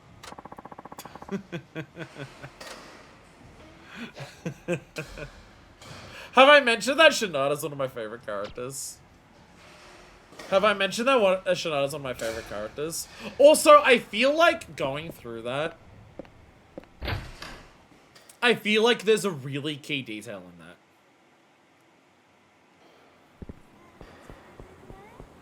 Shinada saying that the part about baseball that he likes the most is the team aspect feels really telling. Combine that with what the last thing immediately before that was. Only one person actually believed him. And the thing that Shinada likes the most about baseball is the team aspect. Shinada still loves baseball and Shinada's still willing to do all of this. Shinada's biggest thing about not wanting... I mean, outside the fact that he can't go back to the pros, he feels let down by it. He thought he had people he could trust in. He thought he had people he could believe in. He thought he had people who were, like, there for him. And the moment that something came up and accusations were thrown against him, everyone abandoned him.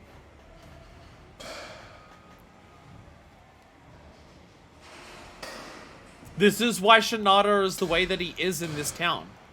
This is why Shinada's friends with everyone in this town. This is like Shinada being a super character. Like, everyone in town knows Shinada. Like, despite the fact that Shinada's like kind of annoying because he's like poor and always trying to like just like get shit for free off everyone. Everyone in town's friends with him because Shinada has incredible charisma. Because Shinada cares more than anything about having people to bond with, about being around people and caring about them and like having fun together. So Shinada goes around town and, like, makes friends with everyone. And it's just like, yeah, it doesn't, like, Shinada really seems like he doesn't give a shit if he's poor. He doesn't give a shit about, like, outside of, like, the possible threats or, like, the lack of food that he gets. But, like, Shinada doesn't, like, care about that. Shinada's not trying to, like, go for anything bigger because, well, in Shinada's eyes, he has what he has here. Like, he has, like, friends. He has people that he cares about. He gets handies on the daily. Like, the world of baseball, in terms of the connections with other people, it let him down. The people abandoned him. So, like, yeah, he still cares about baseball as a sport, but, like, that's the, like, when it comes to Shinada's aspirations of doing pro baseball, when people bring that up, or, like, he tries to inspire others, and he, like, wants them to chase and everything like that, Shinada hasn't seemed to, like, get super, like, he doesn't like it being brought up, he doesn't like the baseball history being brought up, but when people talk about it, or talk about his skills or anything, or, like, that he still has the skills to go pro and everything like that, people don't seem, like, he doesn't seem necessarily frustrated or upset about that, because he's like, yeah, I do. Yeah, I probably could. I probably could. The moment that it really got to him was, like, talking to the one person who believed in him. That's what got to him. Like, the one time, like, we've seen him be, like, a little standoffish about some of the history or anything like that. But when it came to, like, the one time that we saw Shinada actually be, like, really sad here about it, it was about talking to the guy about the fact that no one else but him believed him.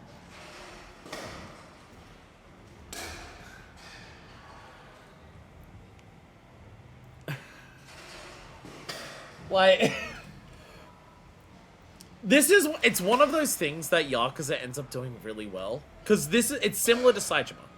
It's similar to, like, learning from a sub-story that Saejima wants to be a teacher.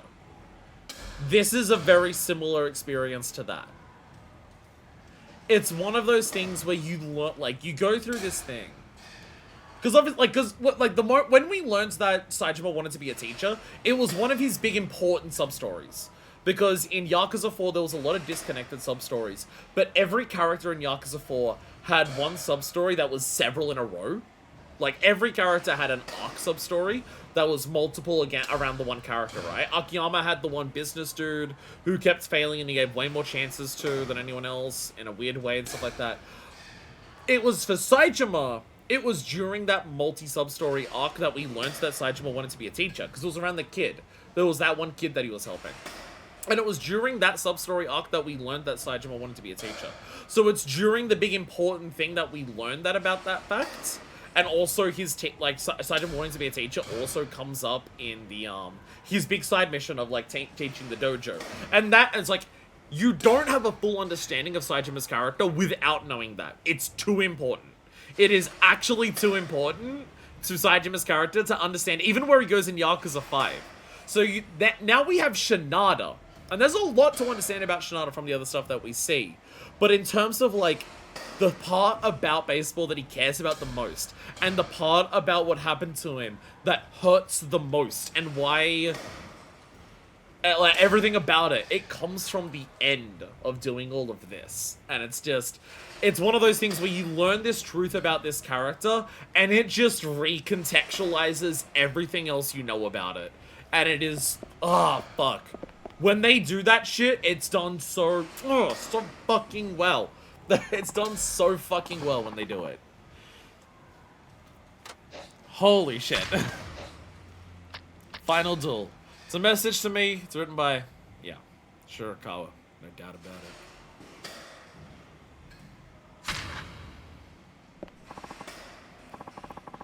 There he is. Like, I would not be surprised if when we start getting into the story, which will literally be the next episode for it, I wouldn't be surprised if, like, Shinada feeling betrayed is part of what, like, upsets him so much about like, professional baseball.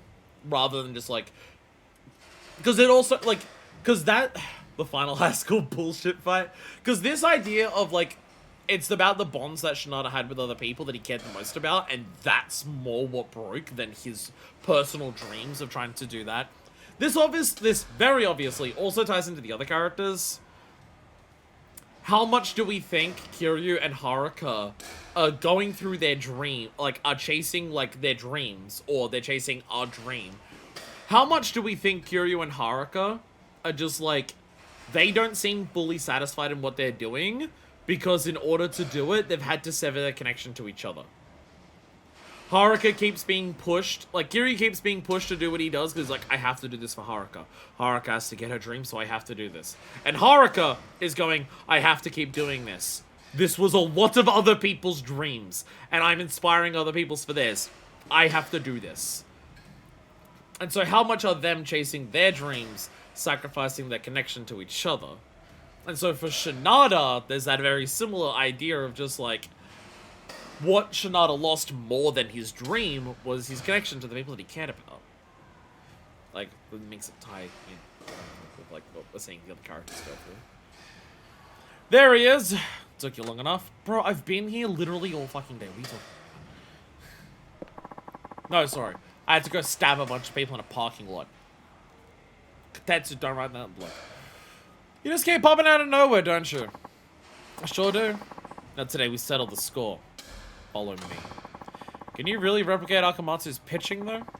Have you consulted with your shoulder first? Stop with the shoulder talk and come with me, alright? We'll talk when we're there. Fine, have it your way. He's gonna go for his final pitch, and as he does the pitch, his shoulder's gonna fuck up so much that his entire arm comes off with the ball, and then it flies towards us, and we hit the arm, and the arm goes for a home run. I may not be correct on this one like I was for the invisible ball.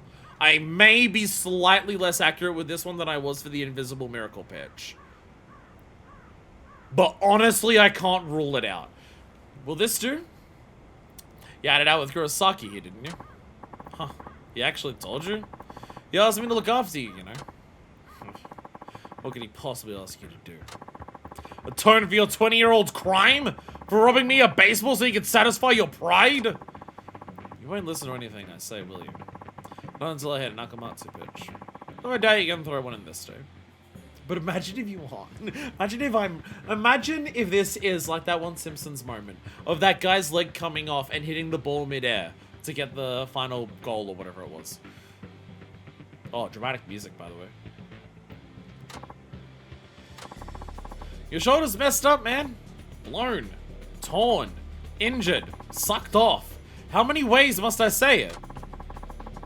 I mean, my left shoulder will never be the same, but I still have my right shoulder. You gonna throw right? You thinking? There's no way you'll beat me with an overnight conversion. Still an overnight conversion. I switched to throwing right after I saw you hit that homer on a stolen sign. What? Ever since that game, I've thought about when this day would come. I was determined to prove you betrayed me. But I gradually stopped training. I couldn't fully commit when I didn't know when or how I'd find you. When you beat me the first time, that lit a fire under my ass. So I could replicate Akamatsu's pitching for one final duel. Let's see. The stage is finally set. Think back, Shinada. Remember exactly how it was. The regional tournament final. 20 years ago. Bottom of the ninth in a scoreless tie. 2 outs. Runners on second and third. Yakuza devs really don't know how else to make a baseball match dramatic other than this, do they? I mean, let's to be fair, neither do movies or anime or TV shows or real life baseball. So, on the mound is Akamatsu, the tournament's top pitcher.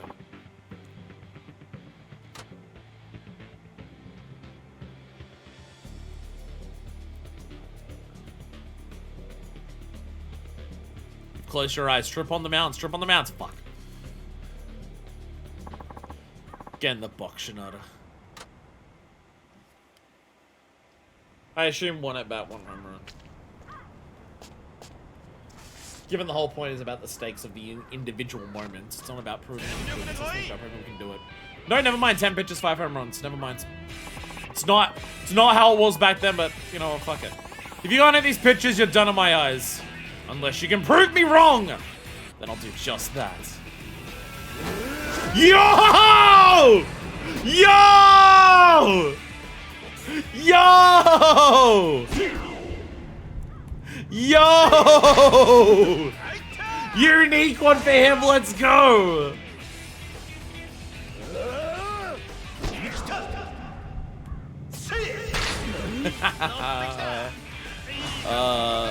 Get absolutely fucked on. Whoa, I still got you, bitch! Even on Heat Eye, that was fucking fast as hell. Holy shit! The Super Saiyan picture. Yeah, Nani all the fuck you want, motherfucker. Nani the fuck. The Slater. Alright, 5 on 5. Get absolutely fucked on!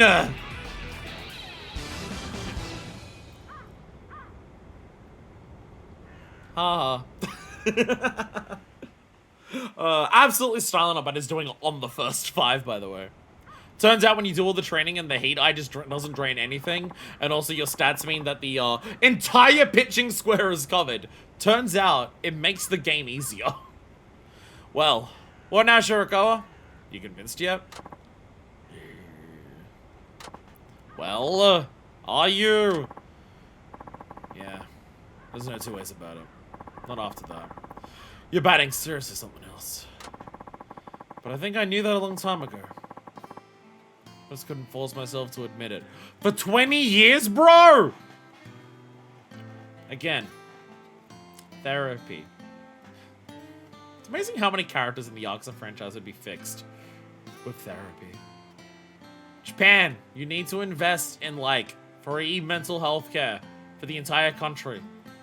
It'll avoid Yakuza games plots from happening. What do you mean? When you, my former teammate, were accused of sign stealing, I thought you were a fraud. Fake. Dirty cheat. A wannabe pro. Grasping for fame you didn't deserve. When I thought of you like that, it made sense why you took that wild swing.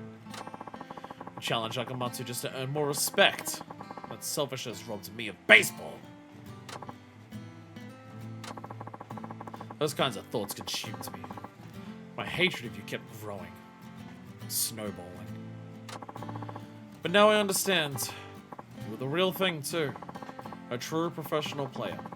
Not the kind of guy to put himself before the team. That homie you hit as a wyvern.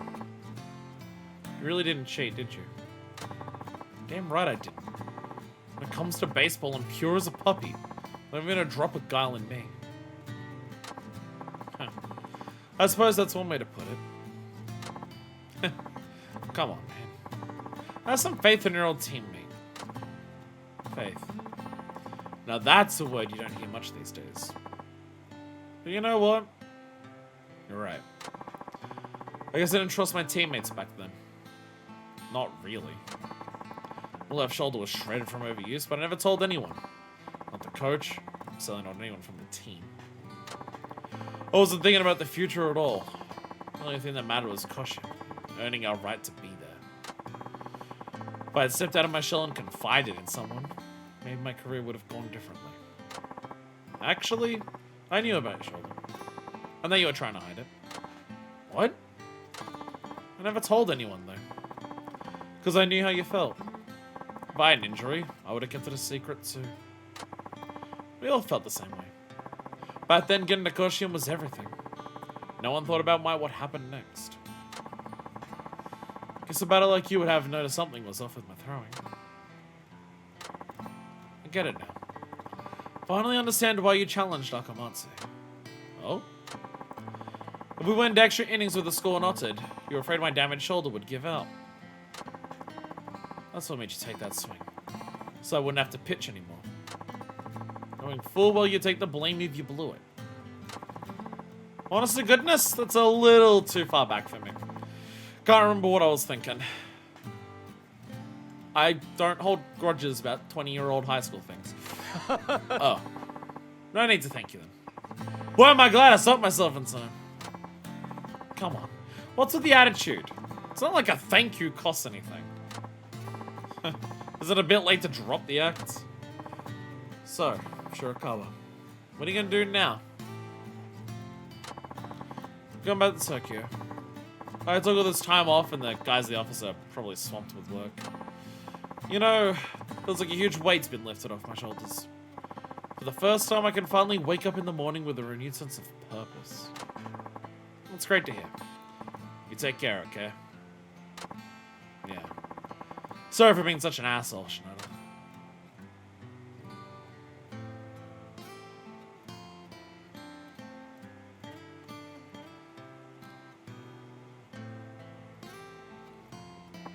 Oh, and one more thing. What? Thanks. For what? Everything. All of it. I really owe you one.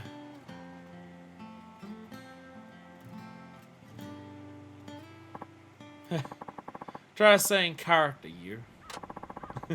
Mystery Stone! I think I just picked that up off the floor. Maybe I could use it for something. Hey, yeah, turn in thing for... the thing. Buy Italian stuff. Yay! And a level up, the most important part of this whole aspect. Let's go! Very good! Epic Eyes and Lola's high school baseball complete. Very good overall side story. End of the line. Hey! Final showdown against Shirakawa and Shinada's side story. Very good side story overall. I legitimately think this will be among the best of Yakuza as a entire franchise. I'm just gonna call every, like, major bit of side content like this, I'm just gonna call it a side story from now on. Because, like, honestly, that's the perfect name for it. Can't believe it took me until this game to actually get a game that gave it a name. But yeah, side story is the, like... Because sub-story tells you what it is. It's a sub-thing. It's a small thing. Side story is basically... No, this is basically an entire side story to the main story, where a sub-story is a little one under it. Side story is kind of the best name for this. I'm just going to refer to all major side content like this, because every Yakuza game has at least one of them, if not multiple, in it. Every single one of them has one. Even Yakuza 3, which is the least of them, it still had the HLA. The HLA is that game's side story. I honestly think this might be one of the best side stories in the entire franchise so far. One of the problems that almost every side story runs into is overstaying its welcome. Most side stories, to actually finish it, are usually too long. What their premise is, or what their gameplay is, usually runs its course by the time you finish it, or at the very least, how you have to continue it can get a little bit bad. Well, think back to Yakuza 0. Yakuza 0 was like, to also do the side stories for that, like, for the real estate, it was literally fucking time shit of just like, let time pass to get money with Kiryu so you can spend more money to get more money, and the only way, and every time the timer ran out, you had to run back to one specific corner of the map to do it. And then, also, run around town and, like, face-fuck every building until an X appears, so you can flash your briefcase open at it, which Majima also had that. Run around town, face-fuck every building, so you could press an X, so you could be like, look at my hot girls! And also, Majima, you had to, like, repeat the... Like, you can grind for this side story, but if you do all the missions and do all the training, you don't have to. You don't have to do baseball to grind for it. Whereas for, like, Cabaret Club, you had to repeat Cabaret Club a number of times to get enough fans to tackle the next thing. And then, like, you've got, like, the fucking, Majima everywhere in Yakuza 1. I don't even need to litigate that. You've got, Cabaret Club with the same positives and negatives, but with more positives because of the, ending of it with Majima, because, oh my god. In Yakuza Kiwami 2, you also have Majima Construction, which again was just a bit too grindy. There was a bit too many missions. Overstayed its welcome a little bit. Yakuza 4 fucking has the worst, because they introduce Akiyama and Saijimas at the end of their parts. They're some of the shorter ones, because we did those in like 4 to 5 hours each, but one, we had a guide, which we didn't need as much for the others, so we using a guide, it was some of the shorter ones. If you didn't have a guide, it'd be way fucking longer, I imagine. But also, they were introduced at the very end of their characters, so they weren't even things that you could work on piecemeal while playing as Akiyama and Saejima. You had to do it all at the end of their character arc, or wait till the finale. None of those made any fucking sense, right? And then Yakuza 3 had the HLA. This game definitely has the best, like, overall this game has the best side stories. Probably why they gave it a fucking separate thing in the goddamn menu, right? I mean, it has a separate menu in the main menu in Yakuza 0 as well. But, like, the real, it's called, like, I think it's under the category of business. But this game, or, like, all of the best side stories in Yakuza are all in this game so far. Hunting fucking rules, and the story of it's great. Taxi, the overall story's a bit meh, because it's just, like, race against the gangs and beat them at the gangs to make them stop doing street racing. It's nowhere near as good as, like, the whole, like, keeping Okudera alive and, like, hunting down the grudge bear. Or, like, Shinada's whole thing here, which, like, gets deep into his character. But the thing that makes Taxi work is just how many different things you do in it. It has a lot of variety. Because you have races, you have taxi driving missions, and then you have, like, dialogue-based missions that are about choosing the correct dialogue option. So there's a lot of variety in the Taxi. So even if the story's not as good, individual missions are fun because of, like the talking and the dialogue, and it's a lot of variety there. This one has, I think, some of the best story to it, even if it is just, like, dumbasses won't let go of a high school grudge. Like, the payoff of the story is good, and the side parts is good, because of how much it shows Shinada's character. And it doesn't require grinding. If you just do the submissions and do the training, you max out your stats before you get to the ends. And this is by far one that doesn't overstay its welcome. Because all of this is about one singular minigame, and that one singular minigame is just, like, line up the baseball and hit it. If this was as long as the others, because, like, even the hunting can get away with being more of it, because there's a lot more different things you do in the hunting loop.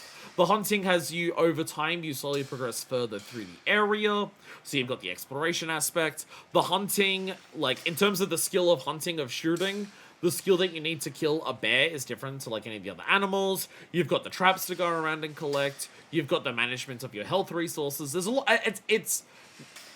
while it doesn't have, like, multiple different modes, the way that the taxi stuff does, there's a lot of different things you're doing in the gameplay loop of it. There is not that in this. It is all baseball. There's, like, a handful of moments where it's just, like, invisible balls, fucking overhead throws. But it's all baseball. So they're very aware of that, so they're just like, okay, it's gonna be nowhere near as long. It's like Yakuza Dead Souls. Yakuza Dead Souls is all shooty combat, and even though it has 4 different characters, the shooty combat doesn't get that different because the only difference is their main primary weapon that they have. Like, the upgrades literally fucking carry over to characters in that game. But they're aware that shooty bang bangs doesn't have as much different variation to the combat as what combat in a normal Yakuza game can have. And also, while it's very good at doing what it's doing, everything in Yakuza Dead Souls has to be under the general theme of horror, because it's a zombie apocalypse game. So, Yakuza Dead Souls is deliberately, and probably also just for dev time reasons, a shorter game than the other Yakuza games. That's what we have here. Shinada's side story is deliberately shorter because they know if this was as long as the others, it would be way too long. It's probably why Haruka's is the longest here. Because Haruka's has a lot of variation within all of her 48 missions. You've got quiz shows, you've got talk shows, you have the running, you have, like, basically every fucking mini-game that you can do in frickin' Sotenbori. You have the songs, you have the dance battles, you have the meet and greets. There's a lot of different things that you do for that. So it's probably why Haruka's is the longest. And also just the fact that you don't do normal combat as Haruka, so the main time that you get to do a lot of different things is during her side story. So it's probably also why hers is the longest. Haruka's, I still think, a little too long, because even if there is a lot of variety in her minigames, a number of those minigames do repeat. There's too many handshake events, just straight up. There are way too many handshake events. They have the least amount of variety out of all of them.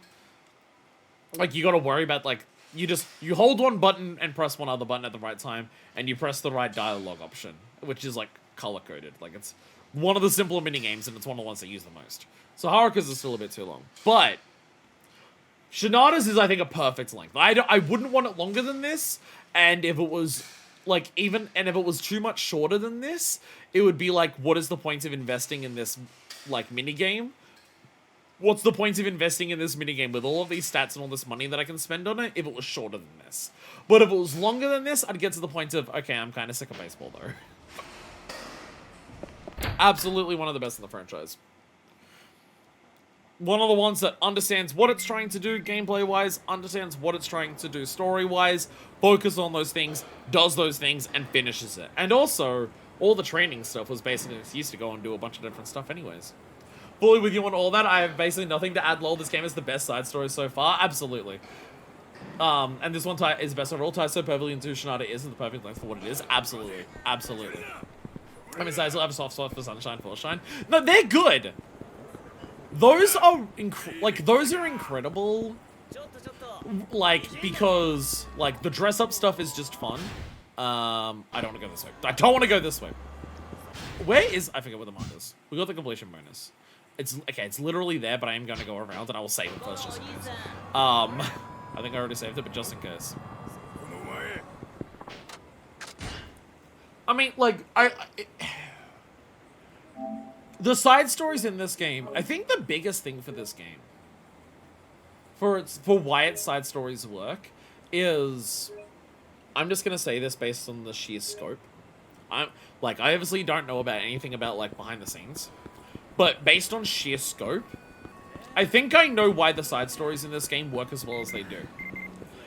It's the first time the side stories in this game have gotten the dev time to make them as distinct and unique as they are that justifies how long they are. Where's my cell phone? I've got so many unread emails. Shions. Things have been so dull that you're stopping by to see me. Oh no. Okay, we did the hostess too early because she's gonna keep messaging me about saying, where's my boyfriend? Oh no. Oh no.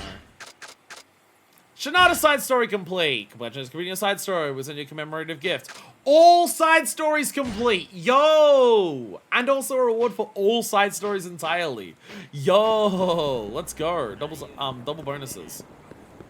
Okay, well, you're probably Victory Road, and I don't think I've actually finished Victory Road, so I will fight you.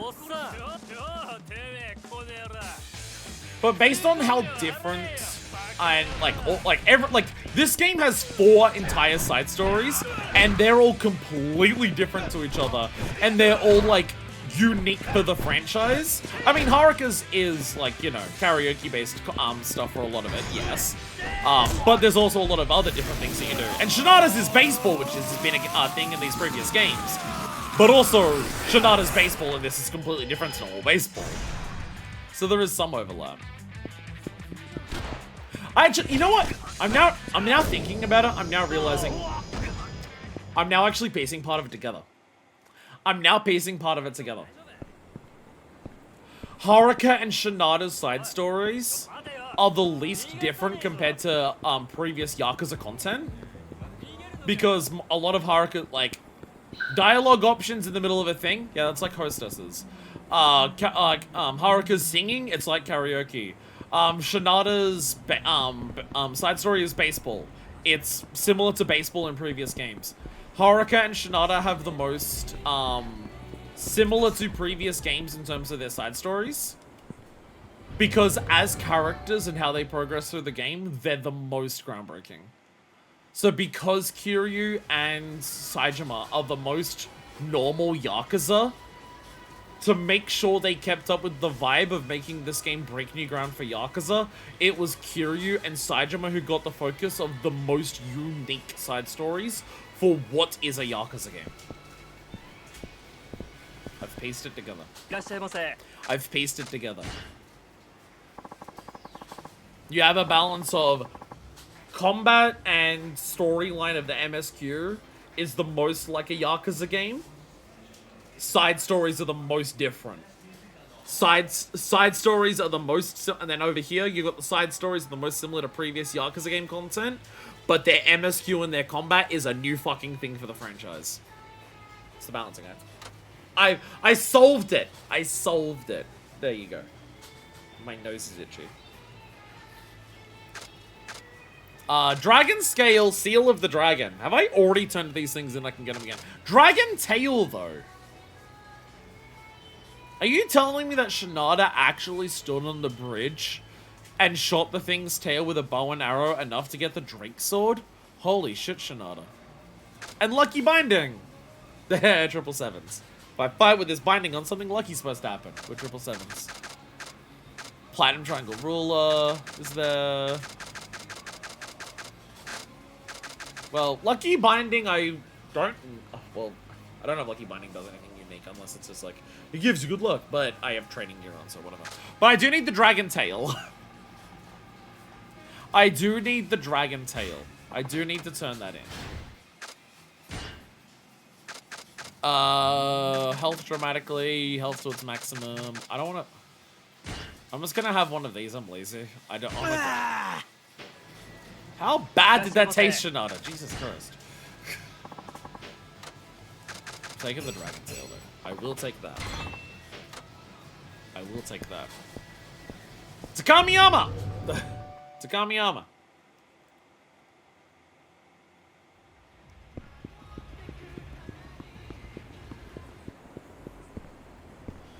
I'm walking the long way around. I'm worried about triggering MSQ. I will walk the long way around.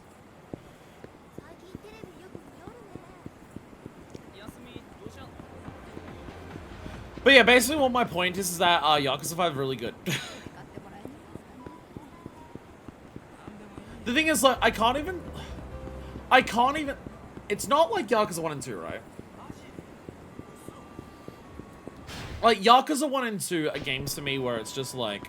I still really enjoy Yakuza 1 and 2, but I have a lot of active problems with Yakuza 1 and 2. There's a lot of parts... Yakuza, good game. Yakuza 1 and 2, I have a lot of active problems with Yakuza 1 and 2. They're still Yakuza games, so they're both still, like, at least 7 or 8 out of 10s for me. But I have a lot of problems with Yakuza 1 and 2 in a lot of different ways. Yakuza 3 is just a little bit janky and a little bit stiff. Not even just in terms of, like, combat or walking around, but just in terms of, like, story pacing, sub-story unlocks. You know, it's just overall, like... I don't have like major issues with Yakuza 3. It's just like I would say it's it suffers from not being as polished as later entries because the team hasn't like spent multiple games working on that. It was the shift to 3D. So it's just like I don't have major issues with Yakuza 3.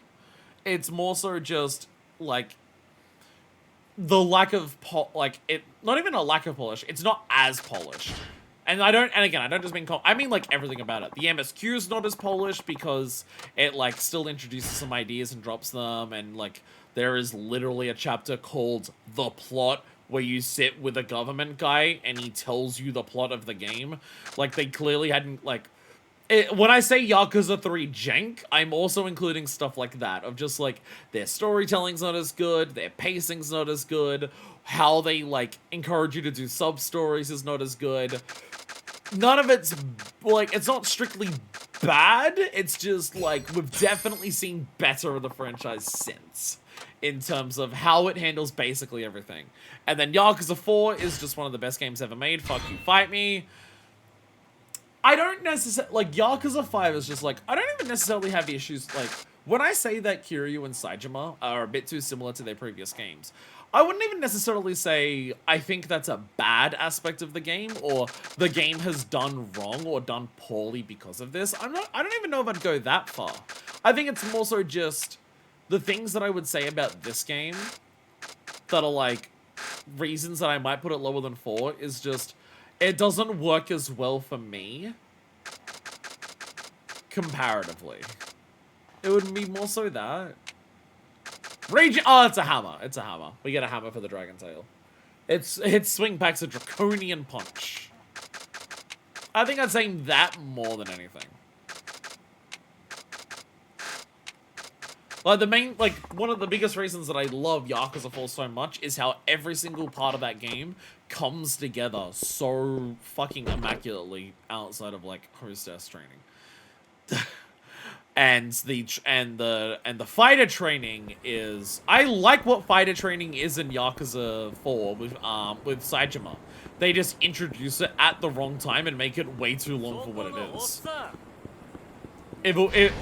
If fighter training was introduced earlier for Saejima and only had like 3 or 4 people, it would be better. Oh, and the other thing I'd say about Yakuza 4 is that, based on the themes of Yakuza 4 and also the characterization of Yakuza 4, I think it also would have been better if all of the different side stories of Yakuza 4 came together with some form of finale to it. You'd have to change Akiyama's entire thing for it, but just like thinking about the possibility of just like, like how many times do the fucking there's the whole arc that goes through multiple characters in Yakuza 4 of like the neighborhood watch people, like the guy in the red jacket, right? He comes up with multiple characters, and I just imagine a Yakuza 4 where every side story revolved around them, and so you have an example of just like Saejima trains up fighters. Those fighters are people who end up joining the neighborhood watch, and they end up really bolstering its ranks because they've been trained very well. You have Kiryu, who's taking out the gangs to help the neighborhood watch with their job. You have Tanimura, who's dealing with the cop stuff to help out the neighborhood watch as well. And then you have Akiyama, how do you tie hostesses into that? I don't know, which is why I would say you have to change Akiyama's side story to like be a better focus on that, of just like, I don't know. Akiyama has a lot of connections with local businesses, so I don't know, maybe make the local businesses like help the neighborhood watch out, of just like local businesses become part of the support network of the neighborhood watch or something because of Akiyama's business connections, because of his like loans. I don't know, but I am like, that's really like my only thing about Yakuza 4 where I think about it, and I'm just like, how could I improve Yakuza 4 for me personally? And it's make all the side stories focus on the neighborhood watch and tie them together by the end of it. That's really the only way I can say of like Yakuza 4, how do you improve Yakuza 4 for me personally? That's pretty much it. Whereas with Yakuza 5, how do you improve Yakuza 5 for me personally? And I can think of a lot more. I can think of a lot more to say about Yakuza 5, where it's just like, I don't necessarily think what the game does is bad or wrong, but if you wanted to improve it for me specifically, I can think of a lot more for Yakuza 5 that I would say I would prefer if it was different, compared to Yakuza 4, which I basically only have the side story thing. And, because, like, the main thing, like, I could summarize it pretty quickly. I could summarize it relatively quickly in terms of how would I, like, change things in Yakuza 5 to be better for me personally. But unfortunately, that simple summarization is majorly change up the MSQ for both Kiryu and Saejima. Possibly don't even make Kiryu a playable character unless you're going to do something really interesting with him. I can summarize it easy. I can summarize how you make this game better for me, simpler, easier. But my summarization is change half of the main story. Not exactly like an equal comparison to, I wish the side stories in Yakuza 4 tied together eventually. It's like, it's a slightly different balance. Again, I love Yakuza 5. This game fucking rules. And, like, the thing is, the criticisms that I have about this game are, one, barely criticisms. They're more so personal things. And two, how much I don't really care about them is also, like, I know I've ranted about them a lot today, but it's also because we've not really done much fighting or, like, major story focus, so I've had a lot of chance to just rant about it, because I also like doing that. The thing is, just, like, even if I have those things of just, like, oh, how do you fix Yakuza, how do you change Yakuza 5 so I like it more? Change half of the MSQ. Yeah, that sounds like that comes across as me saying, I dislike a lot of the game. I don't dislike the MSQ for those characters. I just think that you could change them all, and I'd like them a hell of a lot more than what they are. But multiple, like, several different cities every character has a major side story focus that are all like some of the best side, like straight up, not some, straight up all of them are basically the best side stories in this game. The side stories are making like brand new leaps and stretches for this franchise. Two of the characters are completely redefining what this franchise can even do. We are now truly at a point post Yakuza 5 where this franchise, I legitimately think, could do fucking anything. Like, if going from Yakuza 4, which I would say is probably what the, like, Yakuza 4 peaks at being what Yakuza has been up till Yakuza 4. If going from just that one game to this one, I mean, admittedly, Dead Souls also helped to redefine what Yakuza could be, because they made Dead Souls still feel like a Yakuza game and still have a lot of the things that you love and expect from a Yakuza game, while also being a different genre and being a completely different form of gameplay.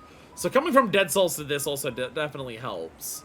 But, like, Yakuza can be fucking anything after Dead Souls and this. There is no constraints anymore.